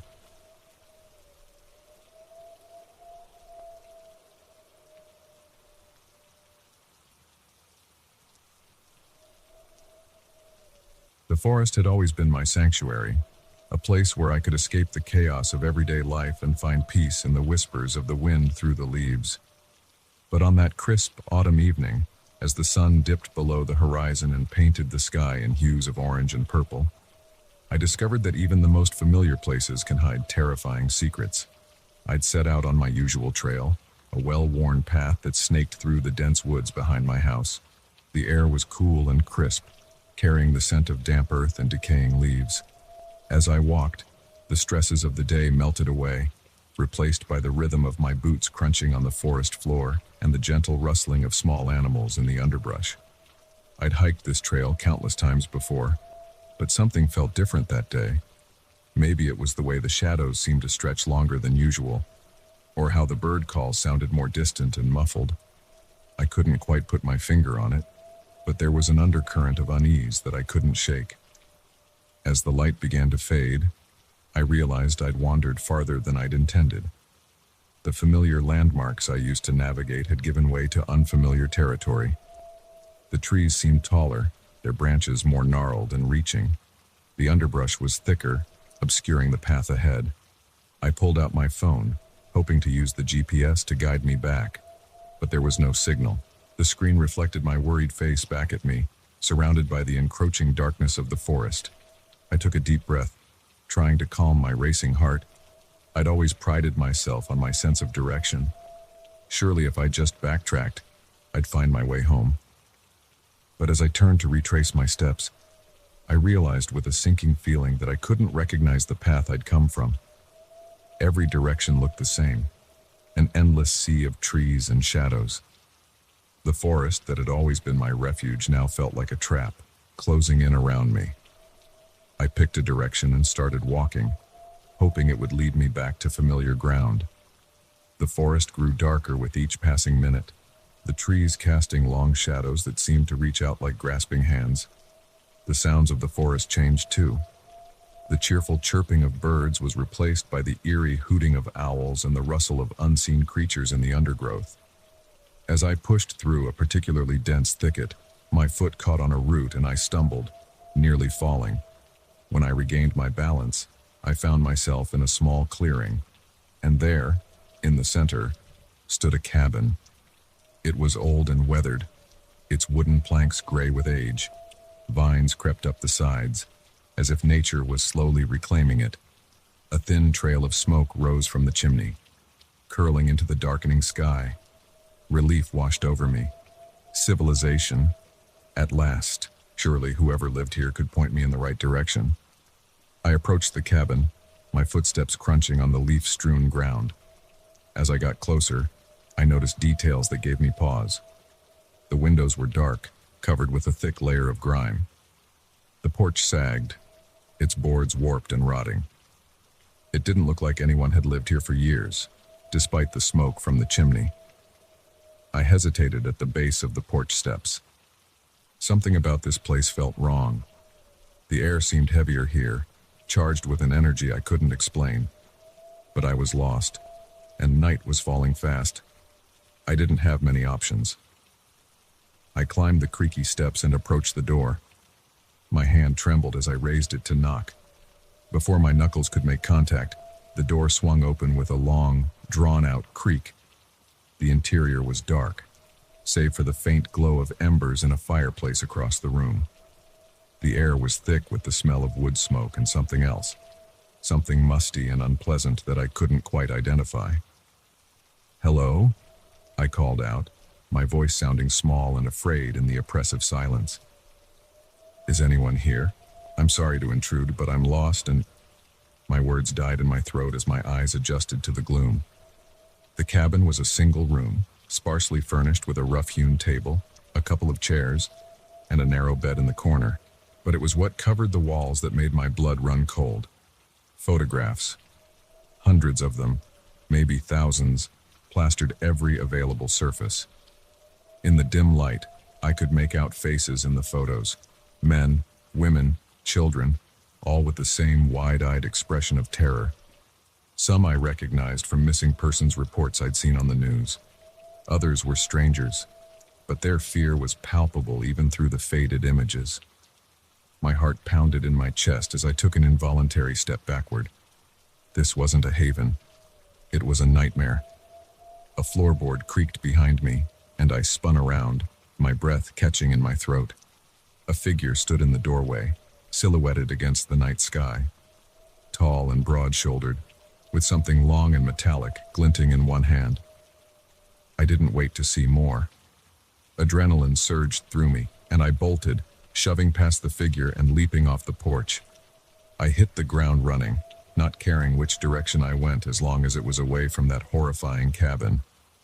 Branches whipped at my face as I crashed through the underbrush. I could hear heavy footsteps behind me, pursuing at a steady, relentless pace. My lungs burned and my legs ached, but terror drove me onward. I don't know how long I ran. Time seemed to lose all meaning in the dark forest. But eventually, my foot caught on a root, and I went down hard, the breath knocked out of me. I lay there, gasping, waiting for rough hands to grab me, but nothing came. The forest was silent, save for my ragged breathing and the frantic pounding of my heart. Slowly, carefully, I pushed myself up and looked around. I was alone. There was no sign of my pursuer, no sound of approaching footsteps. Had I imagined it all? As my panic subsided, I realized I recognized where I was. Somehow, in my blind flight, I'd found my way back to the familiar part of the forest. I could see the lights of my neighborhood through the trees. I stumbled home, my mind reeling. As soon as I was inside, I called the police. They listened to my story with skepticism, but agreed to check it out. They came back the next day, shaking their heads. There was no cabin, they said. No photographs. No evidence of anyone living in the woods. Had it all been a hallucination? A nightmare brought on by the stress of being lost in the dark. But I could still smell the musty air of the cabin, still see those terrified faces staring out from countless photographs. In the days that followed, I pored over missing persons reports, trying to match faces to the ones I'd seen in that cabin. I became obsessed, covering my walls with printouts and news clippings, drawing connections that no one else could see. My friends worried about me. They said I was becoming paranoid, that I needed help. Maybe they were right, but I couldn't shake the feeling that something sinister was out there in the woods, something that had been preying on people for years without anyone noticing. Weeks turned into months. I stopped hiking, stopped going into the woods altogether, but I couldn't escape the memories. Every time I closed my eyes, I saw that cabin, those photographs, that shadowy figure in the doorway. And sometimes, late at night, I swear I can hear footsteps outside my window. Heavy, deliberate steps like someone pacing back and forth, waiting. I tell myself it's just my imagination, just the wind or a neighbor's dog. But deep down, I know the truth.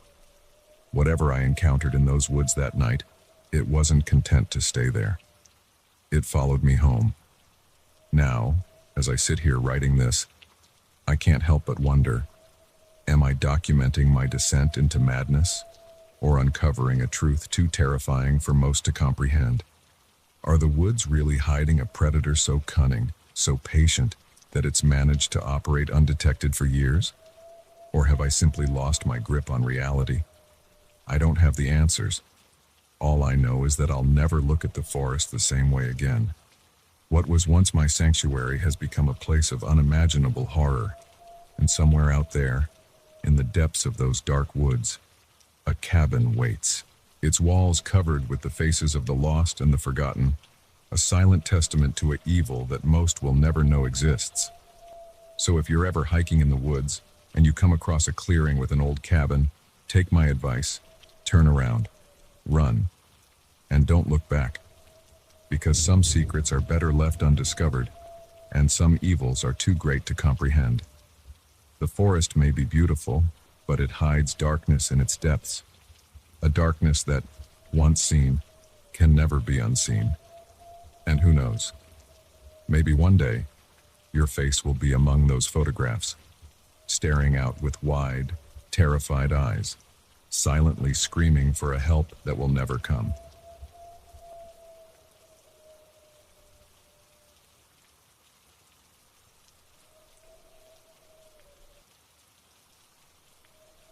dashboard clock read 11:47 p.m. when my car sputtered and died on a desolate stretch of highway. I coasted to the shoulder, the headlights cutting through the inky blackness before fading away, leaving me in near total darkness. As I sat there, surrounded by the eerie silence of the night, I had no idea that this breakdown would lead to the most terrifying encounter of my life. I'm not usually one for night driving, but a family emergency had forced me onto the road at this ungodly hour. My sister's urgent call still echoed in my ears, her voice trembling as she begged me to come quickly. Now, stranded in the middle of nowhere, I felt a growing sense of desperation.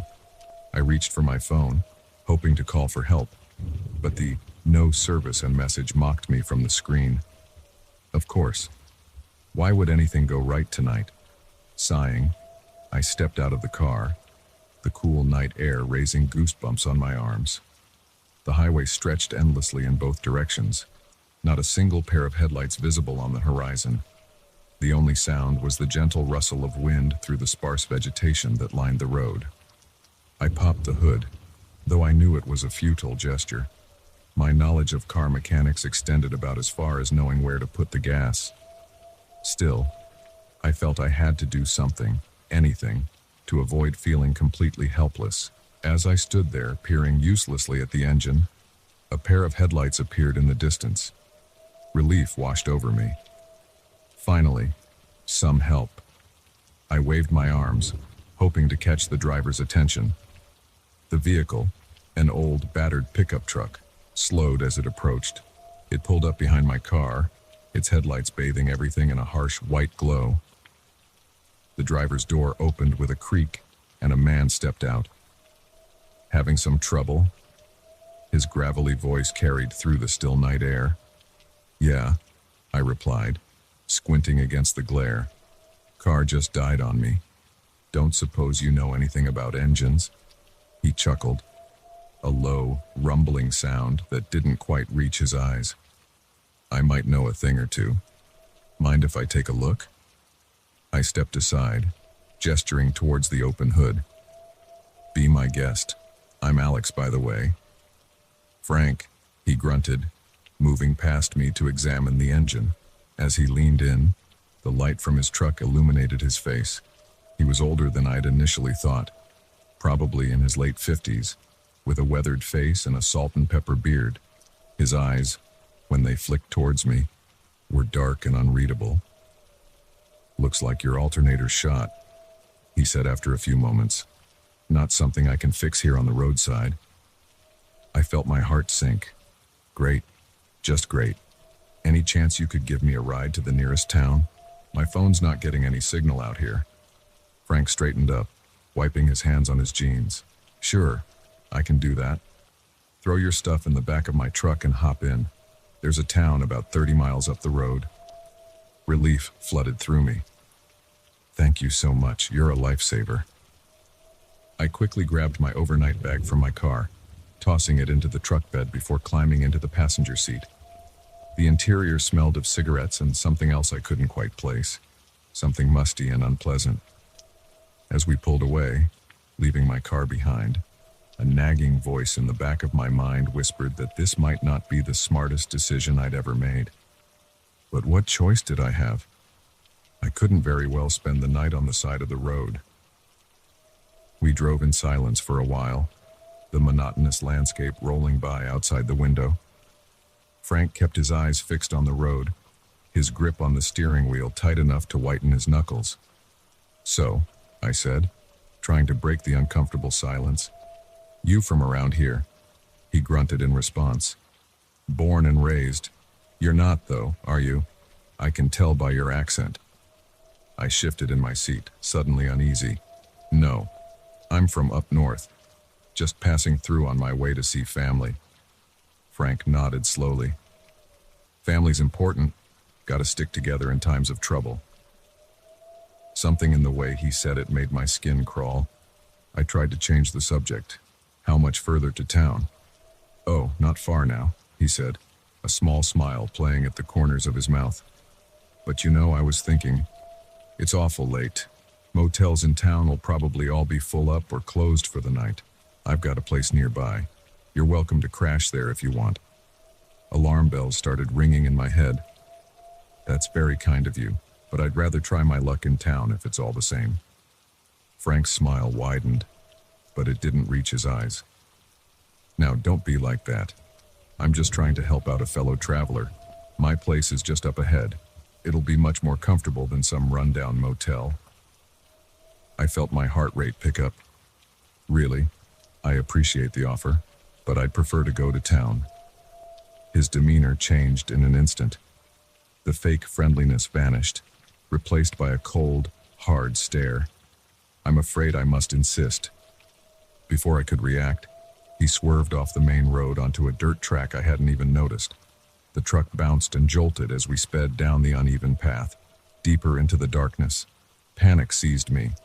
I grabbed the door handle, ready to jump out, but Frank's hand shot out, gripping my arm with surprising strength. I wouldn't do that if I were you, he growled.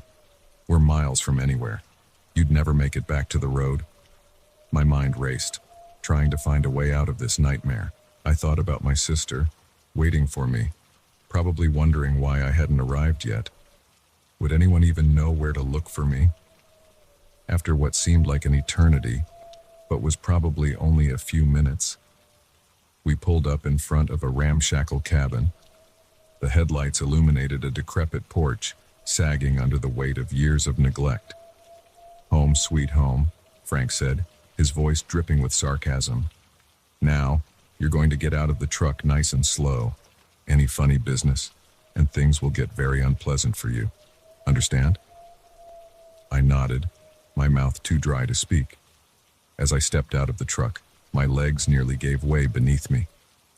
Frank came around to my side, keeping a firm grip on my arm as he marched me towards the cabin.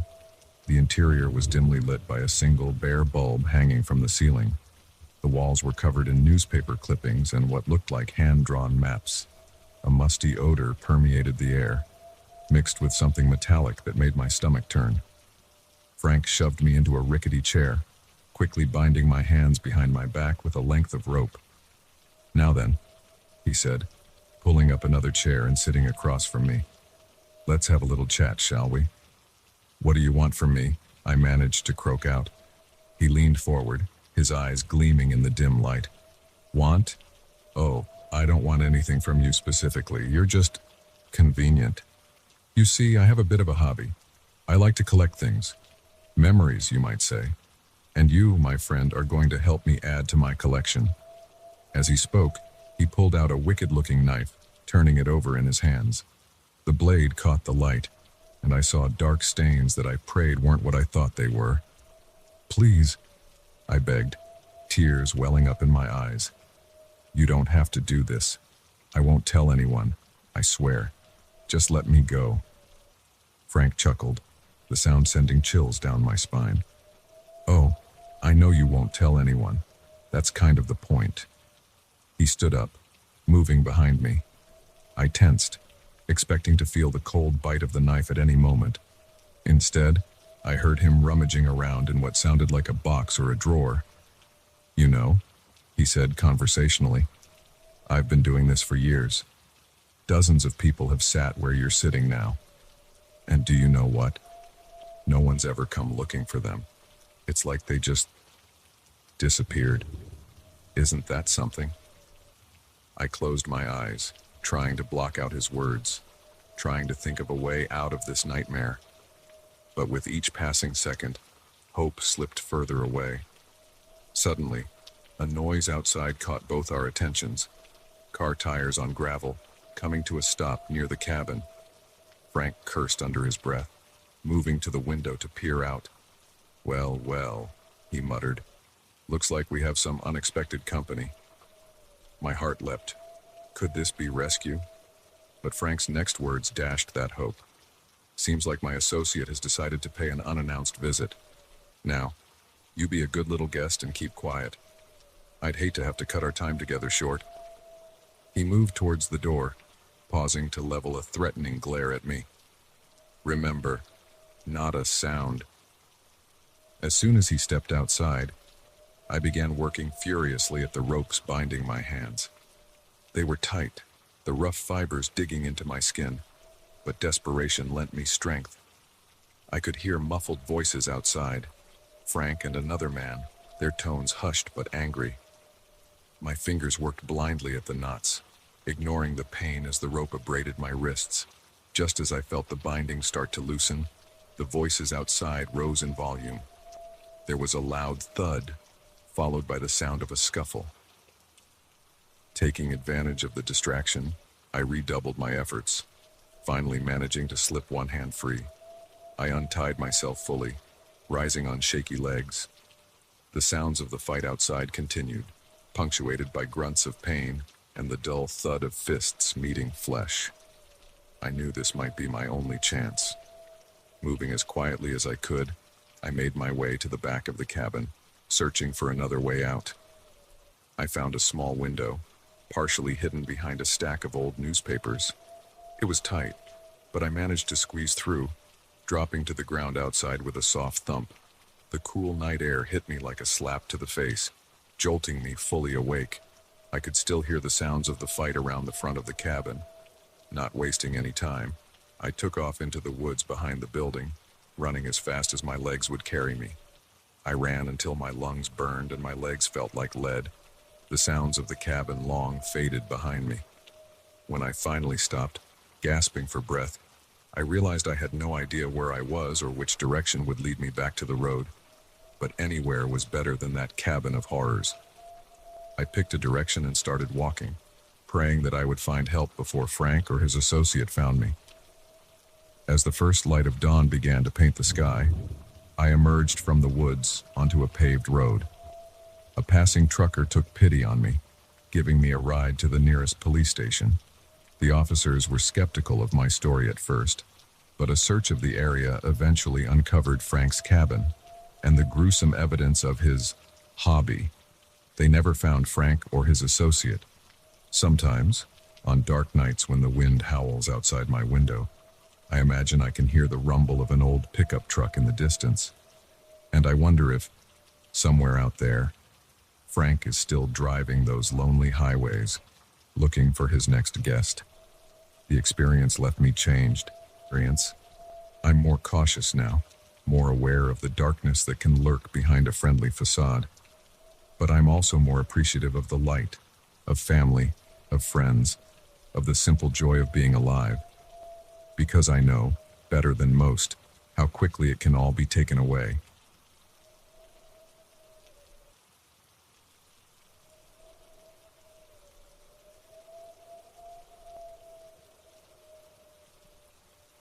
The crackle of the fire couldn't drown out the sound of branches scraping against the cabin's roof. I pulled the blanket tighter around my shoulders, trying to shake off the chill that had nothing to do with the temperature. This was supposed to be a relaxing getaway, a chance to finish my novel in peace. Instead, it had become a nightmare that I couldn't seem to wake up from. It all started 3 days ago when I arrived at this secluded cabin, nestled deep in the woods of northern Maine. The rental agent had promised solitude and inspiration, and at first, it delivered. The cabin was charming in its rustic simplicity, a cozy living area with a stone fireplace, a small but functional kitchen, and a loft bedroom accessible by a narrow wooden staircase. The first day was bliss. I wrote more in those initial 24 hours than I had in the past month. The words flowed freely, inspired by the pristine wilderness surrounding me. As night fell, I curled up by the fire with a glass of wine, feeling accomplished and at peace. It was on the second night that things began to change. I woke up around 2 a.m. to a sound I couldn't quite place. In the city, I would have dismissed it as a neighbor or passing car, but out here, miles from civilization, it was jarringly out of place. It was a metallic scraping, like someone dragging a rake across the side of the cabin. My heart raced as I lay perfectly still, straining my ears. The sound came again, closer this time, near the bedroom window. I held my breath, afraid that even the slightest movement would alert whatever was out there to my presence. After what felt like hours but was probably only minutes, the sound retreated. I eventually drifted back into an uneasy sleep, convincing myself it was just an animal, a raccoon maybe, or a bear curious about the cabin. The next morning, I almost managed to laugh it off. In the bright sunlight, my fears seemed silly and overblown. I made myself a strong cup of coffee and settled in for another day of writing. But as I sat at the small desk by the window, something caught my eye. There, in the soft earth near the base of a large pine tree, was a footprint, a human footprint. My blood ran cold as I stared at it. It could have been old, I reasoned. Maybe from the last renter, or the maintenance person who checked on the cabin between guests. But deep down, I knew it was fresh. The edges were crisp, undisturbed by wind or rain. I spent the rest of the day on edge, jumping at every sound. As night fell, I made sure every window was locked, every curtain drawn. I even dragged a heavy armchair in front of the door, creating a makeshift barricade. Sleep eluded me that night. I lay awake, eyes wide in the darkness, listening. Around midnight, I heard it again, that same metallic scraping. But this time it was accompanied by something else. Footsteps, slow and deliberate, circling the cabin. I wanted to scream, to call for help. But who would hear me out here? My phone had no signal, and the landline in the cabin had been dead since I arrived, something the rental agent had apologized for, promising it would be fixed soon. The footsteps paused outside the bedroom window. I could hear breathing now, heavy and ragged. A shadow passed across the curtain, and I stifled a gasp. Whoever, or whatever, was out there. They were close enough to touch the glass. I don't know how long I lay there, frozen in terror. Eventually, the footsteps retreated, and the woods fell silent once more. But I knew it wasn't over. They would be back.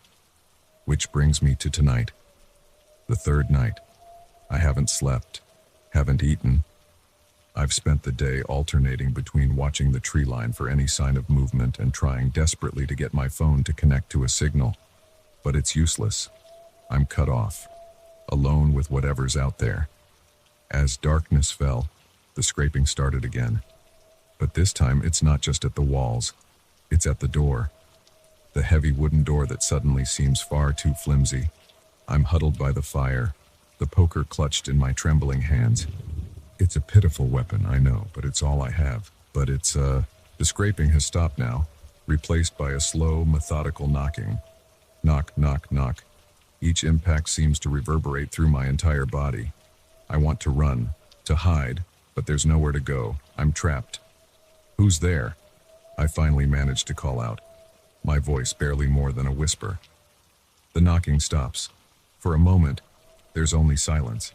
Then, a voice, low and gravelly, with a hint of amusement that turns my blood to ice.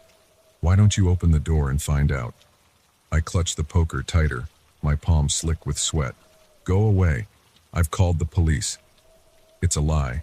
We both know it, but it's all I can think to say. A chuckle from the other side of the door. No, you haven't. We both know there's no signal out here, no one to call, no one to hear you scream. My mind races, trying to find a way out of this nightmare. The windows are too small to climb through, and even if I could, where would I go? I don't know these woods, and it's pitch black out there. I'd be lost in minutes. What do you want? I ask, hating how my voice trembles. To come in, the voice replies, as if it's the most natural thing in the world. It's cold out here.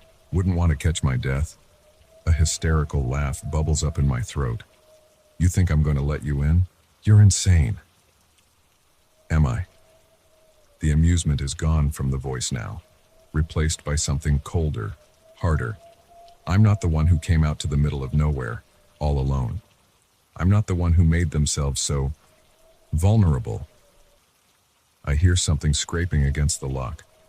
My eyes widen in horror as I realize they have a key. Of course they do. They've probably been watching the cabin, waiting for someone to come, someone alone, someone like me. The lock clicks. The door begins to open. In a panic, I lunge forward, throwing my weight against it. The edge catches whoever's on the other side, and I hear a grunt of pain. But they're strong, much stronger than me. The door inches open despite my best efforts. I see a hand first, large and calloused, gripping the edge of the door, then an arm, clad in a dirty flannel shirt. I strain with everything I have, but it's not enough. The door flies open, sending me stumbling backward, and there he stands, a mountain of a man, his face hidden in the shadows cast by a battered baseball cap. In one hand, he holds a wicked-looking hunting knife. In the other, a set of keys that jangle as he steps into the cabin. "Now then," he says, his tone conversational, as if he's been invited in for tea. "Why don't we have a little chat about all those pretty words you've been writing?" I back away, the poker held out in front of me like a shield. "How do you know about my writing?" He chuckles, low and menacing. "I know everything about you. I've been watching you since you arrived, watching you type away, lost in your own little world. It's amazing how oblivious people can be when they feel safe." My back hits the wall. There's nowhere left to run. "Please," I beg. "I don't understand. What do you want from me?" He takes another step closer, twirling the knife in his hand. "Want? Oh, I want lots of things. But mostly, I want your story. The one you're writing in that laptop of yours. You see, I fancy myself a bit of a writer too. But I've got this terrible case of writer's block. Can't seem to come up with any original ideas." My eyes dart to my laptop, sitting innocently on the desk by the window. 3 days of work, my entire outline, everything. "So here's what's going to happen," he continues. "You're going to give me your story, all of it, and then, well, let's just say I'll make sure you never write again. Can't have you accusing me of plagiarism, after all." In that moment, something snaps inside me. All the fear, all the terror of the past few days, it crystallizes into a white-hot rage.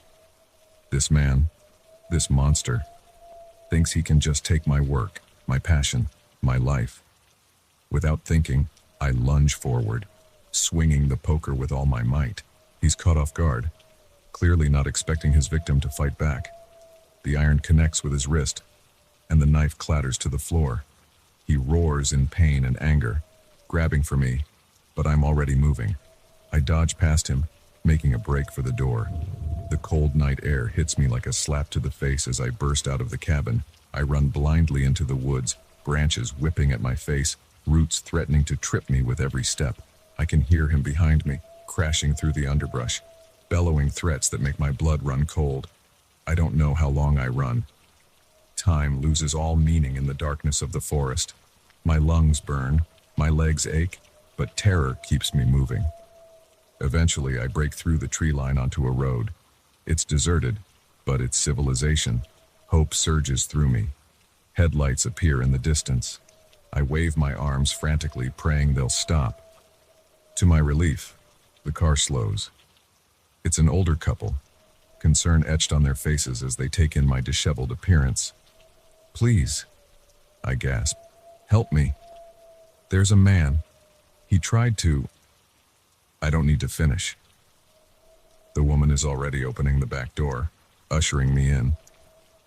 As we speed away, I glance back at the dark line of trees. For a moment, I think I see a figure standing at the edge of the forest, watching. But then we round a bend, and the woods disappear from view. The couple takes me to the nearest police station. The officers are skeptical at first, but a search of the area uncovers evidence of the intruder. My laptop is recovered, along with a journal filled with disturbing entries about stalking and murder. They never catch him. Sometimes, on dark nights when the wind whispers through the trees, I imagine I can hear that gravelly voice, asking to be let in. I've moved back to the city now, surrounded by the comfort of constant noise and light. But I know the truth. Nowhere is truly safe. Not when there are monsters hiding in plain sight, waiting for the perfect moment to strike. I still write, but my stories have changed. They're darker now, filled with the knowledge that evil exists in this world. But they're also stories of survival, of fighting back against the darkness. Because that's what I did. I fought back. I survived. And in the end, That's the greatest story of all.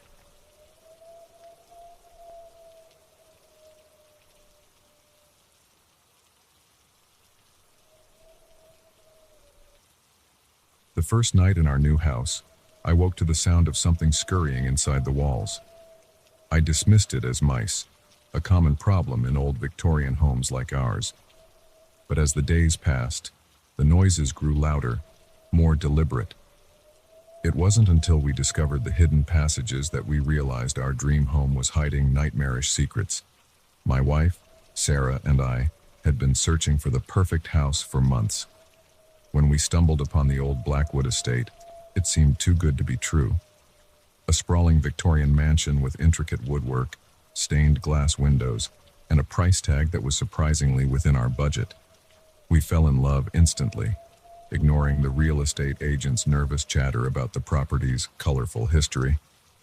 The first week was a whirlwind of unpacking and settling in. We were too exhausted each night to pay much attention to the occasional creaks and groans of the house. Old houses make noise, we told ourselves. It's just settling. But as the boxes disappeared and our lives fell into a routine, the sounds became harder to ignore. It started with scratching in the walls, faint at first, but growing more insistent over time. Then came the footsteps, soft, muffled, but unmistakable. They seemed to come from inside the walls themselves, moving from room to room with eerie precision. "It's probably just rats," Sarah said one night, her voice betraying her uncertainty. "We should call an exterminator." I nodded, trying to hide my own unease. But deep down, I knew this was something more than a rodent infestation. The footsteps were too heavy, too purposeful to be anything but human. The exterminator came and went, finding no evidence of pests. He suggested the sounds might be coming from pipes or the house settling, but his explanation rang hollow. The noises continued, growing bolder with each passing night. It was Sarah who discovered the first hidden door. She was cleaning the study when she noticed a slight gap in the wood paneling. Curious, she pressed against it, and to her surprise, a section of the wall swung open, revealing a narrow passage beyond. "Jack!" she called, her voice echoing through the house. "You need to see this." I rushed to the study, my heart pounding. The passage was dark and musty, cobwebs clinging to the corners. It was barely wide enough for a person to squeeze through, disappearing into darkness beyond the reach of our flashlights. "Do you think there are more of these?" Sarah whispered, her eyes wide with a mix of fear and excitement. I nodded slowly. "In a house this old? Probably. Rich folks back then loved their secret passages." We spent the next few days searching the house, finding no less than 5 hidden doors leading to a network of narrow corridors that snaked between the walls and under the floors. It was fascinating, but also deeply unsettling. Who had built these passages, and for what purpose? Our research into the house's history yielded more questions than answers. The Blackwood family had lived here for generations, but the records were spotty at best. There were whispers of scandals, of family members disappearing under mysterious circumstances, but nothing concrete. As we delved deeper into the mystery of our new home, the noises intensified. Now, in addition to the footsteps and scratching, we heard whispers, faint, indistinct murmurings that seemed to come from everywhere and nowhere at once. One night, I woke to find Sarah's side of the bed empty. Groggy and disoriented, I called out for her but received no response. As I became more alert, I heard it, footsteps in the wall, moving away from our bedroom. Panic seized me. I leapt out of bed, rushing to the hidden door we'd discovered in our closet. It was ajar, a faint light flickering from within the passage. Without hesitation, I squeezed inside, calling Sarah's name. The passage was narrow and claustrophobic, the air thick with dust and decay. I followed the light, my heart pounding so loudly I was sure whatever was in here with us could hear it. As I rounded a corner, I saw Sarah standing in a small alcove, her back to me. "Sarah?" I whispered, reaching out to touch her shoulder. She turned, and I stumbled back in shock. Her eyes were wide and glassy, unfocused. In her hand, she clutched an old photograph. "They're watching us, Jack," she said, her voice flat and emotionless. "They've always been watching." I snatched the photo from her hand, holding it up to the dim light. It showed a family, a stern-looking man, a woman with a tight-lipped smile, and 3 children. But it was the background that made my blood run cold. Behind the family, partially hidden in shadow, was a figure. Its features were blurred, but I could make out long, spindly limbs and eyes that seemed to glow in the darkness. "We need to get out of here," I said, grabbing Sarah's arm. She resisted at first, but then blinked, seeming to come back to herself. "Jack, what? Where are we?" "No time to explain. We need to go. Now." We made our way back through the passage, the whispers growing louder, more insistent. Just as we reached the entrance to our bedroom, a loud crash echoed through the house. Sarah screamed, and I pushed her through the opening, following close behind. Our bedroom was in chaos. Drawers had been pulled out, their contents strewn across the floor. The mirror on Sarah's vanity was shattered, shards of glass glittering in the moonlight, and there, scratched into the wall in jagged, uneven letters, was a message. "Get out." We didn't need to be told twice. We grabbed what we could and fled the house, driving through the night until we reached Sarah's sister's place 2 states over. We left everything behind. Our furniture, our clothes, our jobs. It didn't matter. We just needed to get away from that house and whatever lived within its walls. In the weeks that followed, we tried to make sense of what had happened. We contacted the previous owners, the real estate agent, even the local historical society. But no one seemed to know, or was willing to share, the true history of the Blackwood estate. Sarah was adamant about never returning, and I couldn't blame her. But something nagged at me, a need to understand what we had experienced. So, against my better judgment, I went back. The house stood silent and empty, a foreboding silhouette against the gray sky. As I approached the front door, key in hand, I heard it, the faint sound of whispers coming from within. I hesitated, my hand on the doorknob. Part of me wanted to run, to forget this place and the terror it had brought into our lives. But another part, the part that had always been drawn to mysteries and the unknown, urged me forward. Taking a deep breath, I unlocked the door and stepped inside. The house was exactly as we had left it, a snapshot of our panicked flight frozen in time. I made my way to the study, to the first hidden door we had discovered. It swung open easily at my touch, as if welcoming me back. The passage beyond was dark, but I could hear movement within, the soft shuffle of feet, the rustle of fabric against stone. My flashlight flickered to life, illuminating the narrow corridor. "Hello," I called out, my voice echoing in the confined space. "Is anyone there?" The whispers grew louder, more distinct. I caught fragments of conversations, snippets of laughter, the sound of children playing. It was as if the walls themselves were alive with the memories of those who had lived here before. I pressed on, deeper into the maze of hidden passages. The air grew colder, the whispers more urgent. I turned a corner and found myself in a small room I hadn't seen before. It was bare except for a single chair and a mirror hanging on the far wall. As I approached the mirror, my reflection seemed to shift and change. For a moment, I saw not myself, but the figure from the photograph. Long limbs, glowing eyes, a face twisted into an unnatural grin. I stumbled back, my heart racing. The whispers had stopped, replaced by a single voice, clear, distinct, and chillingly familiar. "Welcome home, Jack," it said, using my own voice. "We've been waiting for you." The room spun around me, the walls seeming to close in. I turned to run, but the passage I had come through was gone, replaced by solid wall. I was trapped. As panic set in, I felt a hand on my shoulder. I spun around, coming face to face with myself. But it wasn't me.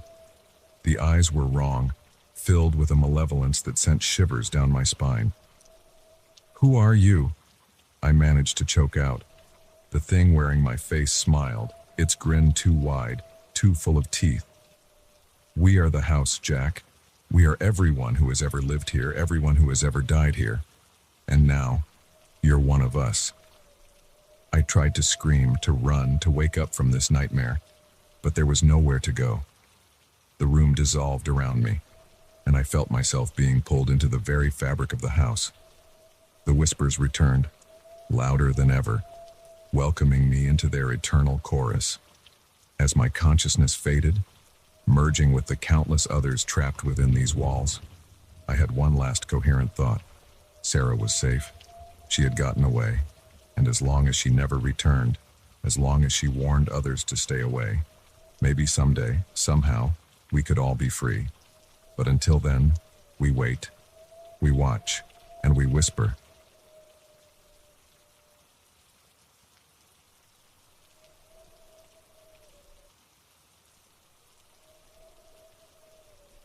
The world came into focus slowly, like an old television warming up.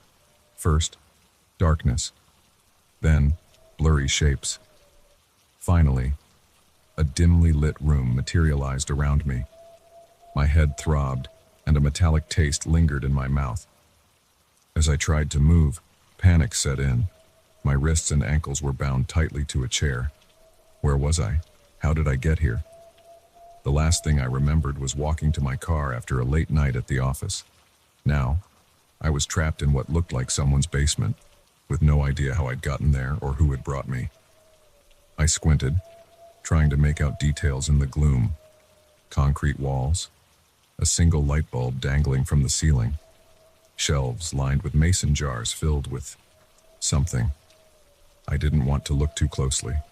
The air was damp and musty, with an underlying scent that made my stomach churn. "Hello," I called out, my voice hoarse and unfamiliar to my own ears. "Is anyone there?" Silence answered me, broken only by the steady drip of water from somewhere in the darkness. I strained against my bonds, but they held fast. Rope, I realized, rough and digging into my skin. As my eyes adjusted to the dim light, more details emerged. A workbench against one wall, its surface cluttered with tools I couldn't quite make out. A door to my left, heavy and metal, like something you'd see in a bunker. And directly in front of me, a video camera on a tripod, its red light blinking steadily. I was being recorded. The realization sent a fresh wave of terror through me. This wasn't a random abduction. This was planned, prepared. Whoever had taken me knew exactly what they were doing. I don't know how long I sat there, alternating between struggling against my bonds and calling out for help. Time seemed to lose all meaning in that windowless room. It could have been hours or days. Finally, I heard it. Footsteps above me, moving across what I assumed was the ground floor. They were slow, deliberate, the sound of someone who knew they had all the time in the world. The footsteps reached the top of the stairs, a pause. Then, the slow creak of someone descending. My heart raced, sweat beating on my forehead despite the chill in the air. This was it. I was about to meet my captor. The door opened with a metallic groan, and a figure stepped into the room. In the dim light, I could make out a man, tall, broad-shouldered, wearing dark clothes and a ski mask that revealed only his eyes. Cold, calculating eyes that regarded me with a mixture of curiosity and something else, something that made my blood run cold. "Good. You're awake," he said, his voice muffled by the mask but still carrying an unsettling hint of amusement. I was beginning to worry I'd used too much chloroform. "Who are you?" I demanded, trying to keep the tremor out of my voice. "What do you want from me?" He chuckled, the sound sending shivers down my spine. Always the same questions. Who am I? What do I want? As if the answers would make any difference. He moved closer, circling my chair like a predator sizing up its prey. But I suppose introductions are in order. You can call me, let's say, Mr. Smith, Generic enough, don't you think? As for what I want, he paused, leaning in close enough that I could smell his breath, mint and something metallic. I want to play a game. My mind raced, trying to make sense of his words. A game. Was this some sick joke? I don't understand, I said, hating how small my voice sounded. Mr. Smith straightened up, moving to stand behind the camera. It's simple, really. I'm going to ask you some questions. If I like your answers, you live. If I don't, he shrugged, the gesture casual, as if he were discussing the weather rather than my potential death. What kind of questions? I asked, desperately trying to buy time to think of a way out of this nightmare. He turned on a light, flooding the room with harsh fluorescent brightness that made me squint. Oh, all sorts. Your past, your fears, your deepest, darkest secrets. I want to know what makes you tick. What makes you, you. As my eyes adjusted to the light, I noticed something that turned my blood to ice. On the workbench, partially obscured by a cloth, was a collection of knives, pliers, and other tools that I didn't want to imagine the purpose of. Mr. Smith followed my gaze and smiled beneath his mask. Don't worry about those just yet. They're for later, if necessary. He turned back to the camera, adjusting it slightly. Now, shall we begin? Remember, honesty is key. I'll know if you're lying. What followed was the most terrifying interrogation of my life. Mr. Smith's questions ranged from mundane, "What's your favorite color?" to deeply personal, "What's the worst thing you've ever done?" With each answer, he would nod or shake his head, occasionally making notes in a small book he pulled from his pocket. I tried to answer truthfully, aware of the implied threat behind each question. But as the interrogation wore on, I found myself revealing things I'd never told anyone. Childhood traumas, secret fears, shameful desires. It was as if the pressure of the situation had broken down all my internal barriers. Fascinating, Mr. Smith murmured after a particularly painful confession about a past relationship. You humans never cease to amaze me with your capacity for self-delusion. The way he said, "You humans," sent a chill through me. What do you mean? I asked, my throat dry from talking for so long. He tilted his head, regarding me with those cold eyes. Oh, did I say that out loud? How careless of me. But since you ask... He leaned in close again, his voice dropping to a whisper. Let's just say I'm not from around here. Before I could process what he meant, he straightened up and clapped his hands together. Well, I think that's enough for now. You've been a wonderful subject. So open, so honest. It's refreshing, really. A wave of relief washed over me. Was it over? Was he going to let me go? But then he reached for the cloth covering the tools on the workbench, and my heart sank. Of course, he continued, his tone conversational. Now comes the really interesting part. You see, anyone can be honest when they're scared, but true honesty, that only comes with pain. He selected a wicked-looking knife, testing its edge with his thumb. Now, let's see what secrets are hiding beneath that skin of yours, shall we? I screamed then, a raw, primal sound that echoed off the concrete walls. I begged, I pleaded, I promised him anything if he would just let me go. But Mr. Smith simply shook his head, almost sadly. I'm sorry, he said, not sounding sorry at all. But this is necessary. For science, you understand. As he approached me, knife glinting in the harsh light, I closed my eyes and prayed for it to be quick. But I knew, deep down, that whatever Mr. Smith had planned would be anything but quick. The pain, when it came, was beyond anything I could have imagined. It felt like my very soul was being flayed open, every nerve ending set on fire. Through it all, Mr. Smith kept asking questions, his voice calm and detached, as if he were conducting a routine interview rather than torturing a helpless victim. I don't know how long it lasted. Time lost all meaning in that basement of horrors. At some point, mercifully, I lost consciousness. When I came to, I was lying on a hospital bed, surrounded by beeping machines and concerned faces. The police told me I had been missing for 3 days before being found on the side of the road, battered and barely alive. They asked me questions, so many questions, about what had happened and who had taken me, but I couldn't give them answers. The memories were there, lurking just beneath the surface, but every time I tried to access them, my mind shied away, protecting me from the full horror of what I had endured. Weeks passed. My physical wounds healed, but the mental scars remained. I jumped at every shadow, flinched at every unexpected sound. Sleep became a luxury, interrupted by nightmares of cold eyes and glinting knives. And always, there was the nagging feeling that it wasn't over, that Mr. Smith was still out there, watching, waiting. I would catch glimpses of a tall figure in a crowd, or hear a muffled voice that sounded eerily familiar. But when I turned to look, there was never anyone there.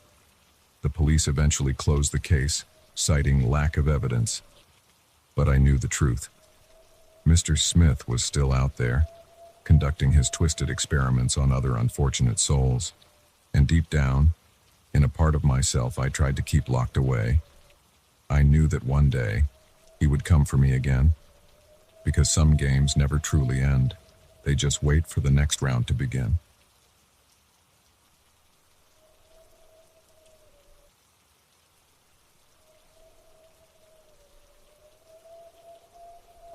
It started with a glimpse, just a flash of a familiar face in a crowd, gone before I could be sure it was real.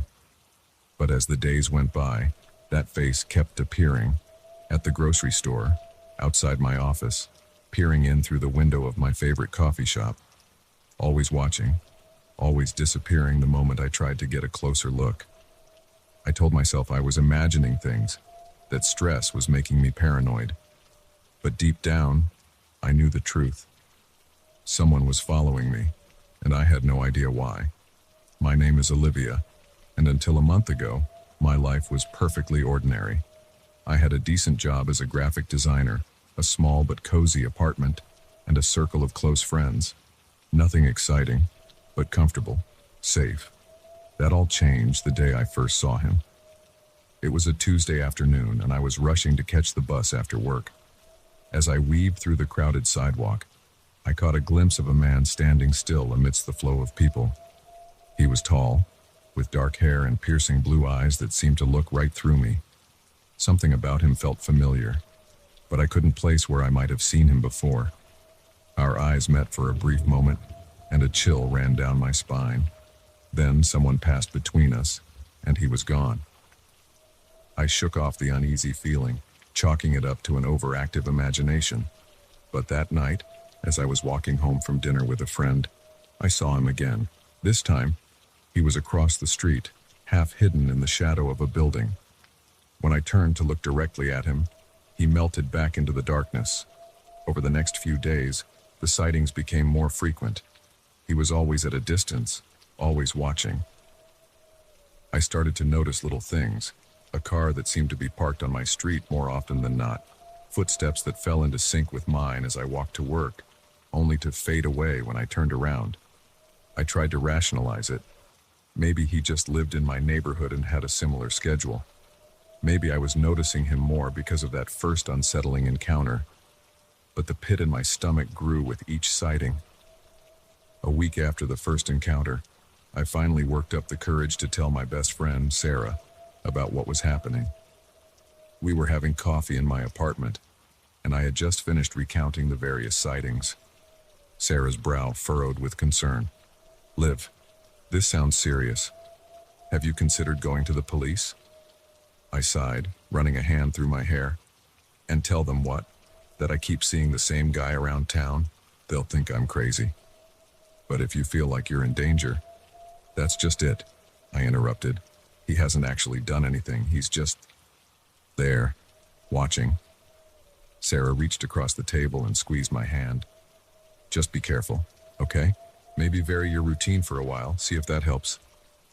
I nodded, grateful for her concern. But as I walked her to the door, I couldn't shake the feeling that we weren't alone. I peered out the peephole after she left, half expecting to see him standing in the hallway, but there was nothing. Taking Sarah's advice, I started changing up my daily patterns. I took different routes to work, went to new cafes for lunch, even switched up my grocery shopping schedule. For a few days, it seemed to work. The sighting stopped, and I began to relax. Then, on a rainy Saturday afternoon, it all came crashing down. I was curled up on my couch with a book when my phone buzzed with a text from an unknown number. My blood ran cold as I read the message. "Blue sweater looks nice on you. Brings out your eyes." I dropped the phone like it had burned me, my heart racing. I was wearing a blue sweater, one I had just bought yesterday. How could he know? I rushed to the window, scanning the street below. There, across the road, partially hidden behind a parked van, was a familiar figure. As I watched, he raised a hand in a mock wave. Panic seized me. I ran to the door, double-checking that it was locked. Then I closed all the blinds, plunging the apartment into semi-darkness.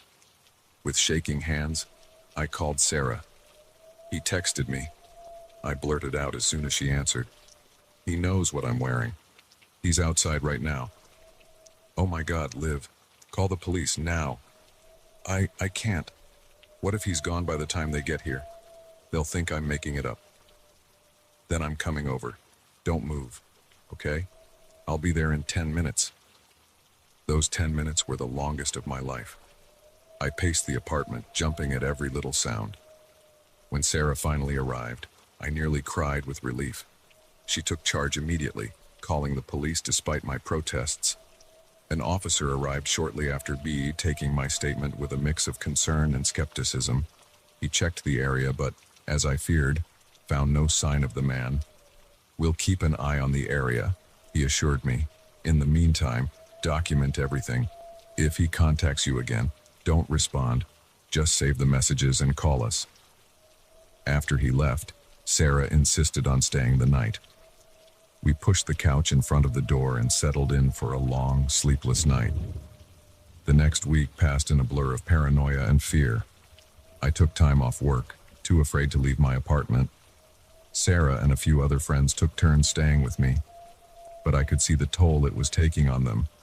They were worried, but I could also sense their growing skepticism. Was I really being stalked? Or was I having some kind of breakdown? I started to doubt myself. Maybe I was imagining it all. Maybe the stress of work and life had finally gotten to me, manifesting as this paranoid delusion. But then, just as I was considering seeing a therapist, it happened. I woke up in the middle of the night to find him standing at the foot of my bed. I opened my mouth to scream, but no sound came out. He smiled, a cold, mirthless expression that sent chills down my spine. "Hello, Olivia," he said, his voice surprisingly soft. "I think it's time we had a chat, don't you?" I scrambled backward, pressing myself against the headboard. "Who are you? What do you want?" He tilted his head, regarding me with those piercing blue eyes. "Who I am isn't important. As for what I want..." He paused, considering. "I want you to remember." "Remember what?" I asked, my voice barely above a whisper. He stepped closer, and I noticed for the first time that he seemed to shimmer slightly, as if he wasn't quite solid. "Everything. Who you really are. What you're capable of." A flood of images suddenly assaulted my mind, flashes of places I'd never been, people I'd never met, things I'd never done, but they felt real, more real than the life I thought I knew. I gasped, clutching my head as the memories threatened to overwhelm me. What's happening to me? The man, if he even was a man, smiled again, but this time it was tinged with sadness. "You're waking up, Olivia. This life, this identity, it's all been a dream, a hiding place. But it's time to come back now. They need you." As he spoke, the world around me began to dissolve. The familiar contours of my bedroom blurred and faded. replaced by a stark white room filled with blinking lights and strange machinery. I was lying on some kind of table, wires and tubes connected to my body. Panic seized me as I tried to make sense of what I was seeing. No, this isn't real. This can't be real. The man was still there, but he looked different now. Older, with lines of worry etched into his face. "I'm sorry, Olivia. I know this is disorienting, but we had to hide you, to keep you safe. The attack. We almost lost you. This was the only way to give your mind time to heal." Memories continued to flood back. A life so different from the one I thought I knew. I wasn't Olivia the graphic designer. I was Captain Olivia Chen, lead pilot of the interstellar vessel Horizon. We had been on a critical mission when we were ambushed. The attack had left me critically injured, my mind shattered. "How long?" I managed to ask, my real voice hoarse from disuse. "6 months, the man, Dr. Reeves, I now remembered, replied. "We kept you in a simulated reality while your body and mind recovered, but now we need you back. The threat that attacked us, it's getting closer. You're our best hope, Olivia." As the last vestiges of my false life faded away, I felt a mix of grief and determination settle over me. The quiet, ordinary life I thought I knew had never been real. But this was real. This was who I truly was. I took a deep breath, steeling myself for whatever was to come. "All right, doctor, tell me everything. What do we need to do?" As Dr. Reeves began to brief me on the situation, I couldn't help but feel a twinge of longing for the simpler life I was leaving behind. But I pushed it aside. I had a job to do, a mission to complete. And this time, I was ready. The stalker who had terrified me turned out to be my own subconscious, trying to wake me up. Now that I was awake, it was time to face the real threat, one that endangered not just me, but all of humanity. As I listened to Dr. Reeves, I silently said goodbye to Olivia, the graphic designer. Captain Chen had work to do.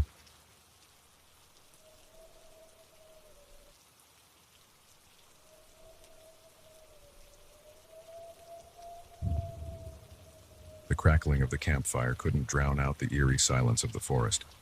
It was our third night in the wilderness, and something felt off. The usual chorus of crickets and night birds had gone quiet, replaced by an oppressive stillness that set my teeth on edge. As I gazed into the flames, a twig snapped in the darkness beyond our camp. My head snapped up, eyes straining to pierce the gloom. And that's when I saw it, a pair of eyes, glowing an unnatural shade of red, watching us from the tree line. I blinked, and they were gone, but the feeling of being watched remained. "Hey, did you guys see that?" I asked, trying to keep my voice steady.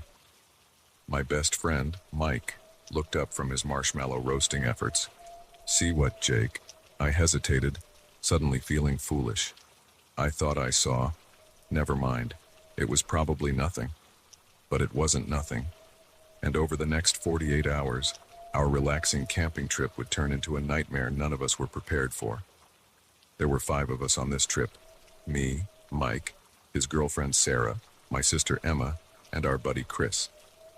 We'd been planning this getaway for months, a chance to disconnect from the world and enjoy some time in nature before the chaos of senior year hit us. The first 2 days had been great. We'd hiked, swam in the crystal clear lake, and spent our evenings around the campfire, sharing stories and dreams for the future.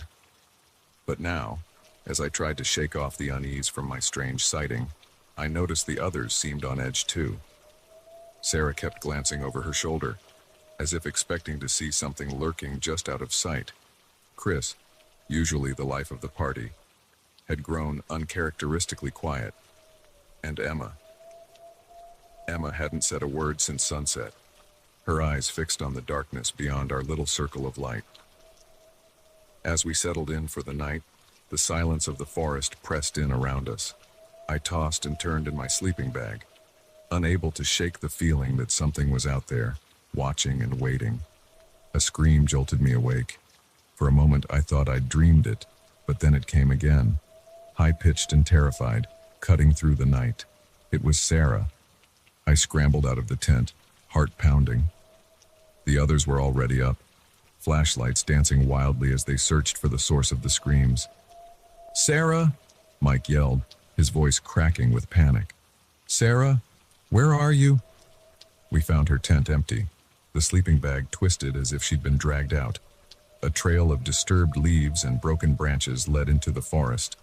Without hesitation, we plunged into the trees, calling Sarah's name. The forest seemed to swallow our voices, the darkness pressing in around the beams of our flashlights. We'd been searching for what felt like hours when Chris suddenly stopped short. "Guys," he whispered, his voice tight with fear. "Look." He pointed his flashlight at a nearby tree. There, carved deep into the bark, was a symbol, a circle with a jagged line through it. It looked fresh, the exposed wood still oozing sap. "What the hell is that?" Emma asked, her voice barely above a whisper. Before anyone could answer, a twig snapped behind us. We whirled around, flashlights cutting through the gloom. For a split second, I caught a glimpse of something tall and thin, its skin an unnatural shade of gray. Then it was gone, melting into the shadows with inhuman speed. "Run!" I yelled, grabbing Emma's hand and pulling her along. We crashed through the underbrush, branches whipping at our faces. I could hear something behind us, moving with a speed that no human could match. My lungs burned, and my legs felt like lead, but terror kept me going. Suddenly, the trees opened up, and we found ourselves on the shore of the lake. The water stretched out before us, black and still under the moonlight. "What do we do?" Chris panted, bent over with his hands on his knees. A howl echoed through the forest, a sound like nothing I'd ever heard before. It was followed by Sarah's scream, closer this time. "We have to go back," Mike said, his face pale but determined. "We can't leave her out there."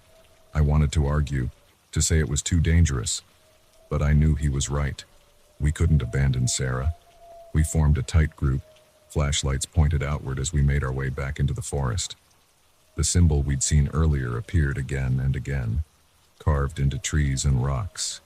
It felt like we were being herded, guided deeper into the woods by some unseen force.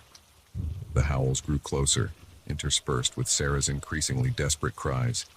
We picked up our pace, hearts pounding in unison with our footfalls. We burst into a clearing and stopped short. In the center stood Sarah, her eyes wide with terror. Around her neck was a crude necklace made of bones and feathers, and surrounding her, arranged in a perfect circle, were more of those strange symbols, glowing faintly in the moonlight. "Sarah!" Mike cried, starting forward. "No," she screamed. "Don't come any closer. They'll kill you." As if on cue, figures emerged from the trees. They were tall, impossibly thin, with elongated limbs and faces that were almost but not quite human. Their skin was a mottled gray, and their eyes glowed that same unnatural red I'd seen earlier. One of the creatures stepped forward, its movements jerky and unnatural. When it spoke, its voice was like rustling leaves and grinding stones. "You have trespassed on sacred ground," it said. "The girl is ours now. Leave, or join her in the sacrifice." Mike lunged forward, but Chris and I held him back. "What are you talking about?" he yelled. "Let her go." The creature tilted its head, an eerily human gesture. "Your kind has forgotten the old ways, the old bargains. Blood must be paid to keep the ancient ones sleeping. If not her, then one of you." My mind raced, trying to make sense of what was happening. This couldn't be real. Things like this didn't exist. And yet, here we were. "Wait," I said, an idea forming. "You said blood must be paid. Does it have to be a life? Or just blood?" The creature considered this, its glowing eyes fixed on me. "Blood is blood," it finally said, "but it must be freely given." I took a deep breath, steeling myself. "Then take mine, let Sarah go, and I'll give you my blood willingly." "Jake, no," Emma cried, grabbing my arm. But I had made my decision. I stepped forward, holding out my arm. "Do we have a deal?"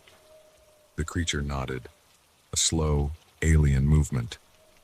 It approached me, one long-fingered hand reaching out. I felt a sharp pain as its claws scraped across my forearm, drawing blood. The effect was immediate. The symbols on the ground flared brightly, and a wind whipped through the clearing, carrying with it whispers in a language I couldn't understand. The creatures threw back their heads and let out a keening wail that made my bones vibrate. And then, as suddenly as it had begun, it was over. The creatures melted back into the forest, leaving us alone in the suddenly silent clearing. We didn't wait around to see if they'd changed their minds. We grabbed Sarah and ran, not stopping until we reached our campsite. We packed up in record time and piled into Mike's car, tires squealing as we peeled out of the campground. As the miles between us and that forest grew, we tried to process what had happened. Sarah was shaken but unharmed. She told us about being taken in the night, about the strange rituals the creatures had performed. It all seemed like a bad dream, but the claw marks on my arm and the bone necklace still around Sarah's neck were very real reminders. We made a pact that night to never speak of what happened to anyone else, who would believe us anyway. But we also swore to research, to try and understand what we had encountered. Because if those things were real, what else was out there in the darkness? It's been a year since that night in the forest. We've graduated high school and moved on with our lives. But none of us will ever forget what we saw, what we experienced. Sometimes, late at night, I swear I can hear those otherworldly howls in the distance, and every full moon, the scars on my arm tingle, a reminder of the bargain I made. We thought we were just going on a camping trip. Instead, we stumbled into a world older and darker than we could have imagined. And now that we know it's out there, we can never truly feel safe in the darkness again. So if you're planning a camping trip, take my advice. Stick to well-traveled paths and popular campgrounds, because you never know what might be lurking in the deep, dark woods, waiting for unsuspecting visitors to stumble into its domain. And if you ever see a symbol, a circle with a jagged line through it, carved into a tree or rock, turn around, leave immediately. Don't look back, because trust me, you don't want to meet what left that mark. Some mysteries are better left unsolved, some darknesses better left unexplored. We were lucky to escape with our lives. The next group might not be so fortunate.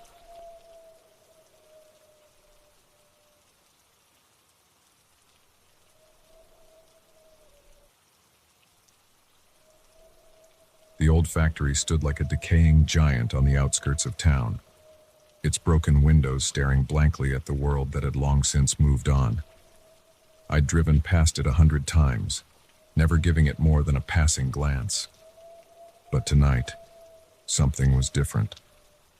A flicker of light danced behind one of those shattered panes, a beacon in the darkness that shouldn't have been there. Curiosity got the better of me, and I pulled over, not realizing that this simple decision would plunge me into a nightmare I never could have imagined. My name is Alex, and I've always been drawn to abandoned places. There's something about the quiet decay, the whispers of lives and stories long forgotten, that calls to me. But this was different. As I killed the engine and stepped out of my car, the air felt heavy, charged with an energy I couldn't explain. The chain-link fence surrounding the property was rusted and sagging, easy enough to slip through if you didn't mind a few scratches. I hesitated for a moment, common sense warring with curiosity, but the light was still there, flickering tantalizingly in the upper floor window, and I had to know what it was. I made my way across the overgrown parking lot, my footsteps crunching on broken glass and crumbling asphalt. The main entrance was boarded up, but I found a side door hanging off its hinges. As I stepped inside, the musty smell of abandonment hit me like a wall, damp concrete, rusting metal, and something else I couldn't quite place. My flashlight beam cut through the gloom, revealing a vast open space filled with the hulking shadows of long dormant machinery.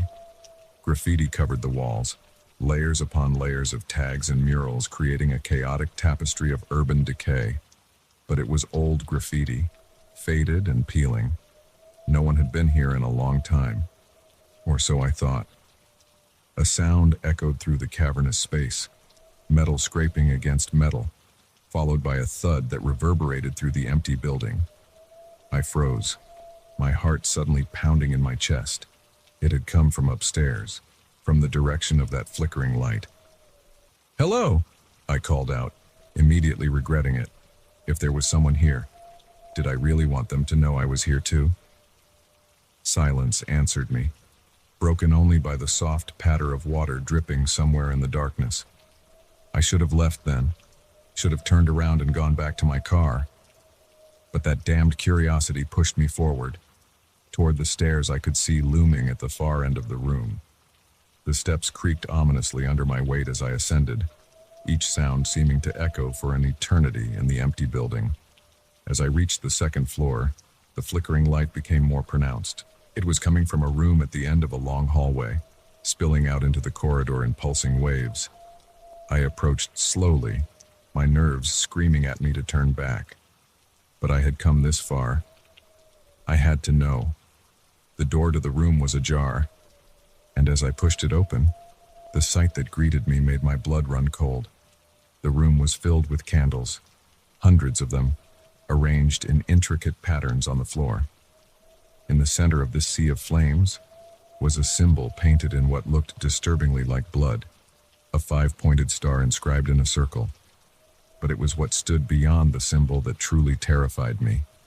A figure, tall and unnaturally thin, its back to me. It was naked, its skin a sickly gray color that seemed to absorb the candlelight rather than reflect it. As I watched, frozen in horror, it began to turn. I ran. I ran faster than I've ever run in my life, taking the stairs 3 at a time, not caring about the noise I was making. Behind me, I heard something, a high, keening wail that no human throat could produce. It spurred me on, panic lending speed to my feet. I burst out of the factory and sprinted for my car, fumbling with the keys as that unearthly cry echoed through the night. As I peeled out of the parking lot, tires squealing, I glanced in my rearview mirror. The figure stood in the factory doorway, its elongated limbs silhouetted against the flickering candlelight behind it. And though I couldn't make out its face, I knew it was watching me. I didn't stop driving until I was safely locked in my apartment, my heart still racing. As the adrenaline faded, I tried to make sense of what I had seen. It couldn't have been real. Maybe it was an elaborate prank, or some kind of art installation. But deep down, I knew the truth. What I had witnessed was something beyond my understanding, something that shouldn't exist in our world. Sleep eluded me that night, and the nights that followed. Every time I closed my eyes, I saw that figure, heard that inhuman wail. I became obsessed, spending hours researching occult symbols and paranormal phenomena, trying to find some explanation for what I had encountered. A week after that night at the factory, I noticed something that made my blood run cold. A symbol etched into the sidewalk outside my apartment building, a 5-pointed star in a circle, the same symbol I had seen painted on the factory floor. Panic seized me. Had it followed me home? Was I being watched? I began to see the symbol everywhere, scratched into park benches, spray painted on alley walls, even formed by the arrangement of pebbles on the sidewalk. It was as if the city itself was trying to send me a message, one I was terrified to decipher. I stopped sleeping, stopped eating. My friends grew worried, but I couldn't bring myself to tell them what was happening. Who would believe me? I was half convinced I was going insane. Then came the night I woke to find candles burning in my bedroom, arranged in the same intricate patterns I had seen in the factory.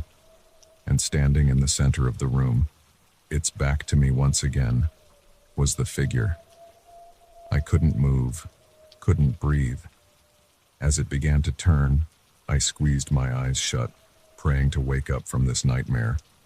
But when I opened them again, it was still there, and this time I saw its face. It was beautiful, terrifyingly, impossibly beautiful. Its features were almost human, but too perfect, too symmetrical. Its eyes were pools of swirling darkness that seemed to go on forever. When it spoke, its voice was like music and breaking glass all at once. "You have seen," it said, "and now you must choose." "Choose what?" I managed to whisper, my voice hoarse with fear. "To forget or to know, to return to your world of comforting lies, or to embrace the truth that lurks in the shadows." I wanted to choose to forget, to go back to my normal life where things like this didn't exist. But as I stared into those fathomless eyes, I knew I couldn't. The curiosity that had led me into that factory now pushed me toward a decision I knew I could never take back. "I want to know," I said, the words escaping before I could stop them. The being smiled, a sight both beautiful and terrible. Then, "No, you shall." It reached out one long-fingered hand and touched my forehead, and suddenly, I saw everything. The true nature of reality unfolded before me, layer upon layer of truths that humanity was never meant to comprehend. I saw beings of light and shadow that existed alongside us, unseen and unknown.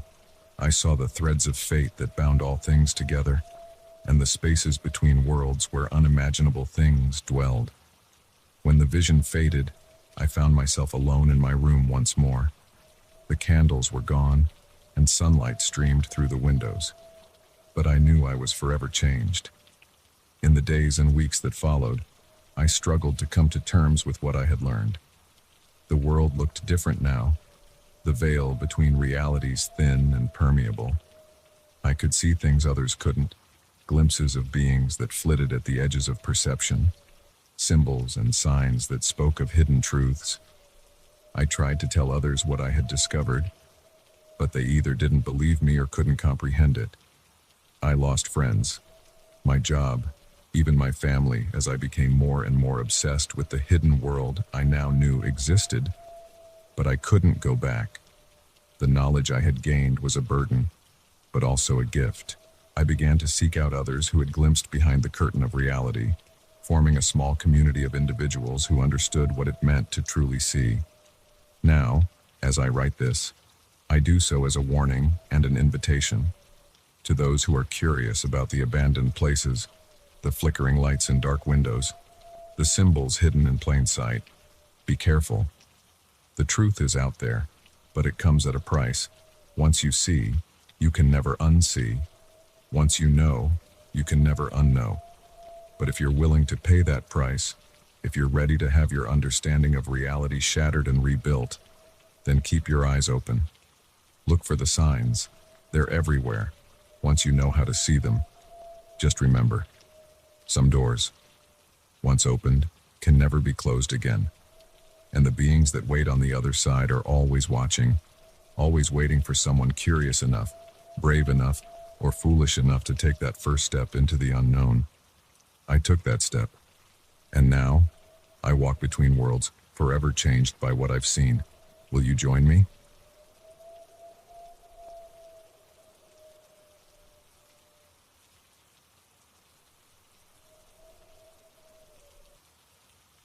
The night security job at Oakwood Mall seemed perfect, easy money for minimal effort. But as I sat in the quiet food court at 2 a.m., staring at the security camera feeds, I realized how wrong I'd been. The mannequins in the shop windows shouldn't have been moving, and they definitely shouldn't have been staring right back at me. My name's Mike, and until that night, I'd never believed in anything supernatural. Ghosts, monsters, things that go bump in the night, they were all just stories to me. Funny how quickly beliefs can change when you're faced with the impossible. It was my third week on the job, and I'd fallen into a comfortable routine. Clock in at 10 p.m., do a quick sweep of the mall, then settle into the security office to watch the cameras and maybe catch up on some reading. The mall was always eerily quiet at night, but I'd gotten used to it, or so I thought. That night started like any other. I did my rounds, checking that all the stores were locked up tight. As I passed by the big department store, I paused for a moment, looking at the window display. The mannequins were arranged in a summer beach scene, frozen in poses of carefree joy. I remember thinking it was a bit creepy, all those blank faces staring out into the darkness. If only I'd known how much creepier it was about to get. Back in the security office, I poured myself a cup of coffee and settled in for the long night ahead. The wall of monitors in front of me showed various angles of the mall, empty corridors, dark storefronts, the silent food court. I'd been flipping through a magazine when movement on one of the screens caught my eye. At first, I thought it was just a trick of the light, or maybe my tired eyes playing tricks on me. But as I focused on the screen showing the department store window, I saw it again. One of the mannequins, a female figure in a sundress, had definitely moved. Its arm, which had been raised in a cheerful wave, was now at its side. I blinked hard, rubbing my eyes. This couldn't be real. Mannequins don't move. But as I watched, another one turned its head, slowly and deliberately, until it was facing the camera, facing me. My heart began to race. I flipped through the other cameras, and to my horror, I saw the same thing happening all over the mall. In every store window, in every display, mannequins were moving, slowly, jerkily, but unmistakably alive. I shot to my feet, knocking over my chair in the process. This had to be a prank, right? Some elaborate setup by the other security guards to freak out the new guy. But deep down, I knew that wasn't the case. The fear coursing through me was too real, too primal. I grabbed my flashlight and radio, though I don't know who I thought I'd be calling. My hand shook as I reached for the door handle. Part of me wanted to stay locked in the security office until dawn, but I knew I had to investigate. It was my job, after all. The mall corridors seemed longer and darker than ever as I made my way toward the department store. My flashlight beam bounced off the polished floors, creating strange shadows that made me jump at every turn. As I approached the store, I could see the window display. The mannequins were back in their original positions, looking for all the world like ordinary plastic figures. But I knew what I'd seen. Steeling myself, I unlocked the store's security gate and stepped inside. The air felt thick and oppressive, like the whole place was holding its breath. My flashlight swept across racks of clothes, shelves of merchandise, and scattered displays. Everything looked normal, but there was a tension in the air, a sense of wrongness that made the hair on the back of my neck stand up. I moved deeper into the store, towards the window display. The mannequins stood silent and still, their blank faces betraying nothing. I reached out a trembling hand to touch one, half expecting it to grab me, but it was just cold, lifeless plastic. I let out a shaky breath, feeling foolish. Maybe I had imagined it after all. Too many late nights, too much caffeine, an overactive imagination. There were plenty of rational explanations. That's when I heard it. A sound like plastic scraping against plastic, coming from behind me. I whirled around, my flashlight beam cutting through the darkness, and there, in the middle of the store, stood a mannequin that I knew for certain hadn't been there before. It was facing me, its head tilted at an unnatural angle. I stumbled backward, my heart pounding so hard I thought it might burst out of my chest. The mannequin took a step forward, its movement jerky and unnatural, then another, and another. I turned and ran, not caring about anything except getting out of there. I could hear more movement behind me, the sound of dozens of plastic feet shuffling across the floor. I didn't look back. I didn't dare. I burst out of the store, slamming the security gate shut behind me, but it wouldn't hold them for long. I could see other mannequins emerging from other stores, all of them converging on me. I ran through the mall, my footsteps echoing off the high ceilings. Every store I passed, more mannequins joined the pursuit. They moved with a single-minded purpose, their blank faces somehow radiating malevolence. I made it to the main entrance, fumbling with my keys to unlock the doors. I could hear them getting closer, that horrible scraping sound growing louder. Just as I got the door open, I felt something grab my ankle. I looked down to see a child-sized mannequin, its plastic fingers wrapped around my leg. With a cry of terror, I kicked it away and burst out into the cool night air. I ran to my car, not stopping until I was inside with the doors locked. As I sped out of the parking lot, I glanced in my rearview mirror. The mannequins had come to a stop at the edge of the mall entrance. They stood there, dozens of them, watching my car disappear into the night. I drove until the sun came up, too terrified to stop. When I finally calmed down enough to think rationally, I knew I had to report what happened. But who would believe me? I called in sick for my next shift, then the next. Finally, I worked up the courage to go back to the mall, in broad daylight when it was full of shoppers. Everything looked normal. The mannequins were back in their displays, posing innocently as if nothing had happened. My boss was upset that I'd abandoned my post, but seemed more concerned about covering up my absence than anything else. When I tried to tell him what I'd seen, he looked at me like I was crazy. Maybe I am crazy. Maybe it was all some sort of hallucination or mental breakdown. But every time I pass a store window, every time I see a mannequin, I feel that same fear. Because I know the truth. When the lights go out and the stores close, they wake up, they move, they hunt. I quit my job at the mall. I avoid shopping centers altogether now. But I can't shake the feeling that it's not over. Sometimes, at night, I swear I can hear that scraping sound outside my window. And when I look out, I catch glimpses of still white figures quickly ducking out of sight. So if you're ever in a mall after hours, if you ever have to walk past those dark store windows, remember my story. And whatever you do, don't look too closely at the mannequins, because they might just be looking back at you.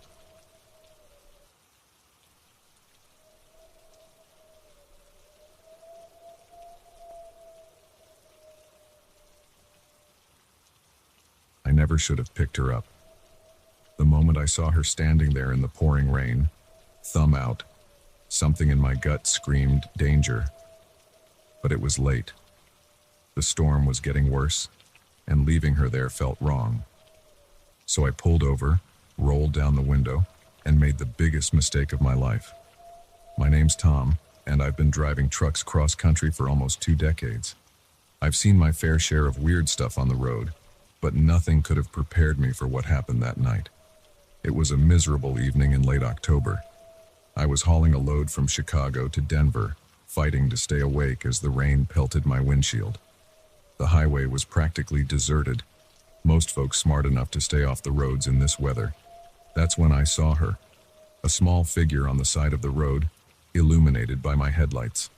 As I got closer, I could make out more details. A young girl, maybe 12 or 13, soaked to the bone in a tattered yellow dress. She looked up as I approached, and something about her eyes made me shiver. I slowed down, my better judgment warring with my conscience. I couldn't just leave a kid out here in this storm, could I? Before I knew it, I was pulling over onto the shoulder. "Hey there," I called out as I rolled down the window. "You okay? Need a ride?" The girl smiled, and my blood ran cold. There was something off about that smile. Too wide, too many teeth. But before I could process it, she was speaking.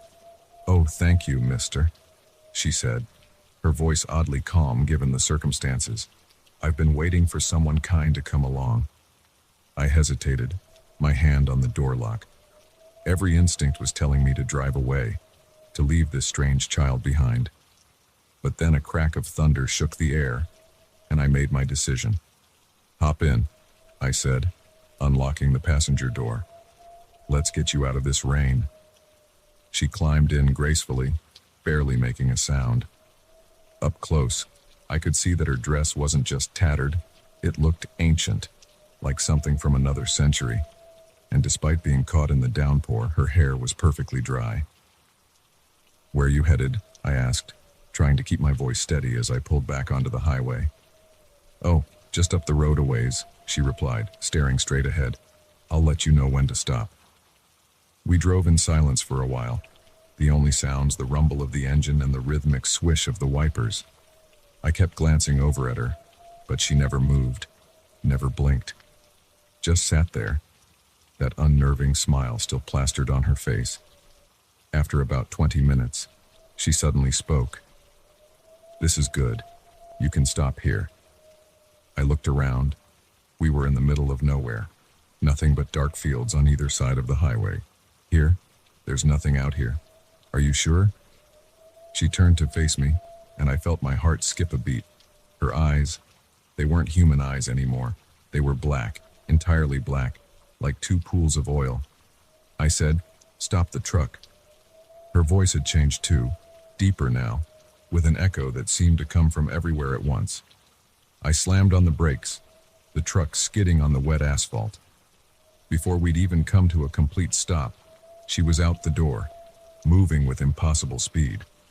I sat there, hands gripping the wheel, trying to process what had just happened. Had I imagined it? Was I so tired that I was hallucinating? Then I heard it, a sound coming from the back of the truck, like something heavy being dragged across metal. I looked in my side mirror and felt my heart stop.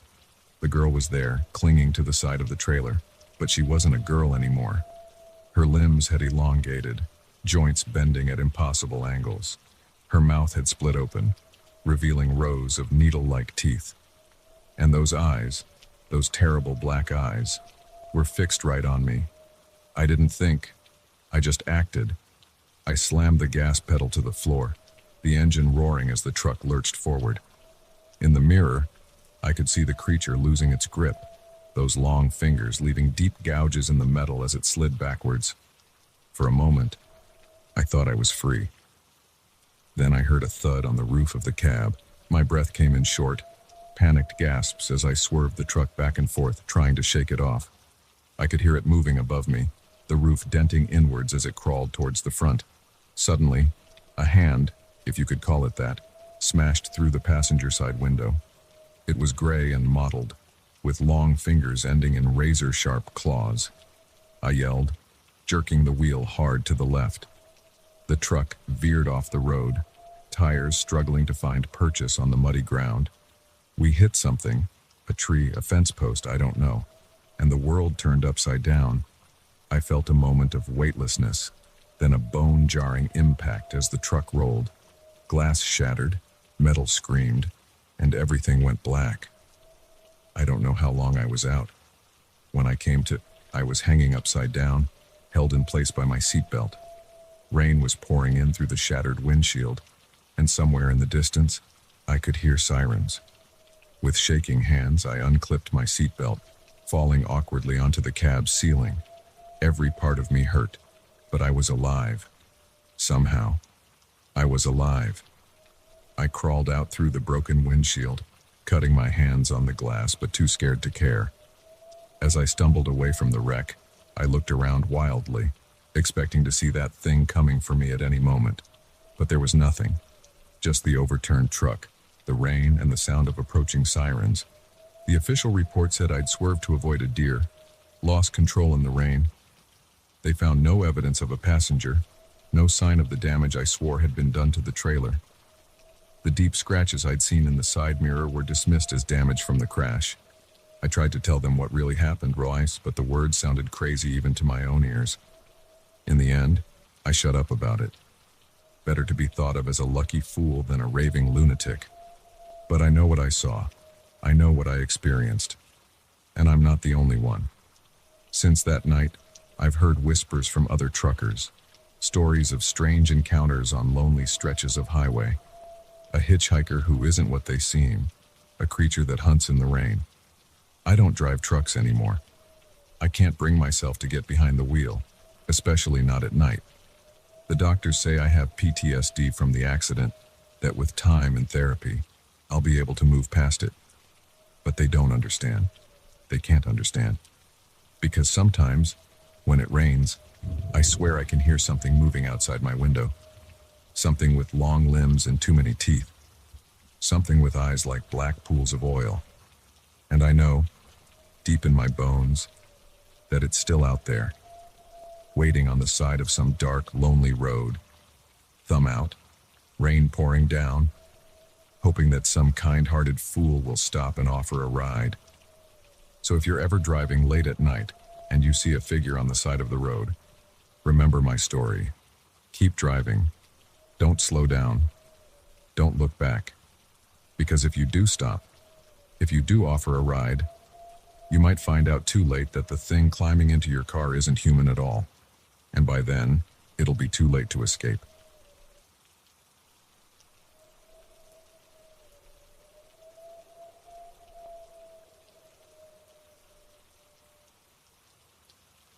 All right, I'll do it. But only if you go first, Jake.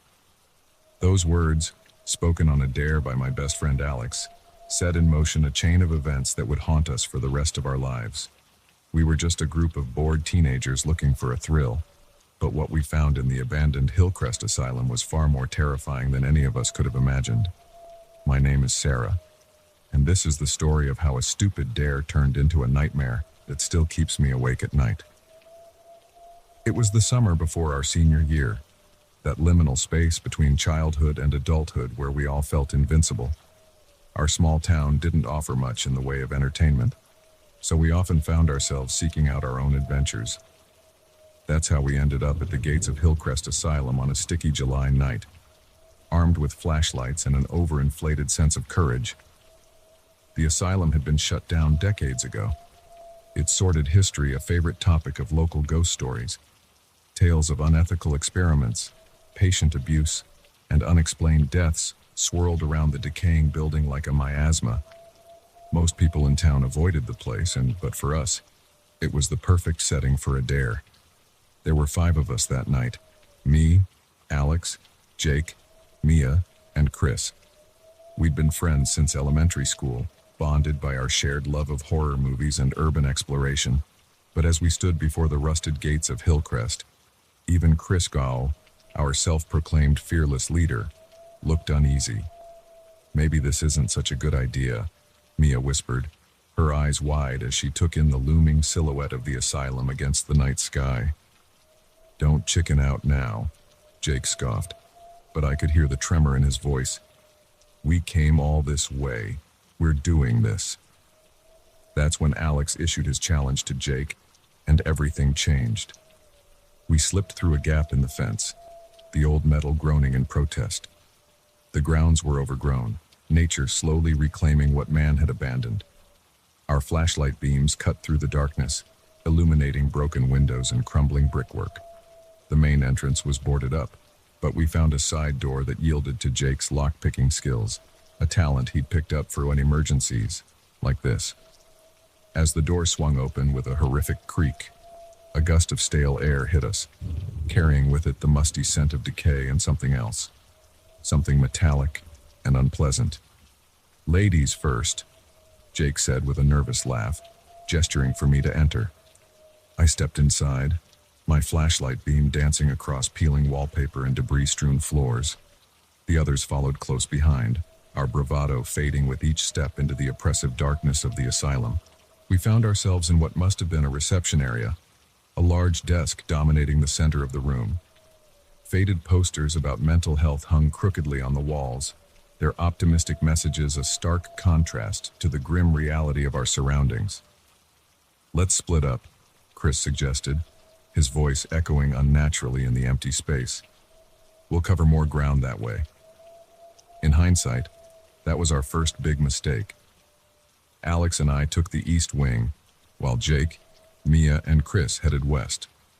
As we moved deeper into the asylum, the air grew thicker, harder to breathe. Our flashlights seemed to struggle against the darkness, the beams weaker than they should have been. We passed through what must have been patient rooms, small cells with rusted bed frames still bolted to the floors. Graffiti covered some walls, but others bore scratch marks that made my skin crawl. Had those been made by patients, desperate to escape, or by something else?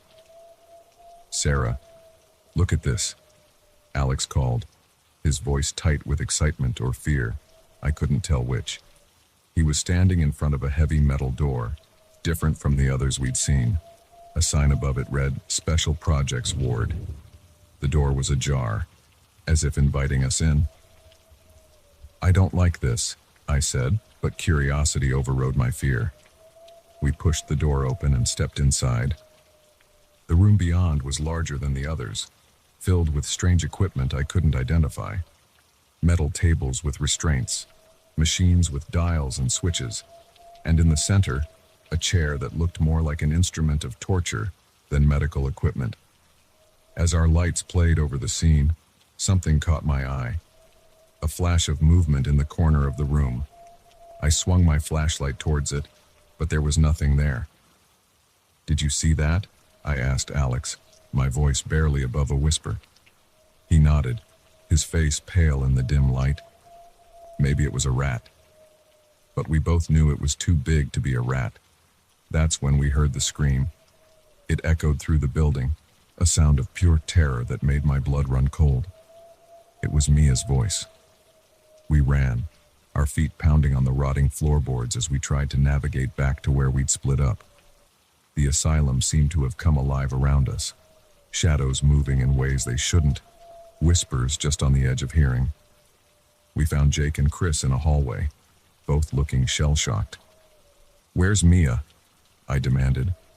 "We don't know," Chris said, his voice shaking. "She was right behind us, and then she wasn't." Another scream pierced the air, closer this time. We followed the sound, our hearts racing. It led us to a stairwell, the steps leading down into impenetrable darkness. "Ach, the basement," Jake whispered, voicing what we were all thinking. We descended slowly, each step creaking ominously beneath our feet. The air grew colder, damper. Our flashlights barely seemed to penetrate the gloom.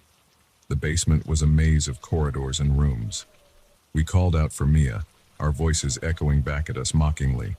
Then we heard it, a soft sobbing coming from behind a closed door. Jake reached for the handle, but I stopped him. "Wait," I said. "Something's not right." But he was already turning the knob, pushing the door open. Our flashlights illuminated a small, bare room, and there, huddled in the corner, was Mia. "Oh, thank God," Chris exclaimed, rushing towards her. That's when Mia looked up, and I felt my heart stop. Her eyes were wrong, completely black, like empty sockets. Her mouth opened in a silent scream, revealing rows of sharp, needle-like teeth. Chris stumbled backward, but it was too late. The thing that wasn't Mia lunged, moving with impossible speed. I heard Chris scream, saw a spray of blood, and then chaos erupted. We ran.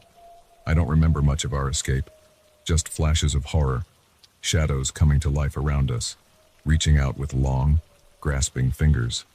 The sounds of shuffling feet and inhuman shrieks echoing through the corridors.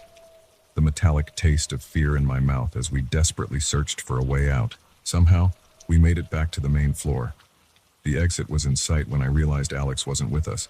I turned back, screaming his name, but Jake grabbed my arm and pulled me towards the door.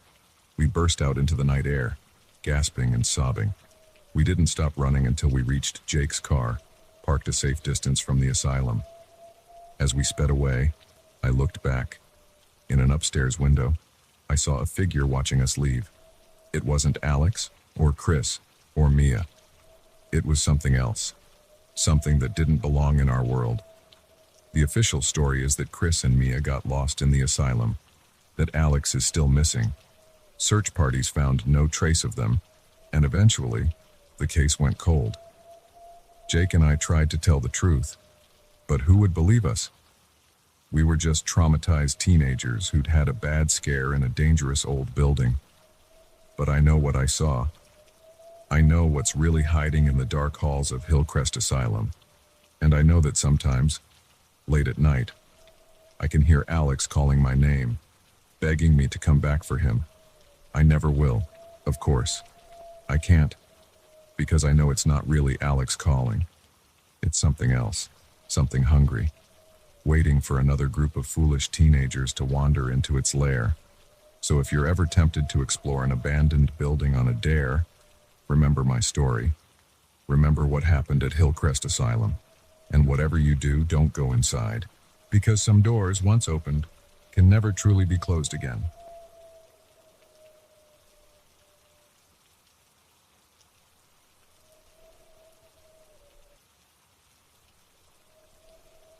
The moment I stepped onto the beach, I knew something was off. The sand was too perfect, the waves too rhythmic, and the smiles of the locals too wide. But it wasn't until I overheard them discussing plans for the newcomer that I realized this island paradise was hiding a sinister secret. My name is Emma, and what was supposed to be a relaxing solo vacation turned into a fight for survival against a threat I still struggle to comprehend. I'd booked the trip on a whim, needing to escape the stress of my high-pressure job in the city. The travel agent had raved about this small, lesser-known island in the Caribbean. "It's like stepping into paradise," she'd gushed. "The locals are so friendly, you'll feel like part of the community in no time." If only I'd known how right she was, and how terrifying that would turn out to be. The first day was idyllic. I spent hours lounging on the pristine beach, sipping fruity cocktails and letting the sound of the waves wash away my worries. The locals were indeed friendly, almost excessively so. They greeted me with broad smiles and insisted on showing me around, recommending the best spots to eat and relax. It wasn't until the second day that I started noticing the oddities. The way conversations would stop abruptly when I approached. The strange symbols carved into trees and rocks around the island. The fact that I seemed to be the only tourist around, despite this being peak season. On the third day, I decided to explore the island's interior, hoping a hike would clear my head of the growing unease. The jungle was dense and humid, alive with the sounds of exotic birds and insects. As I pushed deeper into the greenery, the sounds of the resort faded away, replaced by an eerie silence. That's when I heard the voices. At first, I thought it was just other hikers, but as I got closer, I realized they were speaking in hushed, urgent tones. I crouched behind a large fern, my heart pounding as I strained to make out the words. "The newcomer is perfect," one voice said, a man's, deep and authoritative. "She's alone. No one will miss her." "But what if she resists?" Another voice, a woman's, asked. The last one caused problems. "She won't," the man replied confidently. "By the time she realizes what's happening, it'll be too late. The ceremony is tomorrow night. Make sure everything is prepared." I stumbled backward, my mind reeling. Ceremony? What ceremony? And why did I have the sickening feeling that I was the newcomer they were discussing? I tried to retrace my steps, but in my panic, I must have taken a wrong turn. The jungle seemed to close in around me, the trees looking less like plants and more like grasping hands reaching out to ensnare me. After what felt like hours, I finally broke through the tree line, emerging onto a small, secluded beach I hadn't seen before. And there, arranged in a perfect semicircle facing the sea, were 13 stone altars. Each altar was stained dark with what I prayed wasn't blood. Strange symbols were carved into their surfaces, similar to the ones I'd seen around the island. But it was what lay on top of the central altar that made my blood run cold. A curved obsidian knife, its edge wickedly sharp. I knew then that I had to get off this island, and fast. I ran back to my bungalow, my mind racing with escape plans. But as I burst through the door, I realized I wasn't alone. My room had been searched, my belongings strewn about, and sitting calmly on my bed was one of the locals, the bartender who had been so eager to chat with me on my first day. "Going somewhere?" he asked, his smile no longer friendly but predatory. I didn't stop to chat. I turned and ran, barefoot and terrified, into the growing darkness. Behind me, I could hear shouts and the sound of pursuit. The entire island seemed to come alive with movement, shadows flitting between the trees as the locals gave chase. I made it to the small marina where I'd arrived just days ago, praying there would be a boat, any boat, I could use to escape. But the docks were empty, save for a single elderly man slowly coiling a rope. Please," I gasped, out of breath from running. "I need help. I need to get off this island." The old man looked at me, his rheumy eyes sad. "I'm sorry, child," he said softly, "but no one leaves the island, not until the old ones are satisfied." A hand clamped down on my shoulder, and I spun to find myself surrounded by smiling locals. Their eyes glittered with an unnatural light in the darkness. "It's time," the bartender said, his grip painfully tight. The ceremony awaits. They dragged me back to the hidden beach, my struggles useless against their inhuman strength. The 13 altars were now lit by flickering torches, casting long shadows across the sand. The entire population of the island seemed to be gathered, forming a circle around the grotesque scene. They forced me onto the central altar, the stone cold against my back. As they began to chant in a language I didn't recognize, I saw the water start to churn. Something was rising from the depths. Something huge and ancient and utterly alien. Just as the bartender raised the obsidian knife, a blinding light flooded the beach. For a moment, I thought I was hallucinating, that my mind had snapped under the weight of the horror I was experiencing. But then I heard the wonderfully ordinary sound of helicopter rotors, and a voice boomed out over a loudspeaker. "This is the Coast Guard. Remain where you are." The cultists scattered like roaches, disappearing into the jungle with inhuman speed. Whatever had been rising from the ocean sank back beneath the waves, leaving only a few bubbles to mark its passage. As it turned out, my friends had grown worried when they couldn't reach me and had contacted the authorities. The island, they discovered, had a dark history of missing tourists and strange occurrences that had been covered up for years. I was lucky. I made it off that island alive, though the nightmares of what I saw and what almost happened still haunt me. The official investigation turned up little. By the time a full team arrived, the island was deserted. The locals vanished without a trace. They found the altars, though, and other evidence that confirmed my story. Sometimes, when I close my eyes, I can still hear the chanting, still feel the cold stone at my back. I know that somewhere out there, on other hidden islands and in secret corners of the world, dark ceremonies are still taking place. Ancient, hungry things are still being appeased with blood and terror. So if you're planning a tropical getaway, do your research. Check the history of the place. Read between the lines of those glowing reviews. And if you find yourself on a perfect beach with locals who are just a little too friendly, trust your instincts, because paradise has teeth, and some vacations are one-way trips to places you don't want to go.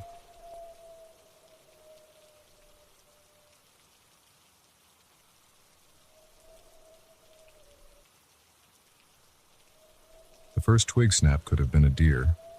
The second, maybe a fox. But when I heard the third, followed by the unmistakable sound of heavy breathing, I knew I wasn't alone in these woods. Something was out there, something big, and it was following me.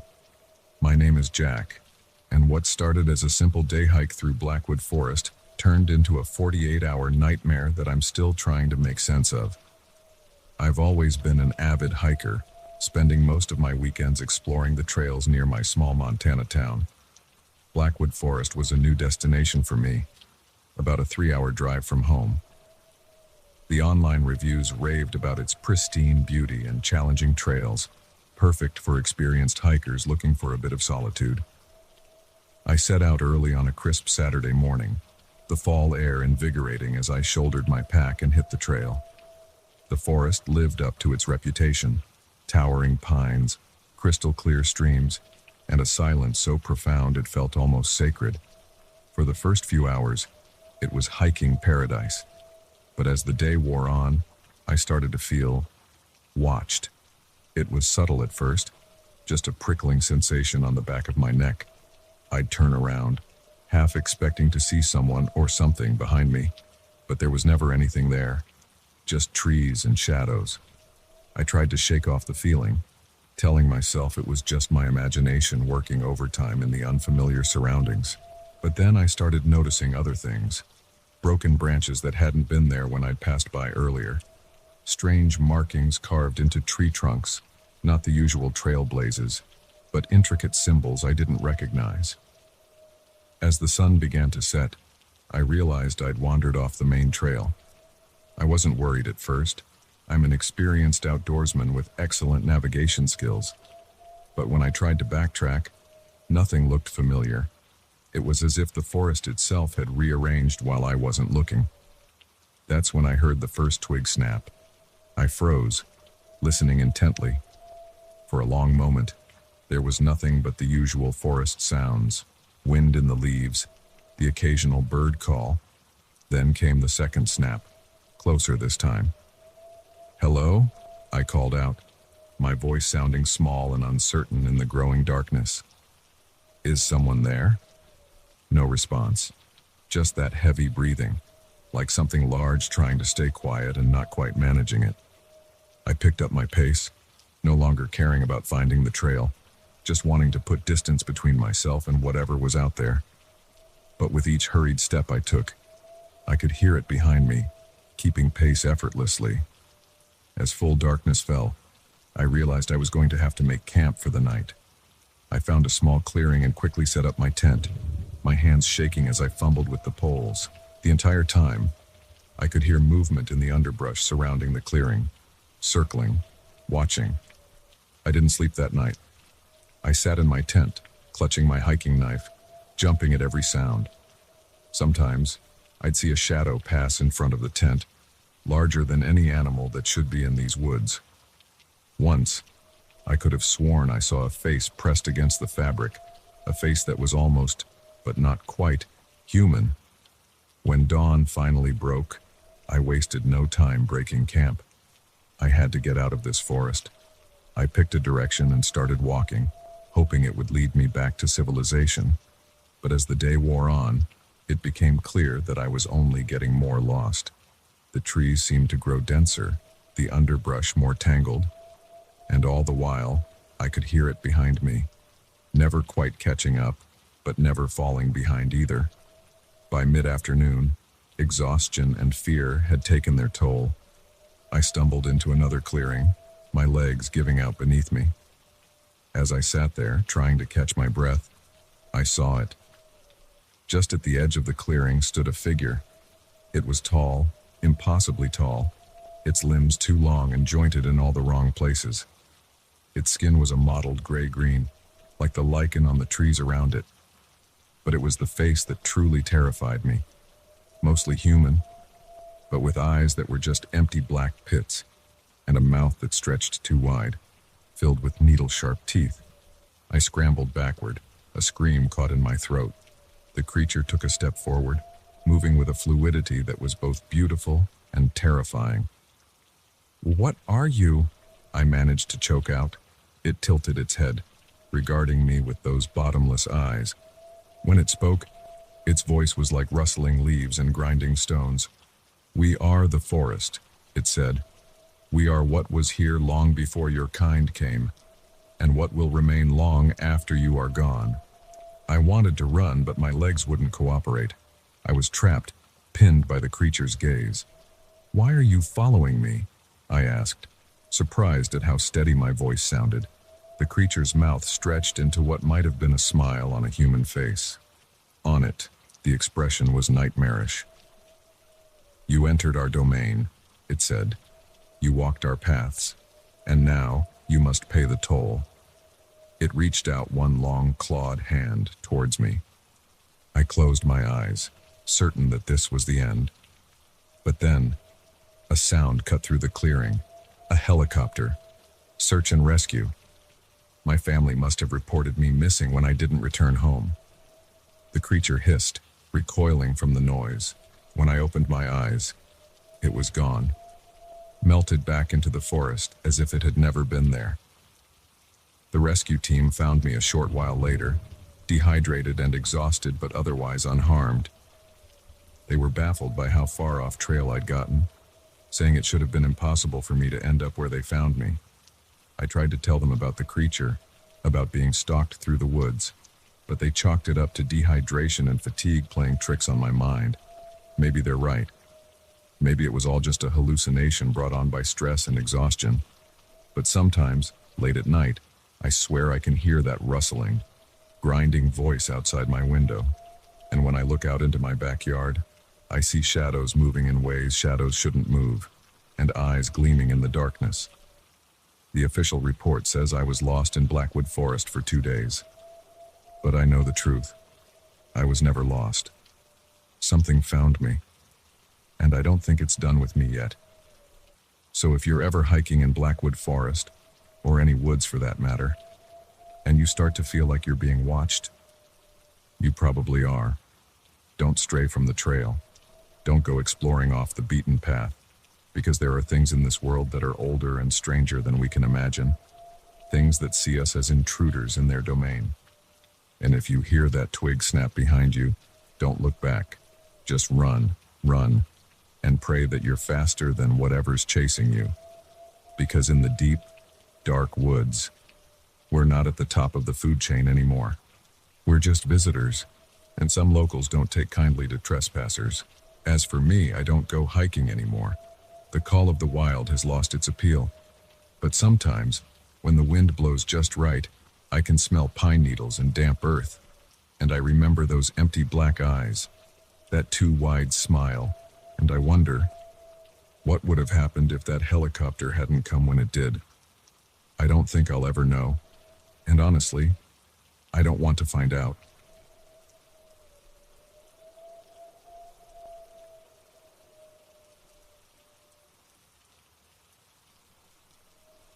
The camera was supposed to help me sleep better. Instead, it showed me things that keep me awake at night, things that shouldn't be possible.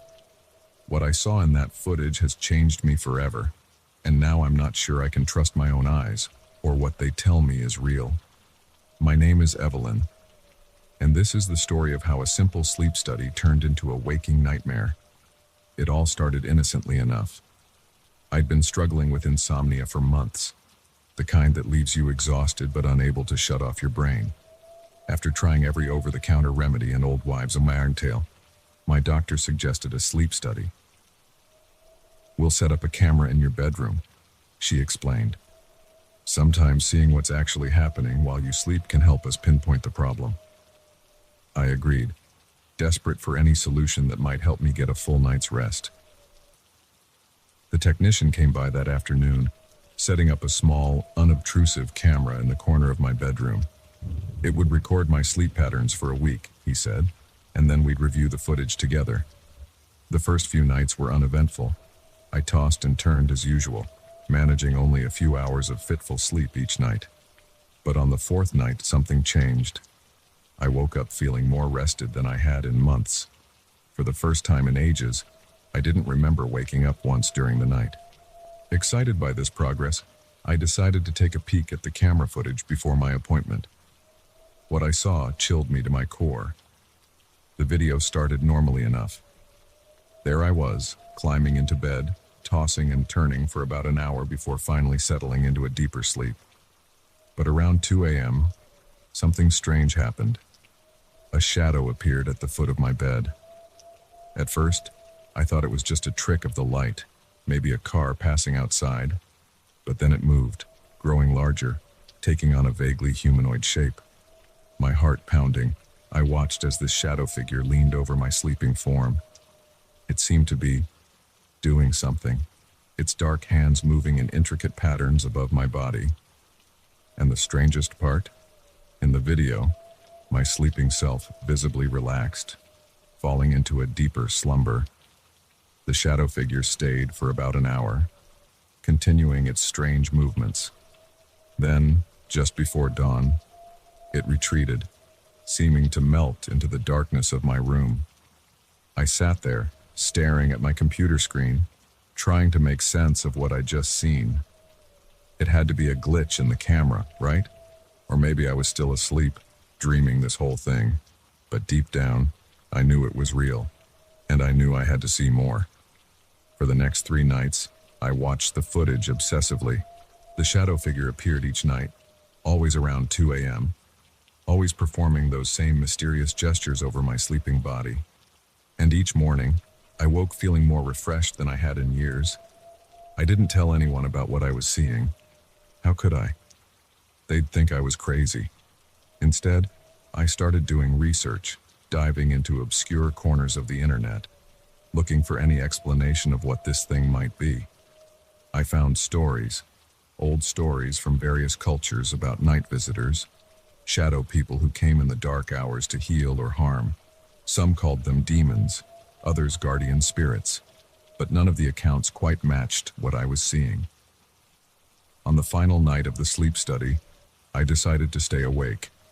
I had to see this thing for myself, to know if it was real or just some bizarre camera malfunction.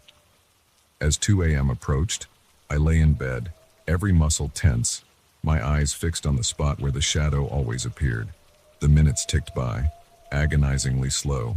2:01, 2:02, 2:03, nothing. I began to relax, thinking maybe it had all been in my imagination after all. That's when I felt it, a presence in the room, a weight in the air that hadn't been there before. Slowly, I turned my head toward the foot of the bed, and there it was. The shadow figure was even more terrifying in person.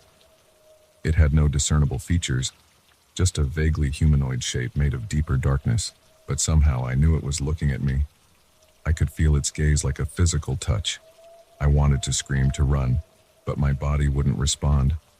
I was paralyzed, whether from fear or some power the being possessed.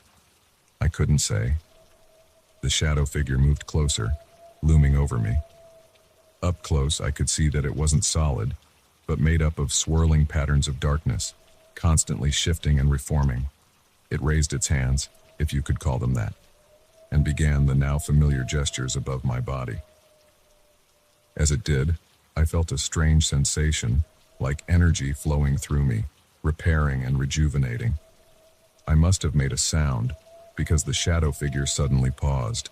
It leaned in closer, its featureless face inches from mine. And then, to my utter shock, it spoke. The voice wasn't audible, not really. It was more like words forming directly in my mind, bypassing my ears entirely. "You were not meant to see," it said, the voice, neither male nor female, but something utterly alien. "But now that you have, you must understand, we have always been here, in the shadows between waking and sleep. We are the caretakers, the menders of the human mind." What are you?" I managed to whisper. "We have no name you could comprehend," it replied. "We exist to maintain the balance between your world and the realm of dreams. Without us, your kind would be driven mad by what you see when you close your eyes." It was too much to process. My mind reeled, trying to make sense of what I was being told. "But why me?" I asked. "Why are you helping me sleep?" The being seemed to hesitate. "You were broken," it finally said.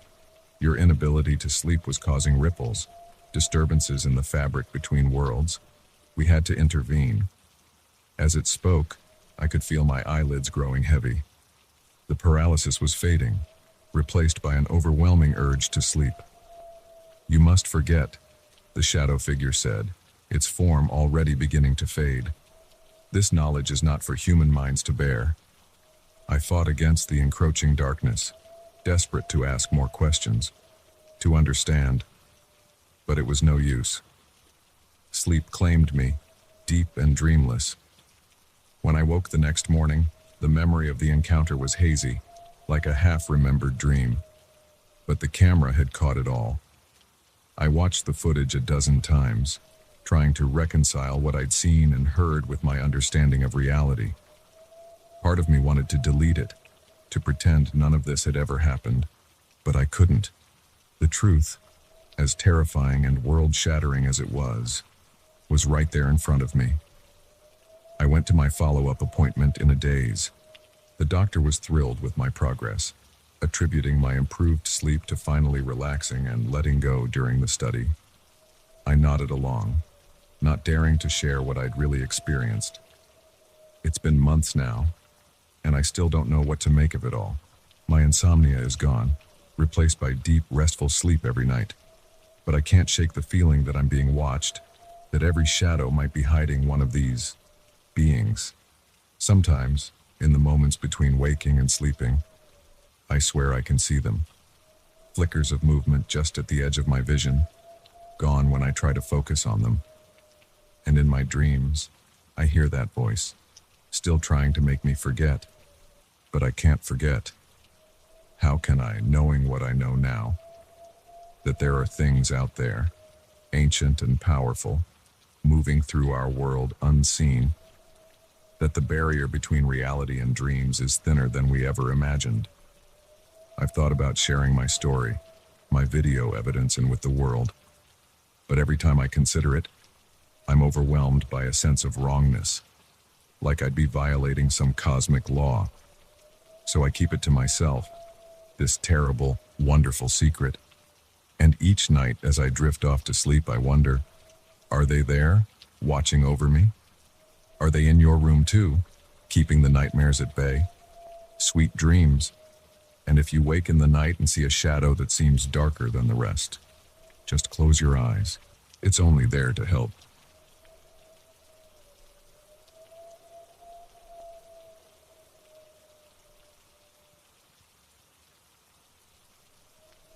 The moment I stepped into that office building, I knew something was wrong. The lobby was too quiet, the air too still, but it wasn't until I saw the same man on every floor, watching me with cold, lifeless eyes, that I realized I'd walked into a nightmare I might never escape. My name is Daniel, and what should have been a routine job interview turned into a terrifying journey through a place that defied the laws of reality. It was a crisp autumn morning when I arrived at the Meridian Tower, a sleek skyscraper in the heart of downtown. I was there to interview for a marketing position at Apex Industries, a company I'd researched extensively. Everything seemed normal as I checked in with security and rode the elevator to the 17th floor. The strangeness began as soon as I stepped off the elevator. The reception area was deserted, no bustling employees or ringing phones, just silence, broken only by the soft hum of fluorescent lights. "Hello?" I called out, my voice echoing unnaturally in the empty space. No response. I checked my watch, confirming I was right on time. Maybe I had the wrong day. As I debated whether to leave, a man rounded the corner. He was utterly unremarkable. Average height, brown hair, gray suit.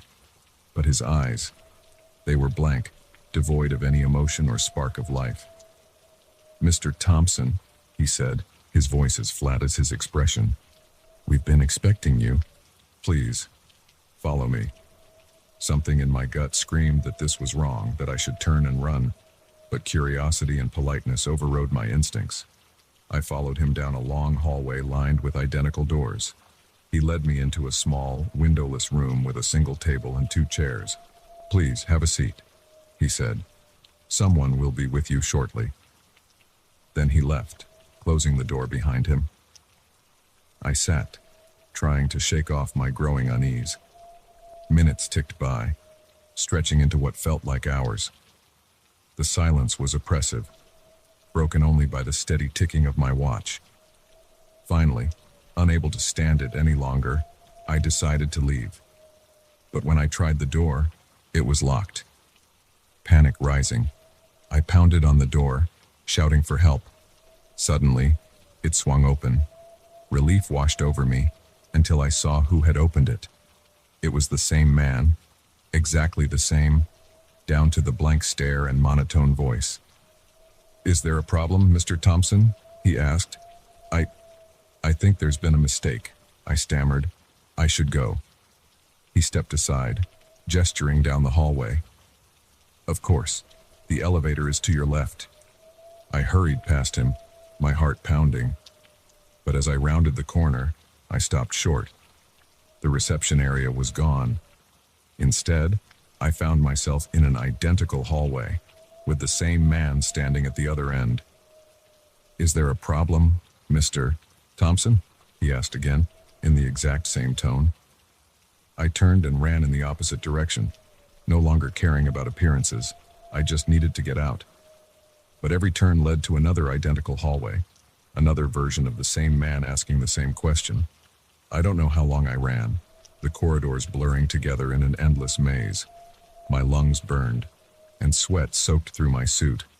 Finally, I saw an elevator. I jabbed the call button repeatedly, praying for it to arrive before another clone appeared. The doors slid open, and I practically fell inside, mashing the button for the ground floor.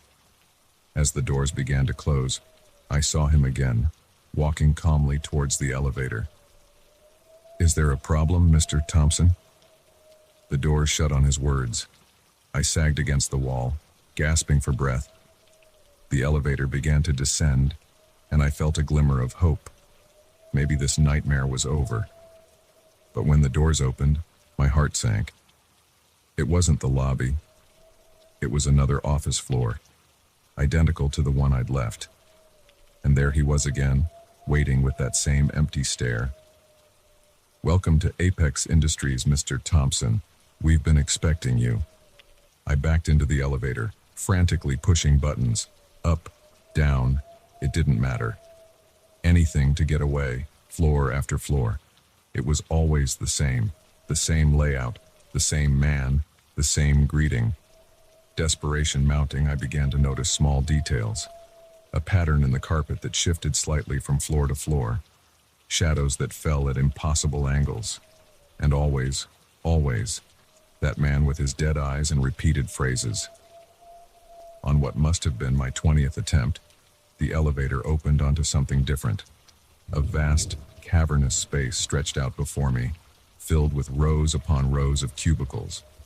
Each one contained a person staring blankly at a computer screen, typing endlessly. And every single one of them had the same face as the man who had greeted me. I stumbled out of the elevator, my mind struggling to process what I was seeing. As I walked down the aisle, hundreds of identical faces turned to look at me. "Is there a problem, Mr. Thompson?" they asked in unison, their voices creating a horrifying chorus. I ran again, weaving between the cubicles, searching for any way out. But the room seemed to stretch on forever, an endless sea of clones all watching me with those lifeless eyes. Just when I thought I couldn't take it anymore, I saw a door. It was different from the others, old, wooden, with peeling paint. Without hesitation, I yanked it open and threw myself through. I found myself in a small, cluttered office. Books and papers were strewn everywhere, and old-fashioned filing cabinets lined the walls. Behind a desk piled high with documents sat an elderly man, his face creased with wrinkles, eyes twinkling behind round spectacles. "Ah, Mr. Thompson," he said, his voice warm and alive. "I've been waiting for you." "What is this place?" I demanded, my voice shaking. "What's happening?"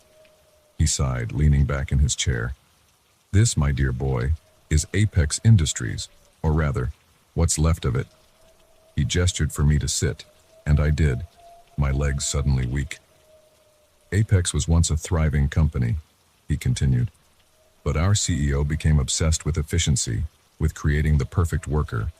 He used methods that should not have been possible. The result is what you've seen out there." "But how?" I asked, struggling to comprehend. "It defies everything I know about reality." The old man chuckled, but there was no humor in it. "Reality is far more flexible than most people realize. Our CEO found a way to bend it, to create a space where his perfect workforce could exist. But he went too far. The building, the employees, they're all caught in a loop now, endlessly repeating the same day, the same tasks." "And you?" I asked. "How are you different?" "I'm the last one," he said sadly. "The last real employee. I've been trying to find a way to break the loop, to free them, but I'm old, and my time is running out. That's why I brought you here." "Me?" I said, incredulous. "Why me?" "Because you saw through it," he replied. "You recognized that something was wrong. Most people who come here are absorbed into the loop within minutes, becoming just another cog in the machine. But you resisted. You might be our only hope." I shook my head, overwhelmed. This is insane. I'm not equipped to deal with something like this. The old man leaned forward, his eyes intense. "You have to try. If you don't, you'll never leave this place. And neither will they." As if on cue, a chorus of voices echoed from beyond the door. "Is there a problem, Mr. Thompson?" I looked at the door, then back at the old man. He was right. I was trapped here unless I found a way to break this impossible loop. "What do I need to do?" I asked, my voice steadier than I felt. He smiled, relief evident on his face. "First, we need to find the source of the loop. It's hidden somewhere in this building. in a place that doesn't follow the normal rules of space and time. Once we find it, we can shut it down and free everyone trapped here. I nodded, trying to wrap my mind around the task ahead. And if we fail? His expression grew grim. Then you'll join them, another face in the crowd, asking new arrivals if there's a problem. And well, let's just say I won't be around much longer to keep trying. I took a deep breath, steeling myself. All right, where do we start? As we prepared to venture back into the impossible geometry of Apex Industries, I couldn't help but wonder, how many others had been lost to this place? How many had become part of this eternal, nightmarish workforce? And more importantly, could I really find a way to end it? Or would I become just another Mr. Thompson, endlessly repeating the same questions, trapped in a loop I didn't even know I was in? Only time would tell. And in this place, time was the one thing that didn't seem to work quite right.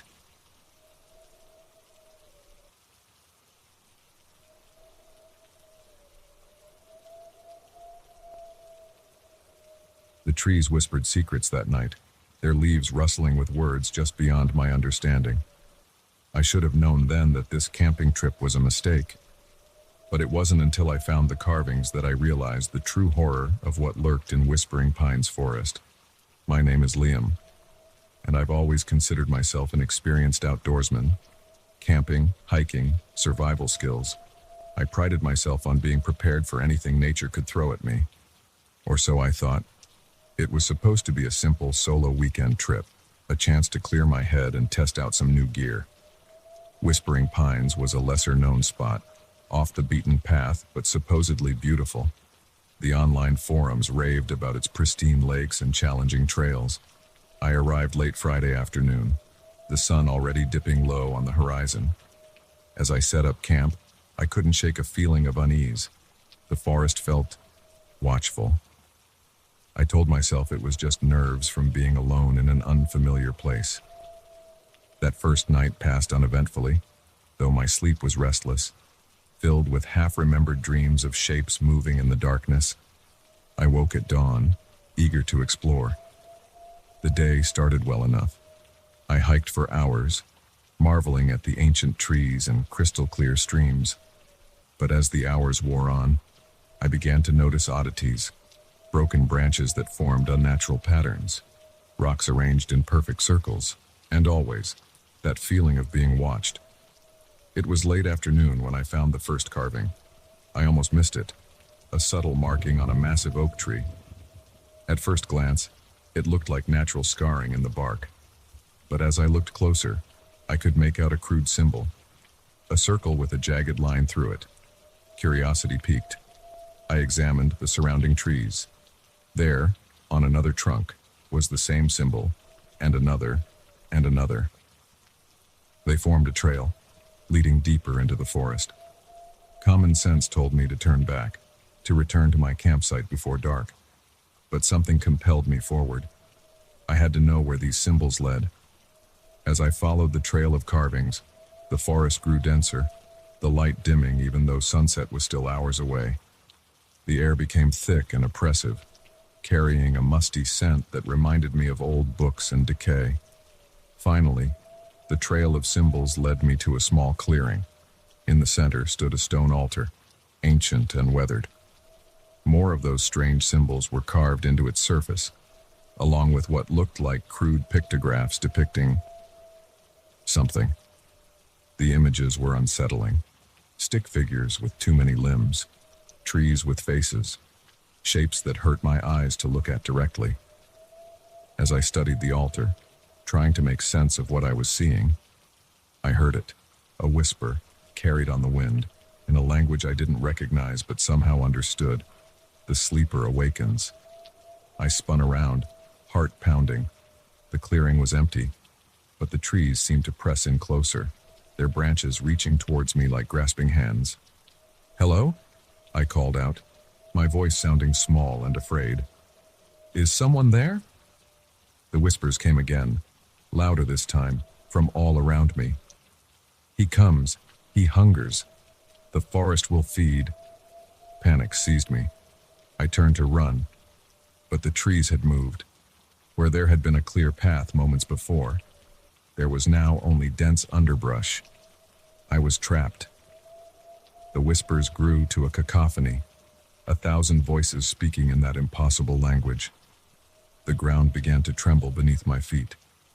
And then, from the depths of the forest, came a sound that chilled me to my very core. A low, rumbling growl that seemed to shake the very air. Something was coming. Something ancient. Something hungry. I scrambled backwards, pressing myself against the stone altar. As I did, my hand brushed against one of the carved symbols. To my shock, it began to glow with an eerie green light. The growling grew louder, and I could hear the sound of something massive moving through the forest, trees creaking and snapping in its wake. In desperation, I began tracing the other symbols on the altar. One by one, they lit up, until the entire stone thrummed with that strange green energy. Just as the thing burst into the clearing, a blinding flash erupted from the altar. I caught a glimpse of something enormous, a shape that defied description, all teeth and claws and too many eyes. Then everything went white. When my vision cleared, I found myself back at my campsite, as if I'd never left. The sun was just beginning to set, casting long shadows across the forest floor. For a moment, I thought I'd dreamed the whole thing. But then I saw it. A symbol carved into a nearby tree, glowing faintly with that same green light. And I knew it had all been real. I broke camp in record time, not even bothering to pack properly. I just needed to get out of that forest. As I drove away, I could have sworn I saw shapes moving in the trees, heard whispers on the wind. But I didn't stop. I didn't look back. It's been months since that night in Whispering Pines. I've tried to convince myself it was all a hallucination, some kind of mental break brought on by stress and isolation. But deep down, I know the truth. There are things in this world that defy explanation, ancient beings that slumber in forgotten places, and sometimes, if you're not careful, you might just wake them up. I've done my research since then, delving into old books and obscure folklore. I've found references to the sleeper, to forests that whisper, to symbols that hold back ancient horrors. It's all connected, a hidden history that most of the world has forgotten. But the forest remembers, and I fear it's not done with me yet. Sometimes, late at night, I hear whispers outside my window. I see symbols carved into the trees in my backyard, glowing faintly in the darkness. And I know that whatever I awakened in Whispering Pines is still out there, waiting, hungry. I don't go camping anymore. I avoid forests altogether. But I can't shake the feeling that it's only a matter of time before the sleeper finds me again. That one day, I'll hear that terrible growl and know that my time is up. So if you're ever hiking in a remote forest and you come across strange symbols carved into the trees, turn back. Don't follow them. Don't try to unravel the mystery, because some secrets are better left buried, some entities better left asleep. And if you hear the trees begin to whisper, run, run, and don't look back, because in the deep, dark woods, there are things far more terrifying than bears or wolves, things that have been waiting for eons, dreaming of the day they'll wake and walk the earth once more. As for me, I'm still trying to figure out how to undo what I did that night, how to put the sleeper back to rest, because I fear that if I don't, the whispers will spread, the symbols will appear in more forests, and eventually, the whole world will hear that terrible, hungry growl. And when that day comes, nowhere will be safe, not even in our dreams.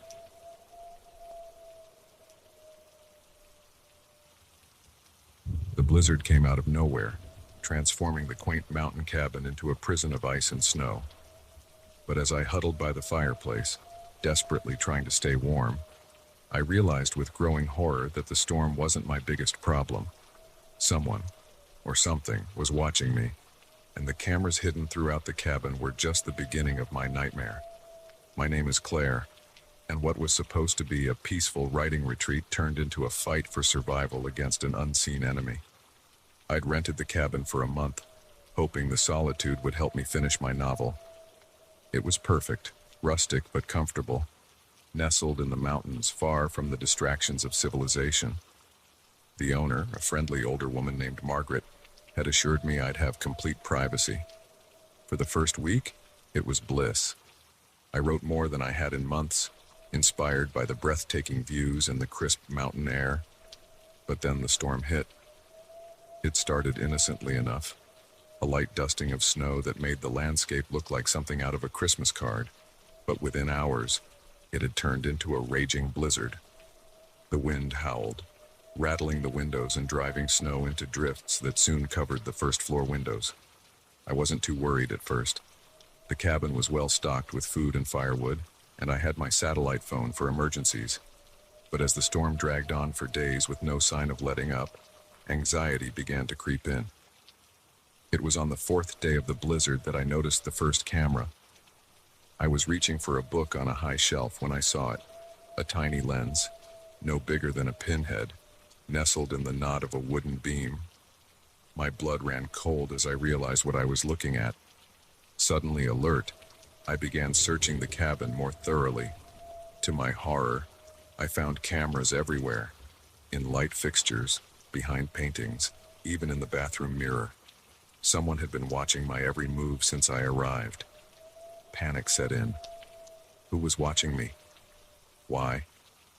And more importantly, were they still out there, somewhere in the storm? I tried the satellite phone, but the blizzard must have been interfering with the signal. All I got was static. I was truly alone, trapped not just by the storm, but by the unseen eyes that surrounded me. That night, as the wind screamed outside, I huddled in the living room, a kitchen knife clutched in my trembling hands. Every creak of the cabin's timbers, every rattle of a window, sent my heart racing. Sleep was impossible. As dawn broke, casting a weak gray light through the snow-covered windows, I heard it, a sound that didn't belong. Footsteps, crunching through the snow outside. I held my breath, pressing myself into a corner where I hoped none of the cameras could see me. The footsteps circled the cabin once and twice and then stopped at the front door. For a long moment, there was silence. Then, a knock. 3 sharp raps that seemed to echo through the cabin. "Hello?" A muffled voice called. "Anyone in there?" "Forest Service. We're checking on isolated cabins." Relief flooded through me. Help had arrived. I rushed to the door, ready to throw it open, and then stopped, my hand on the knob. Something felt off. Why hadn't they announced themselves on a loudspeaker before approaching? How had they made it through the blizzard when even emergency services were grounded? "Hello?" I called back, not opening the door. "Yes, I'm here. I'm okay. Just waiting out the storm." There was a pause, longer than felt natural. Then, "Glad to hear it, ma'am. Mind if we come in to check on your supplies? Protocol, you understand?" Every instinct screamed that this was wrong. "I'm fine, really," I said, trying to keep the fear out of my voice. "Plenty of food and firewood. Thank you for checking." Another pause. When the voice came again, it had lost all warmth. "Open the door, Claire. We know you're alone in there." Terror gripped me. They knew my name, knew I was alone. This was no rescue.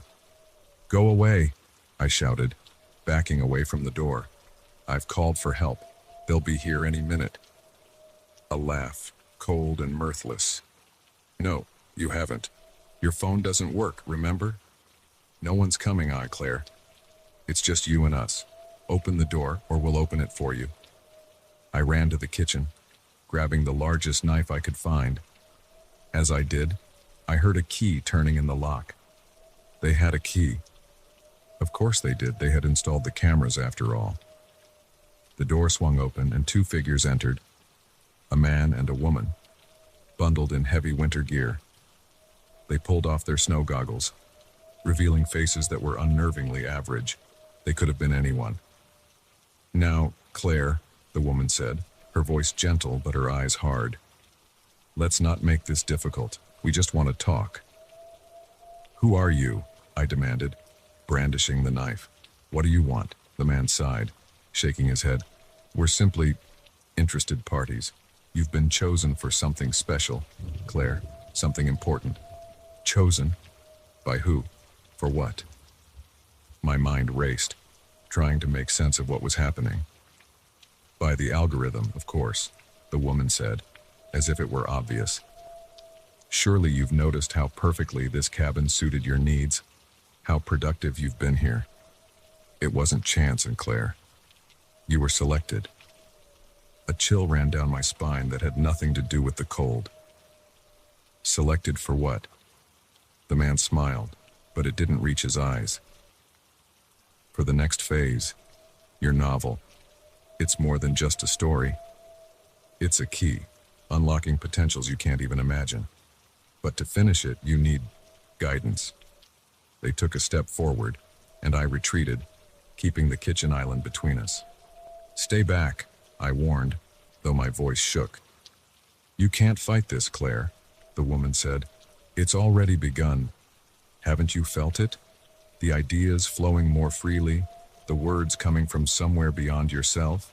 That's the algorithm, working through you. And the terrifying thing was I had felt it. The ease with which I'd been writing, the strange dreams that seemed to feed directly into my work. It had all felt too good to be true.